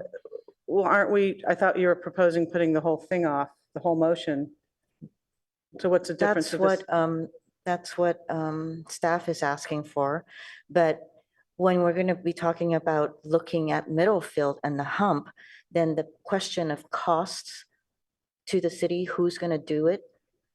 Are you looking at the city to look at the hump and do something about that? So I think that it opens another can of worms. As I understand the inquiry, it's as you exit the properties to Middlefield, you have to go up toward the sidewalk and then you go back down as you exit onto Middlefield. And that's creating a safety concern about visibility and with traffic. So that if that were more level, then we may not have the same safety concern exiting Ellsworth Place going onto Middlefield. And what I'm hearing is that could be part of a conversation about, is that a solution? instead of the 24 foot width, or maybe in addition to the 26 foot easement. I think it's just all part of a conversation about that area. Because we're looking for the delivery box thing too, right? So it's going to come back, so we might as well, we could deal with both at once. Would that be possible? I'm I mean, sorry. was that your? Yeah, come back. I didn't hear if you said a date, but No, I did okay. not. Yeah, so we would come At back. once. I mean, I meant the two of them at the same time. Yeah, So we could. I talk guess about I'd like to ask council if they're okay with holding off on the amendment as well as the entire motion. Just seems strange to be leaving it hanging, but Councilmember Lowing. I don't see any reason to wait on the amendment because that's just going to decide on the 24 or the 26 at this point. And I'm concerned about this hump taking 2 years to get assessed. Yeah, I think it's going to be fairly costly, and it may be cost prohibitive from an applicant's perspective, because it would be the applicant who's gonna have who would to, be responsible for right. it. And so that may be ruled out actually pretty quickly. so you- But I don't know that that would need to delay us from coming back to the council. yeah, there would be costs involved. Councilmember Tanaka. Yeah, I'm in favor of us taking staff's recommendation and delaying this to give them time. They've heard council discuss this now. Perhaps both sides can figure out a solution that would be amenable to everyone. There's information we don't know, like we don't know how many other properties are like this that have this kind of width and how many units they're serving. There's questions about, can we create something creative about the packages? Can we put a mailbox outside? So there's a lot of questions we don't know.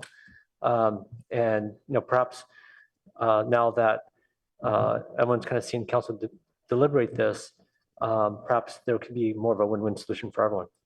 So I'm in favor of us putting this off. Councilmember Liscott Haynes. Thank you, Mayor. I am also in favor of what is being brewed here. Just totally lost my train of thought.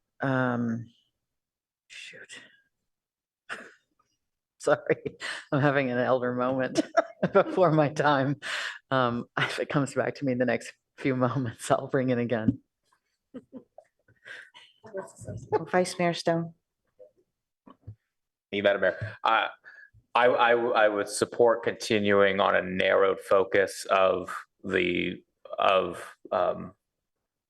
delivery truck issue. I don't see why we need to continue the rest of this motion. I think we've had a good discussion tonight. We've had our questions. We're engaged. I think I'd rather just address this and then be able to take up the more narrow focus at a later date. All right. Councilmember Liscott Haynes. Wait, you're. No, I'll figure out how to use my button. I think for me, the overarching issue here is how we got into this mess. And I do believe, with none of the present parties being responsible, that as a city, we are somewhat responsible for this situation. So I was surprised to hear staff indicate that the hump would be graded properly at an applicant's expense. I would be interested in figuring out the cost of that and whether it's something the city can pay for.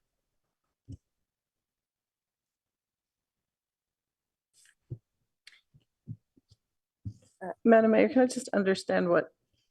I'm so I'm sorry, are you, go ahead. I actually have a question for, I think somebody. So the putting off thing that's being entertained, is it just on the one issue, or is it on if we vote on this amendment, you would not vote on the motion at all?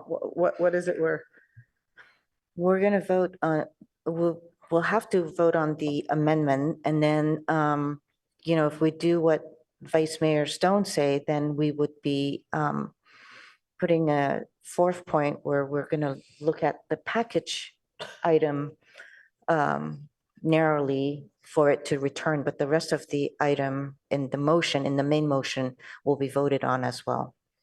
We don't see a need, personally, I don't see a need to delay any further except for the package delivery part of it. I see. Madam Mayor, I think the staff is recommending actually not voting on the main motion, but rather allowing discussions on that package piece Okay, before it comes back. all right. So we're not voting on the main motion, but we can Well, certainly in which vote. case I might withdraw my amendment. I'm sorry? In which case I might withdraw my amendment because so we don't vote on it either. Just, I'll withdraw it. Okay, it's withdrawn. So going back to this, then number 2, on the package delivery, I think there needs to be understanding also of who's paying for that box if Just for clarity, I think what Director Late was suggesting would be the council not vote on this measure in any specificity. So I think you were going to provide some additional specificity. Again, just for clarity, if you take the vote, that may complicate the follow-up that staff would like to do with the various parties. all right. So, and Councilmember Burt, Yeah, just to clarify, so we would continue the item? Is that, okay. we Great. would continue this item with the understanding of this motion. Yeah, we have a motion on the table, but we're continuing the item and we're basically trying to see if the package delivery issue can be resolved and brought back with a compromise solution of some sort. That's right. So we're going, council is signaling this is the direction we're going to go. I'm asking for a little time so we can figure out this delivery package issue. All right, and do we? Do we need a motion to continue the Yeah, item? I think. gonna So I It's will move. tabling, basically. I will move that we continue this item to a date uncertain with this motion on the table and with a direction to staff to attempt to resolve the package delivery issue. Second. Do you want to speak to it? No, I think we've all talked enough. Yeah, I don't want to speak to it either. Do you want to? Did you want to say something? I did. I don't want to talk to it. Madam Clerk, will you take our votes to continue this item?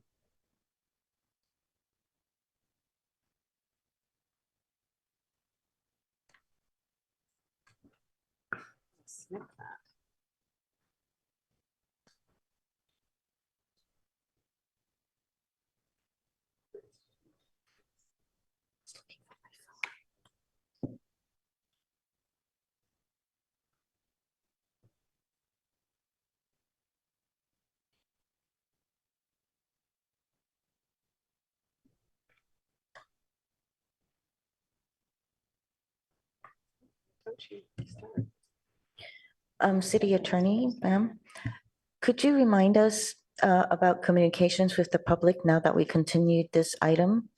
What would they be? I don't remember. So this item, thank you for asking. This item is a legislative item.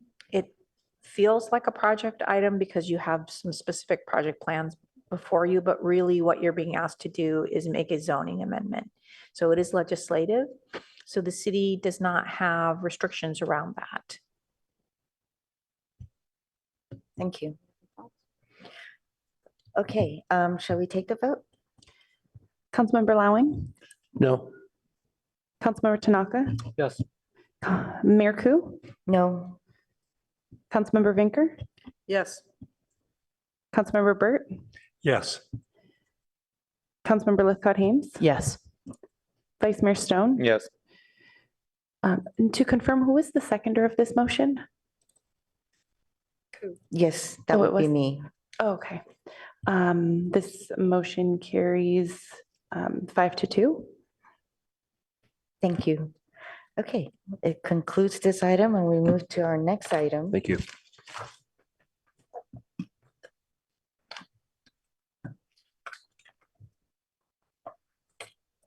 Which is item number 8, and it's a public hearing, adoption of a resolution approving cap price, winter natural gas prices for winter 2023 to 24, and amending the FY 2024 gas fund budget to fund these purchases. Okay. Hello.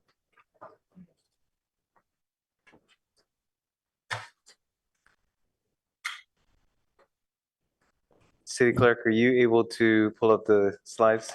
Thank you.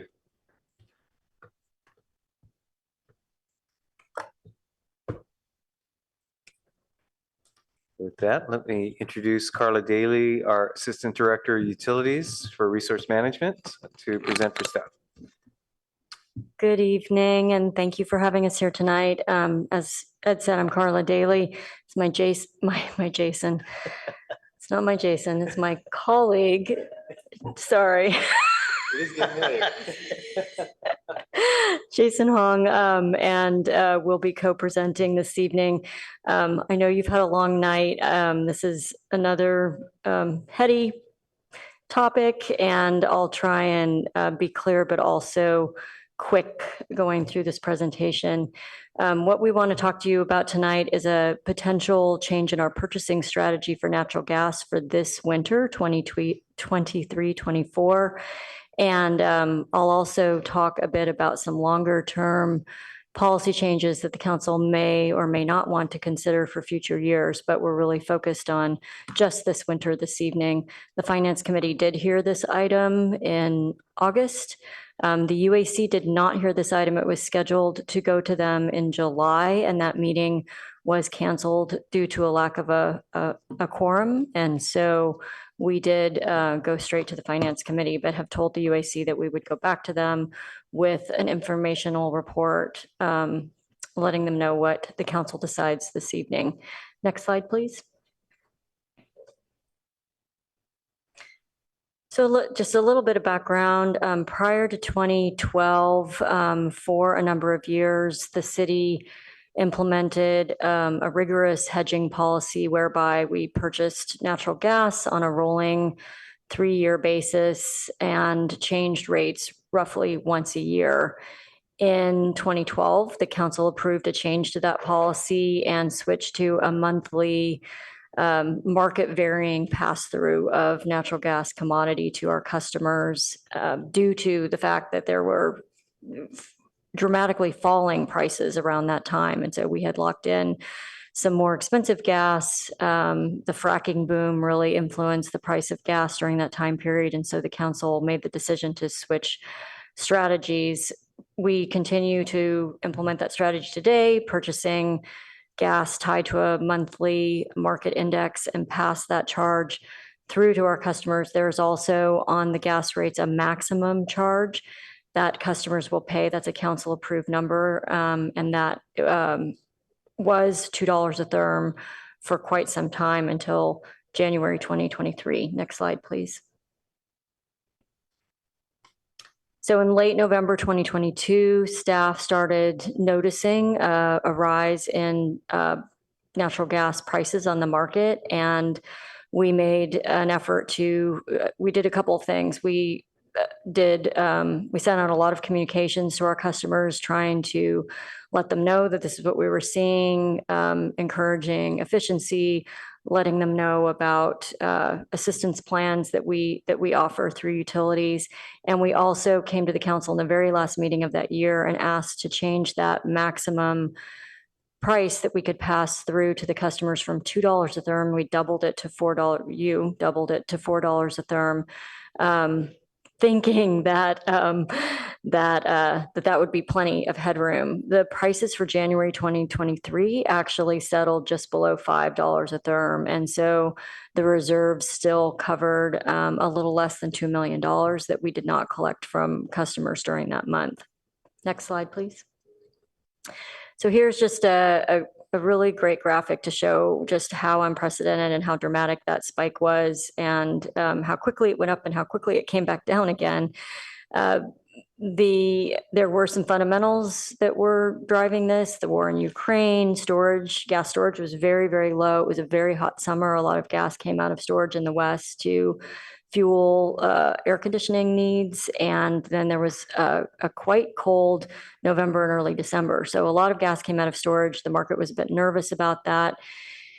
Even so, this kind of a spike cannot really be completely explained by those fundamentals. And to that point, both the state and the Federal Energy Regulatory Commission have opened inquiries into what happened in the Western US during this time period to cause these dramatic price spikes.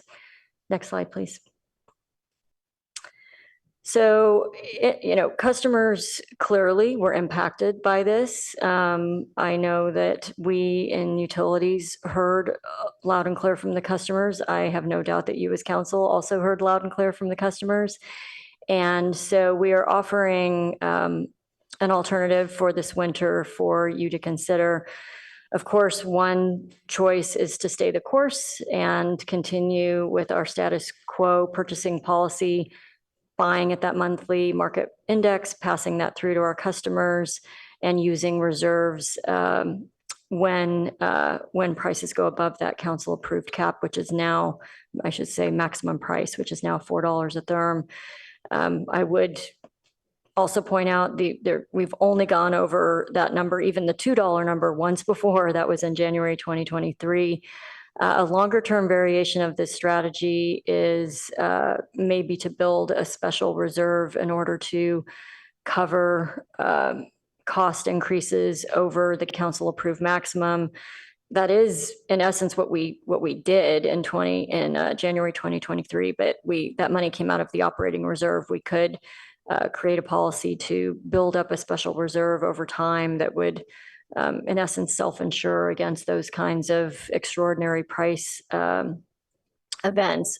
It takes a while to build up a reserve, and we would need to have further discussions about how big we would want that reserve to be, how quickly we would want to build it up. And so for this winter, that is not on the table. We would just offer our current status quo as one potential course of action. Next slide, please. Considerations for staying the course. Energy markets are inherently volatile. We cannot, even though we're going into this winter much more confident about the amount of gas in storage and the really extraordinary situation last year having a maybe lower likelihood of reoccurring, there's certainly no guarantee that that's the case. Generally speaking, our commodity rates are lower than PG&E's over the course of the year. And if we were to look at a long-term, 10, 15-year time period, this is the lowest cost option for customers over a long period of time. Not to say that in short periods of time, like January 2023, costs could be quite high, but over the long term, this should be the lowest cost strategy. Next slide, please. So I'd like to turn the presentation over to Jason to talk about this alternative that he's done a lot of work developing to explain it to you. Thanks, Carla. Good evening, Mayor Koo, Vice Mayor Stone, and honorable council members. Happy to be talking with you tonight about the last action item of the evening. We're almost there. As Carla mentioned, gas prices did drop and stabilize under $1 per therm since March, and monthly indexes as well as the future forecast for the upcoming winter have actually remained under the $1 per therm level as well. The CPUC and the Federal Energy Regulatory Commission have also been investigating the prices, but given the complaints and the calls and the high prices and the high bills, staff started exploring alternatives that could be in place to help mitigate some of the market impacts for the future. And so we did identify one procurement strategy, which is called the gas winter cap price gas procurement strategy, which could limit the risk and impact of another unexpected surge and be implemented in time for this upcoming winter. The cap price winter gas purchasing alternative actually involves just continuing to purchase our monthly gas at prices tied to published monthly index, but also purchasing the gas needed for the coldest winter months with a price cap in place. And that price cap is $2 per therm that we're looking for. So it essentially functions as an insurance policy that limits the price paid by the city to a maximum $2 per therm, which is a price consistent with the pre-winter 2022-23 council approved maximum price of the commodity rate. So the way that works is if the monthly index settles below $2 per therm, the city's purchase price would actually be the monthly index. On the other hand, if it's settled above $2 a therm or at $2 a therm, then the city's purchase price would be $2 a therm. The reason that we're looking at just doing it for the winter of the December, January, and February months are those are typically the coldest months and also the most volatile.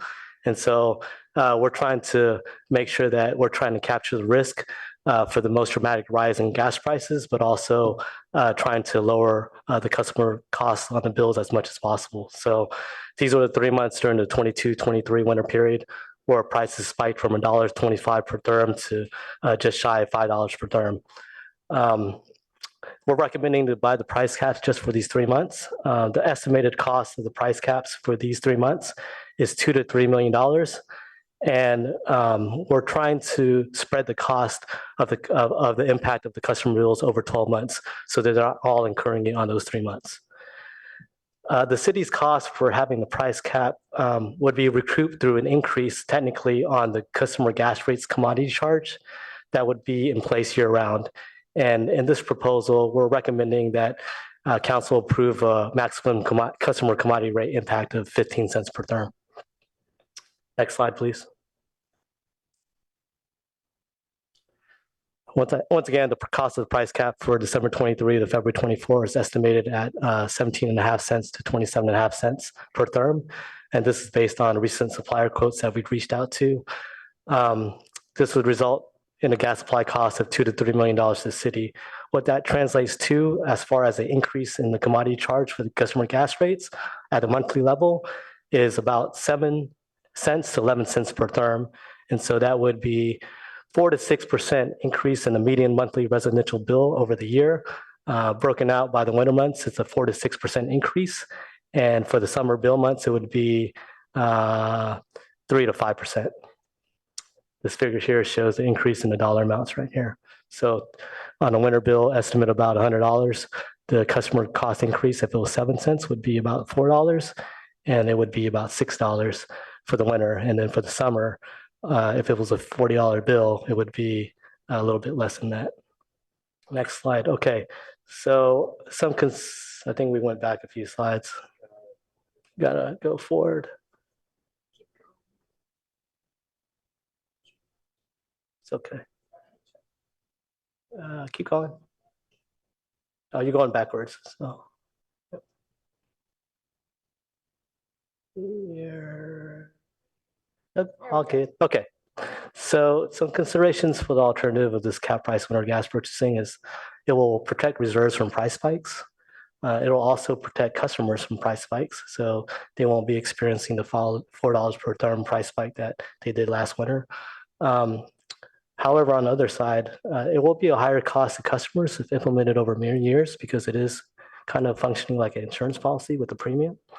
It's an insurance policy that adds cost and it may not be used if prices stay low and stay stable, but the other side of this is that the policy can be reviewed annually.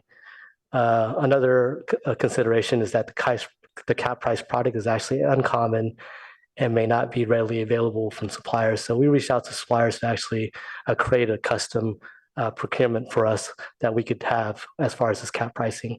But there's no guarantee that they will be available or we'll have the full quantity of that.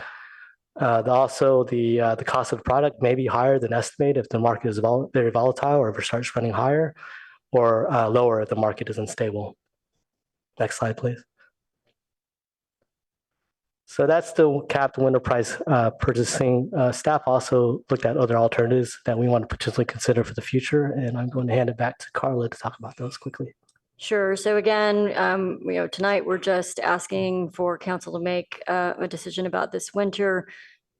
We are thinking about other alternatives. As I talked about earlier, establishing a special reserve to manage unprecedented or extreme events. We could look at going back to the full robust laddering strategy that we had prior to 2012 or some more modest modified version of that. Some more out of the box thinking strategies might be owning our own gas production assets. Probably unlikely that that would fit into the city's risk profile, but felt like we should put it out there as an option. Gas storage is also another option, which tends to be quite expensive, and we've tended to shy away from it in the past because generally it doesn't pan out for price arbitrage reasons. It's not an inexpensive option. Next, please. So after tonight, depending for whatever direction the council chooses, we will go back and implement that strategy for the gas year that starts in October. So in early October, we will purchase whatever the council directs us to purchase for that gas year starting in November. Next slide, please. Recommended motion. I won't read through the whole thing, but this is when the finance committee did hear this item last month, they voted 3-0 to implement the capped purchase strategy for this winter. We have to move a little bit of money around to do that. So that's the second part of the motion. The gas utility long-term plan, which was approved by council in, I can't remember the year, it says in the staff report, 2017, most recently, thank you, does explicitly say that we will buy on the monthly market index and pass that through. And so if we do something different from that, we do need to officially modify that. And then in the description of the commodity charge and the rate schedules, we would need to change that language a little bit. And so that is what is included in the last bullet, is that updated language should you choose to implement Finance Committee's recommendation. That's all we had. We're happy to answer questions. Thank you, Ms. Daly, and thank you, Jason. I don't remember the last name, Mr. Wong. Would you like to would you like to give us an update? I actually have just a technical question, if I may, Mayor. Sure. I'm sure our chair of the Finance Committee wants to say some stuff. Looking back over my notes from our August 15th, first of all, thank you for your presentation, Ms. Daly, Mr. Huang. Looking at my notes from August 15th, you did not bring to us the 15% maximum then. We had the 7 to 11%, 7 to 11 cents, but you didn't give us the 15 maximum. So I'd like to know, it feels like a material change, and I'd love to know what transpired between August and this particular report such that that was added.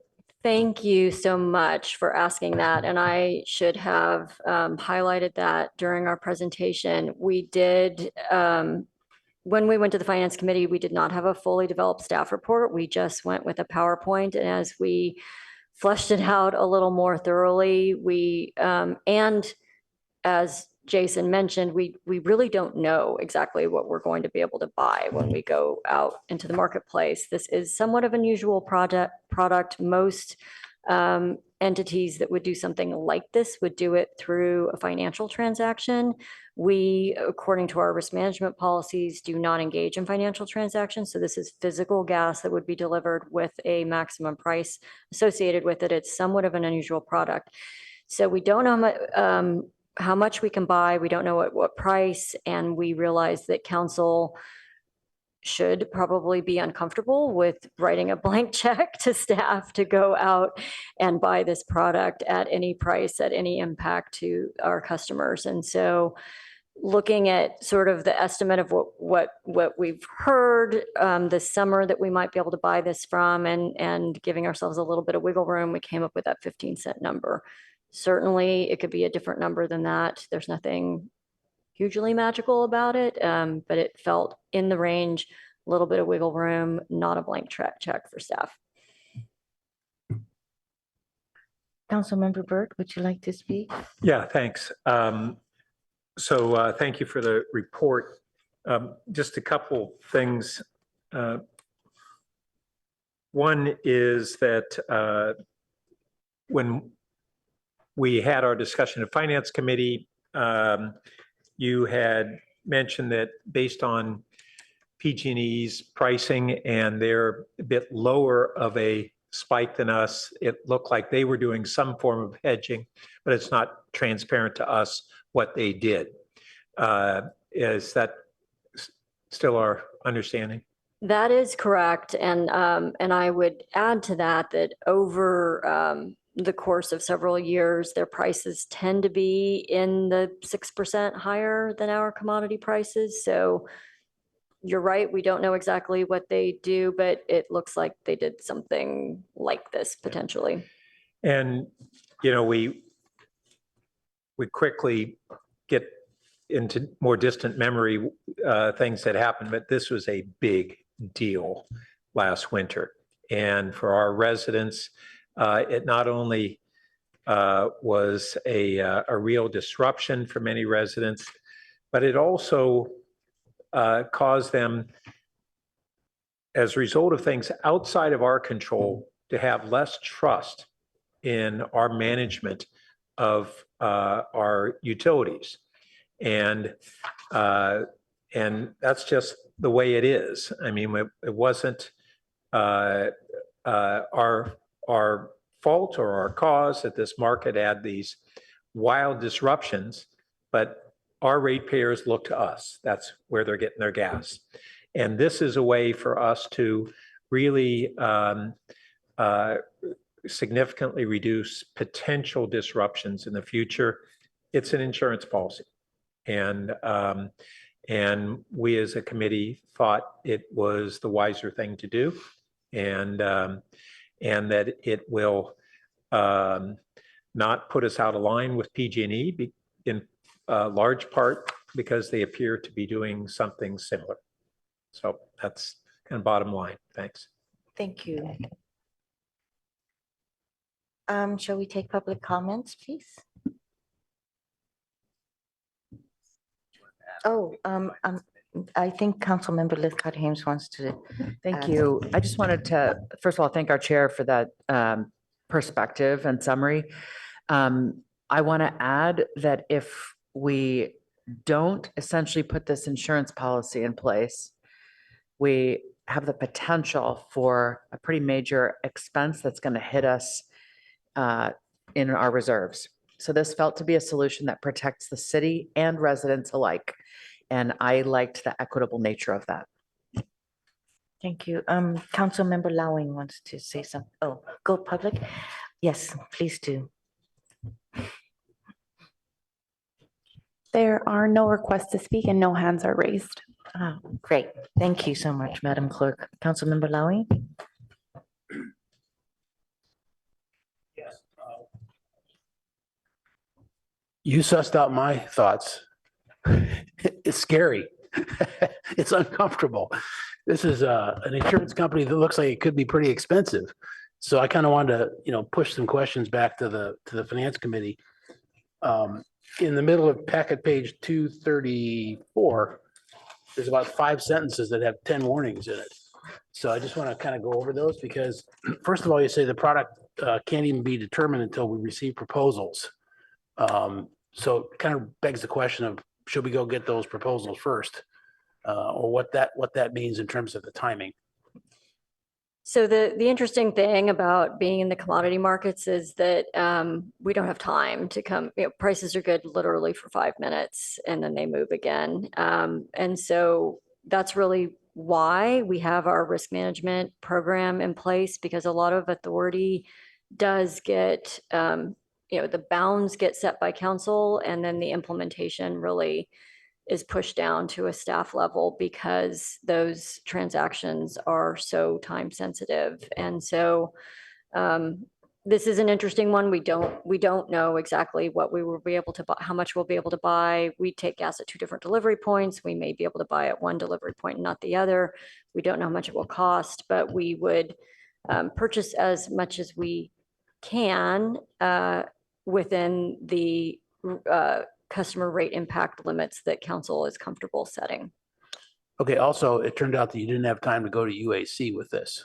So True, because the UAC canceled their July meeting. that's right. Yeah, So we don't have the benefit from them digesting this and giving us a recommendation. that is true. Again, it's a question of timing, if it's possible to circle back and get that input or not. It's just, I'm not requesting, it's just sort of on the table. And then, I totally understand why we're doing this, totally understand that. But we're barely settled down from last year and the new rates. And now we're basically announcing, if we do this, that we're going to raise rates probably 4 to 6%. And I know that's only a few dollars as always compared to the percentages, but that's not how the newspapers are going to cover it. And you know, it's another increase. And let's see. And you also said it might result in an annual increase of 8%, and I guess it's 4 to 6%. Well, it's kind of contradictory. You said 4 to 6%, and then you said 8% in that same paragraph. So 8% corresponds to the 15-cent maximum impact that we've proposed for council. And I was going to respond to something else you just said. Yeah, and I really appreciate that you put in a section of saying, you know, what could go wrong here. I really appreciate that in staff packets. And you're saying, you know, here's what could go wrong. And you did a good job on that because it says, you know, I mean, we're going to spend this money and we may not even get it back. I mean, that's like kind of rolling the dice kind of thoughts, but and it may not be available. It may be at additional cost that's even greater than 2 to 3 million.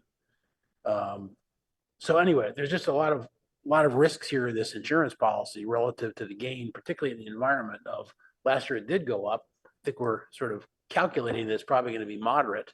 So I guess my bottom line question is, you know, is this the year to do it? Or do we wait a year? And I haven't dug into it like finance committee has, and unfortunately UAC where I sit didn't get a chance to take a look at it either. So those are some questions either for you or also for finance committee. I would say that if we had a crystal ball and could see the future clearly, we'd know the answers. But instead, we're going to gamble 3 million.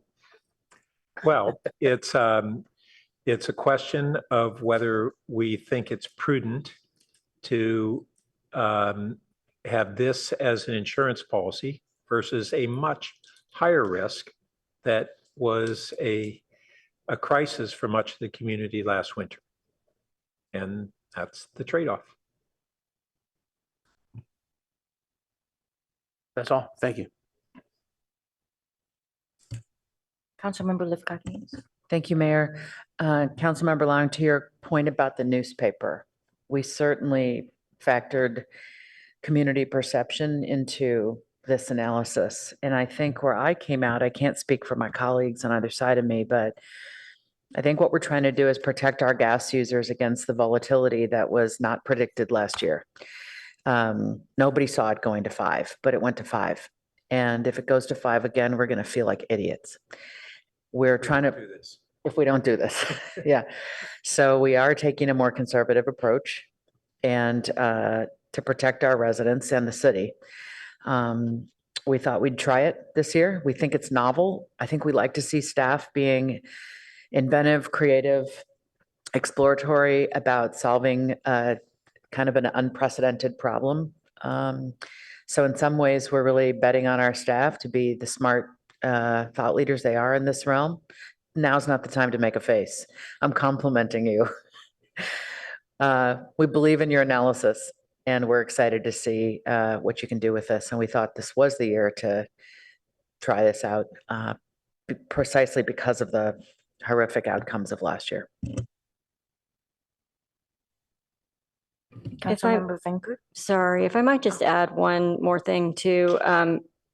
You're right, this is an additional cost. It is, I would say, different than a traditional rate increase in that we are still, we still have the advantage of taking advantage of lower market prices. And so it is conceivable that with this extra cost that customers would still see lower rates if the drop in market prices is as much or more than the cost of the insurance, if that makes any sense. Even though we're buying the higher priced and own it.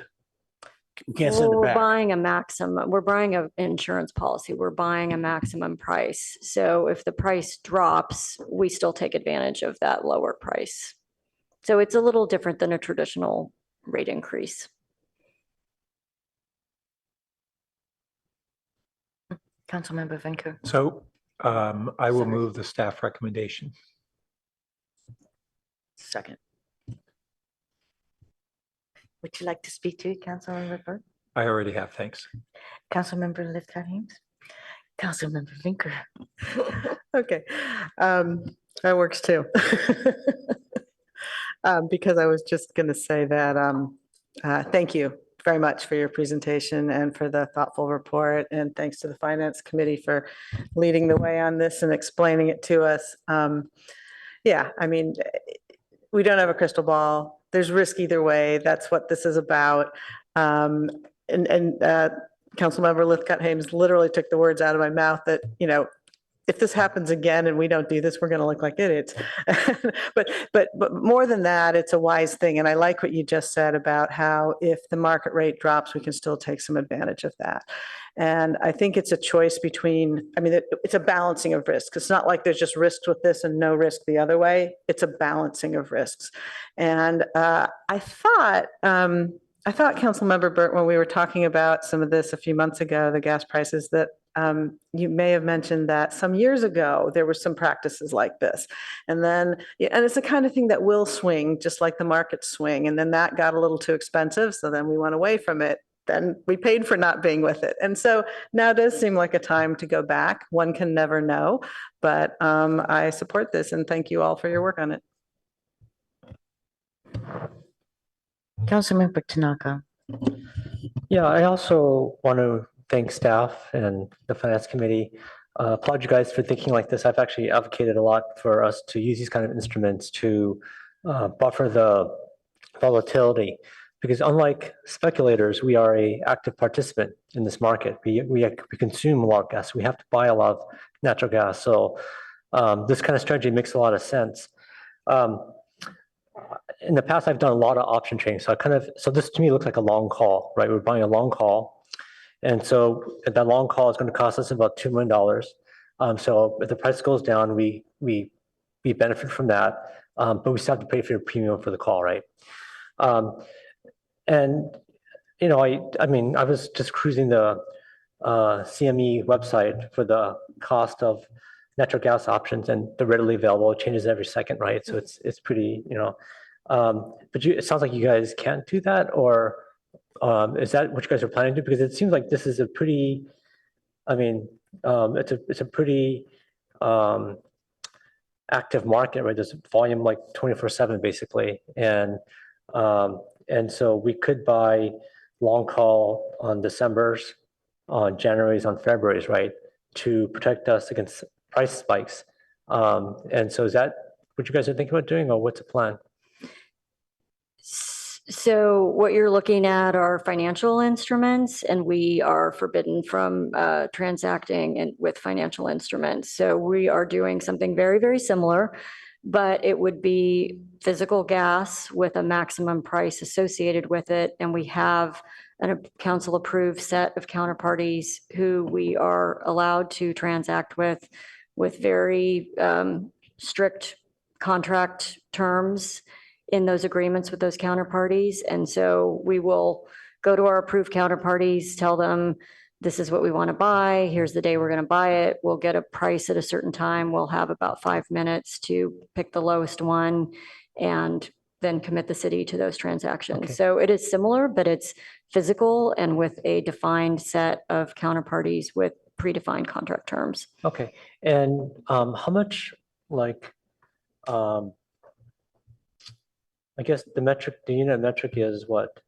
MMBTU, or what's the metric that you guys like? What's the volume, or what's the commodity currency that's used? Like, what is the unit of measure? In purchases, it's MMBTUs. Okay. In our rate setting, it's therms, which is a tenth of Okay. an So MMBTU. MMBTUs. And so how many MMBTUs would that be for, let's say, December? So it's for the 3-month period, it's about 11 million therms. So 11 million therms divided by 10 is. It's late. 1.1 million MMBTU. Okay. And so if I were to go to this website here and look up, you know, contracts or options, call options on 1.1 million BTUs, which I could directly do right now. would that be about 2 million, or what would the call option be? Like, so we're buying, I'm sure are we buying like at the money? Are we buying like, $3? Like $2. $2, so it's $2 strike price. Yes. Okay, why not? I mean, okay, so let me just ask that. So if we were to compare what you guys are planning to do against the market, right? The CME, Chicago Mercantile Exchange. So how would that compare in terms of how much of a premium are we paying above just buying it off of, you could go to your own Schwab account and buy it. Like how would that compare in terms of cost difference? It should be very similar, Similar, okay. given, I mean, Okay, so yeah, we have specific delivery points. We need the gas. I mean, there's variables in there, but it shouldn't be wildly off okay, from that. okay, that's good. I didn't know how efficient, our counterparties are versus, We're working with very large natural gas suppliers. Okay, that's so- great then. Okay, that's what I wanted to hear. So other considerations. One is, the price spiked to, what was it, $5 or like $5? Just under, yes. Yeah. Okay, so something pretty high. So no, options at the money are really expensive, as you guys know, right? So why not go above the money, right? Like $3. So the options premiums are not so expensive. Because when we're paying at the money, it's also, I mean, if you look at the Black-Scholes equation, right? At the money is crazy expensive. So why not go, above the beyond the money, out of the money, so we don't have to pay such a premium. So we can still get so $2 is out of the money. Well, maybe more out the money. I'm just trying to understand. Certainly go more out of the money. That's So what's the current price right now? I don't know what it It's is about today. 90 cents. Oh, 90 cents. Okay, so $2 is really out the money, but Yeah, still it's out pretty of the money. expensive. Right. Okay, I guess I'm just trying to understand, because there's two things I was thinking about when I saw this. One was, should we go more out of the money so it's not so expensive? And the second thing is, very common strategy is to do what's called a collar strategy. I'm not sure if you're familiar with the idea. yes, I'm familiar. But basically the idea is you buy a long call and then you sell a put, right? And then the reason why it makes sense for us and not, maybe for speculators is because we have to buy the stuff anyways. As a city, we have to give gas to our residents. So we could basically we could basically get this call option by selling a put option. And so there'd be no out of pocket for us, right? Now, should the prices crater, right? Which maybe it does. It's actually okay for us because we actually buy a lot of natural gas. And if the prices crater, it's still good for us because we will have to buy it anyways. So so I guess why not do a collar strategy, because we could basically get the benefit of a call option. So we don't, if the price spikes, we have the price locked in. And if the price, but we don't have to pay for the premium because as large consumers of natural gas, we will have to buy it anyways. So we sell basically a naked put, right? So we short the put, right? We basically then will be able to fund the long call, right? And we're buying it anyways. And you said it's at 90 cents. So we'll buy it maybe at 90 cents, right? We sell a naked put at 90 cents, which has got to be a pretty expensive put. And so that could fund the call, right? The call option. So why not look at some sort of option like that where we could get the benefit without $2 million out of pocket? The fact that we have to still pay 90 cents, even if the price went down to 30 cents, is still okay because we didn't have to pay this $2 million premium, right? So it's a lot less risk for the city than what you guys are proposing right now, where we pay a $2 million premium no matter what, right? So collars are definitely an option. I don't know what a costless collar looks like today, what that bottom end compared to a $2 maximum is. I would argue that if prices cratered, that we're not indifferent to that customers would not then be able to take advantage of those really low prices. But that is certainly another strategy that we could implement if that's what council would like us to do. Okay. Because to me, it just seems like because of the fact that we have to buy the natural gas, the fact that we have the obligation to buy it suddenly is not a big deal, right? Relatively. I mean, so it's something, because it's unlikely the price is going to go to zero. I mean, it's possible, but not very likely.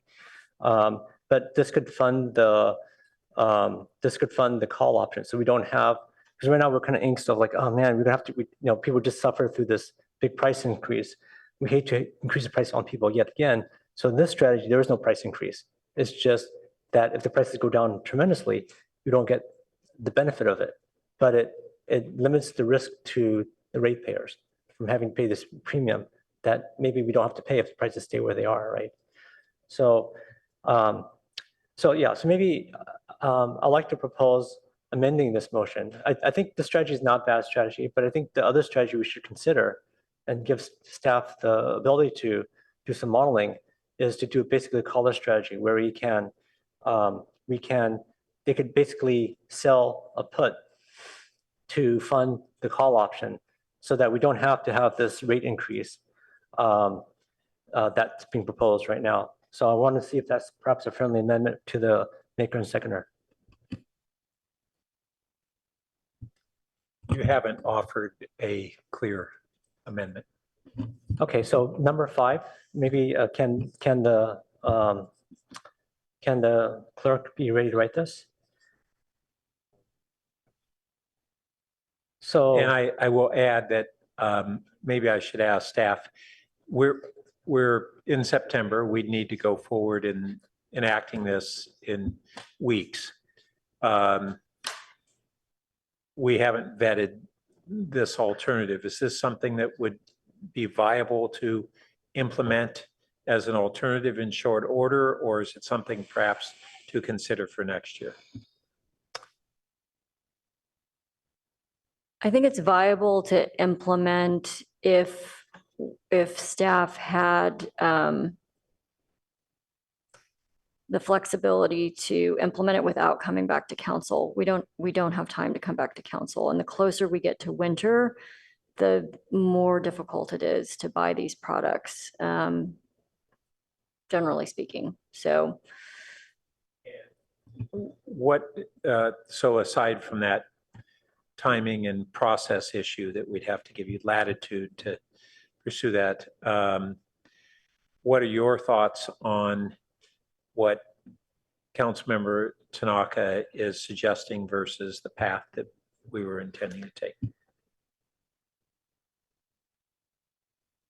I think it is certainly another product we could buy. We were really trying to make sure that customers could take advantage of a price decline, and a collar doesn't really do that, but it's certainly an option. And I don't know what the lower end of a $2 cap, I don't know what the corresponding lower end of a costless collar is. Yeah. I think on that explanation that basically there is a downside ramification that could occur from what I've heard described as the intended amendment.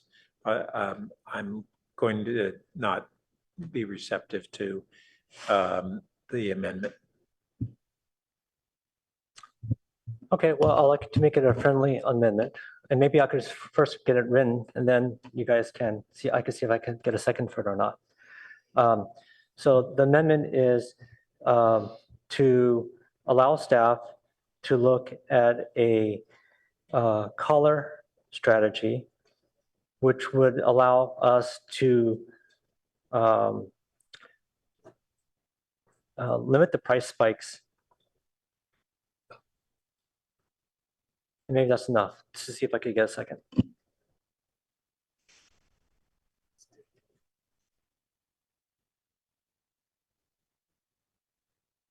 Collar is C-O. I think collar. Yeah.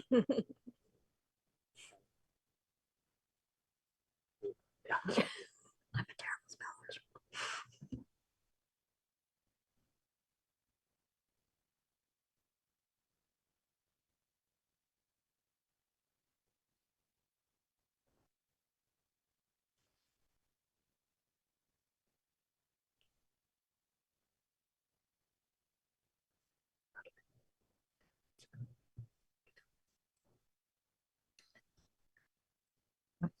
Are you done with the motion, with your amendment? It's not quite worded right. I Okay. mean, it's Can you basically help? allow staff to look at a college strategy. It's kind of like, it's just two looks in there. It's kind of, but I think you guys get this sense of what I'm trying to say. It's kind of bad grammar, but it's maybe, I think hopefully it's clear enough for you guys to understand.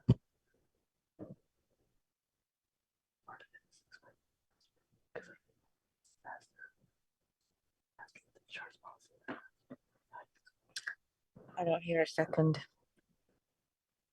I don't have it. Yeah, I don't hear a second.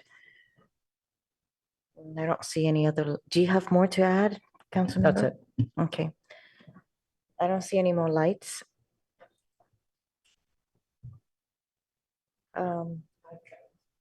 You have a light, Councilmember Lifcott Hames. I just want to thank Councilmember Tanaka because I think you're explaining something pretty rigorous and interesting. And I don't think we have the capacity to study this thoroughly enough right now, given the time constraints. I would be interested in learning more about this and considering it for a strategy next year. Thank you, Madam Clerk. Councilmember Vinker, Yes.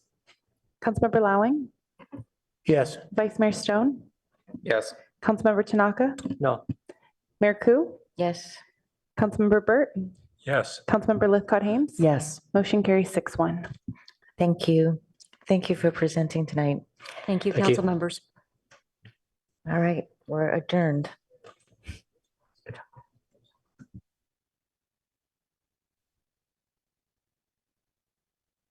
Oh, don't come next week, Monday.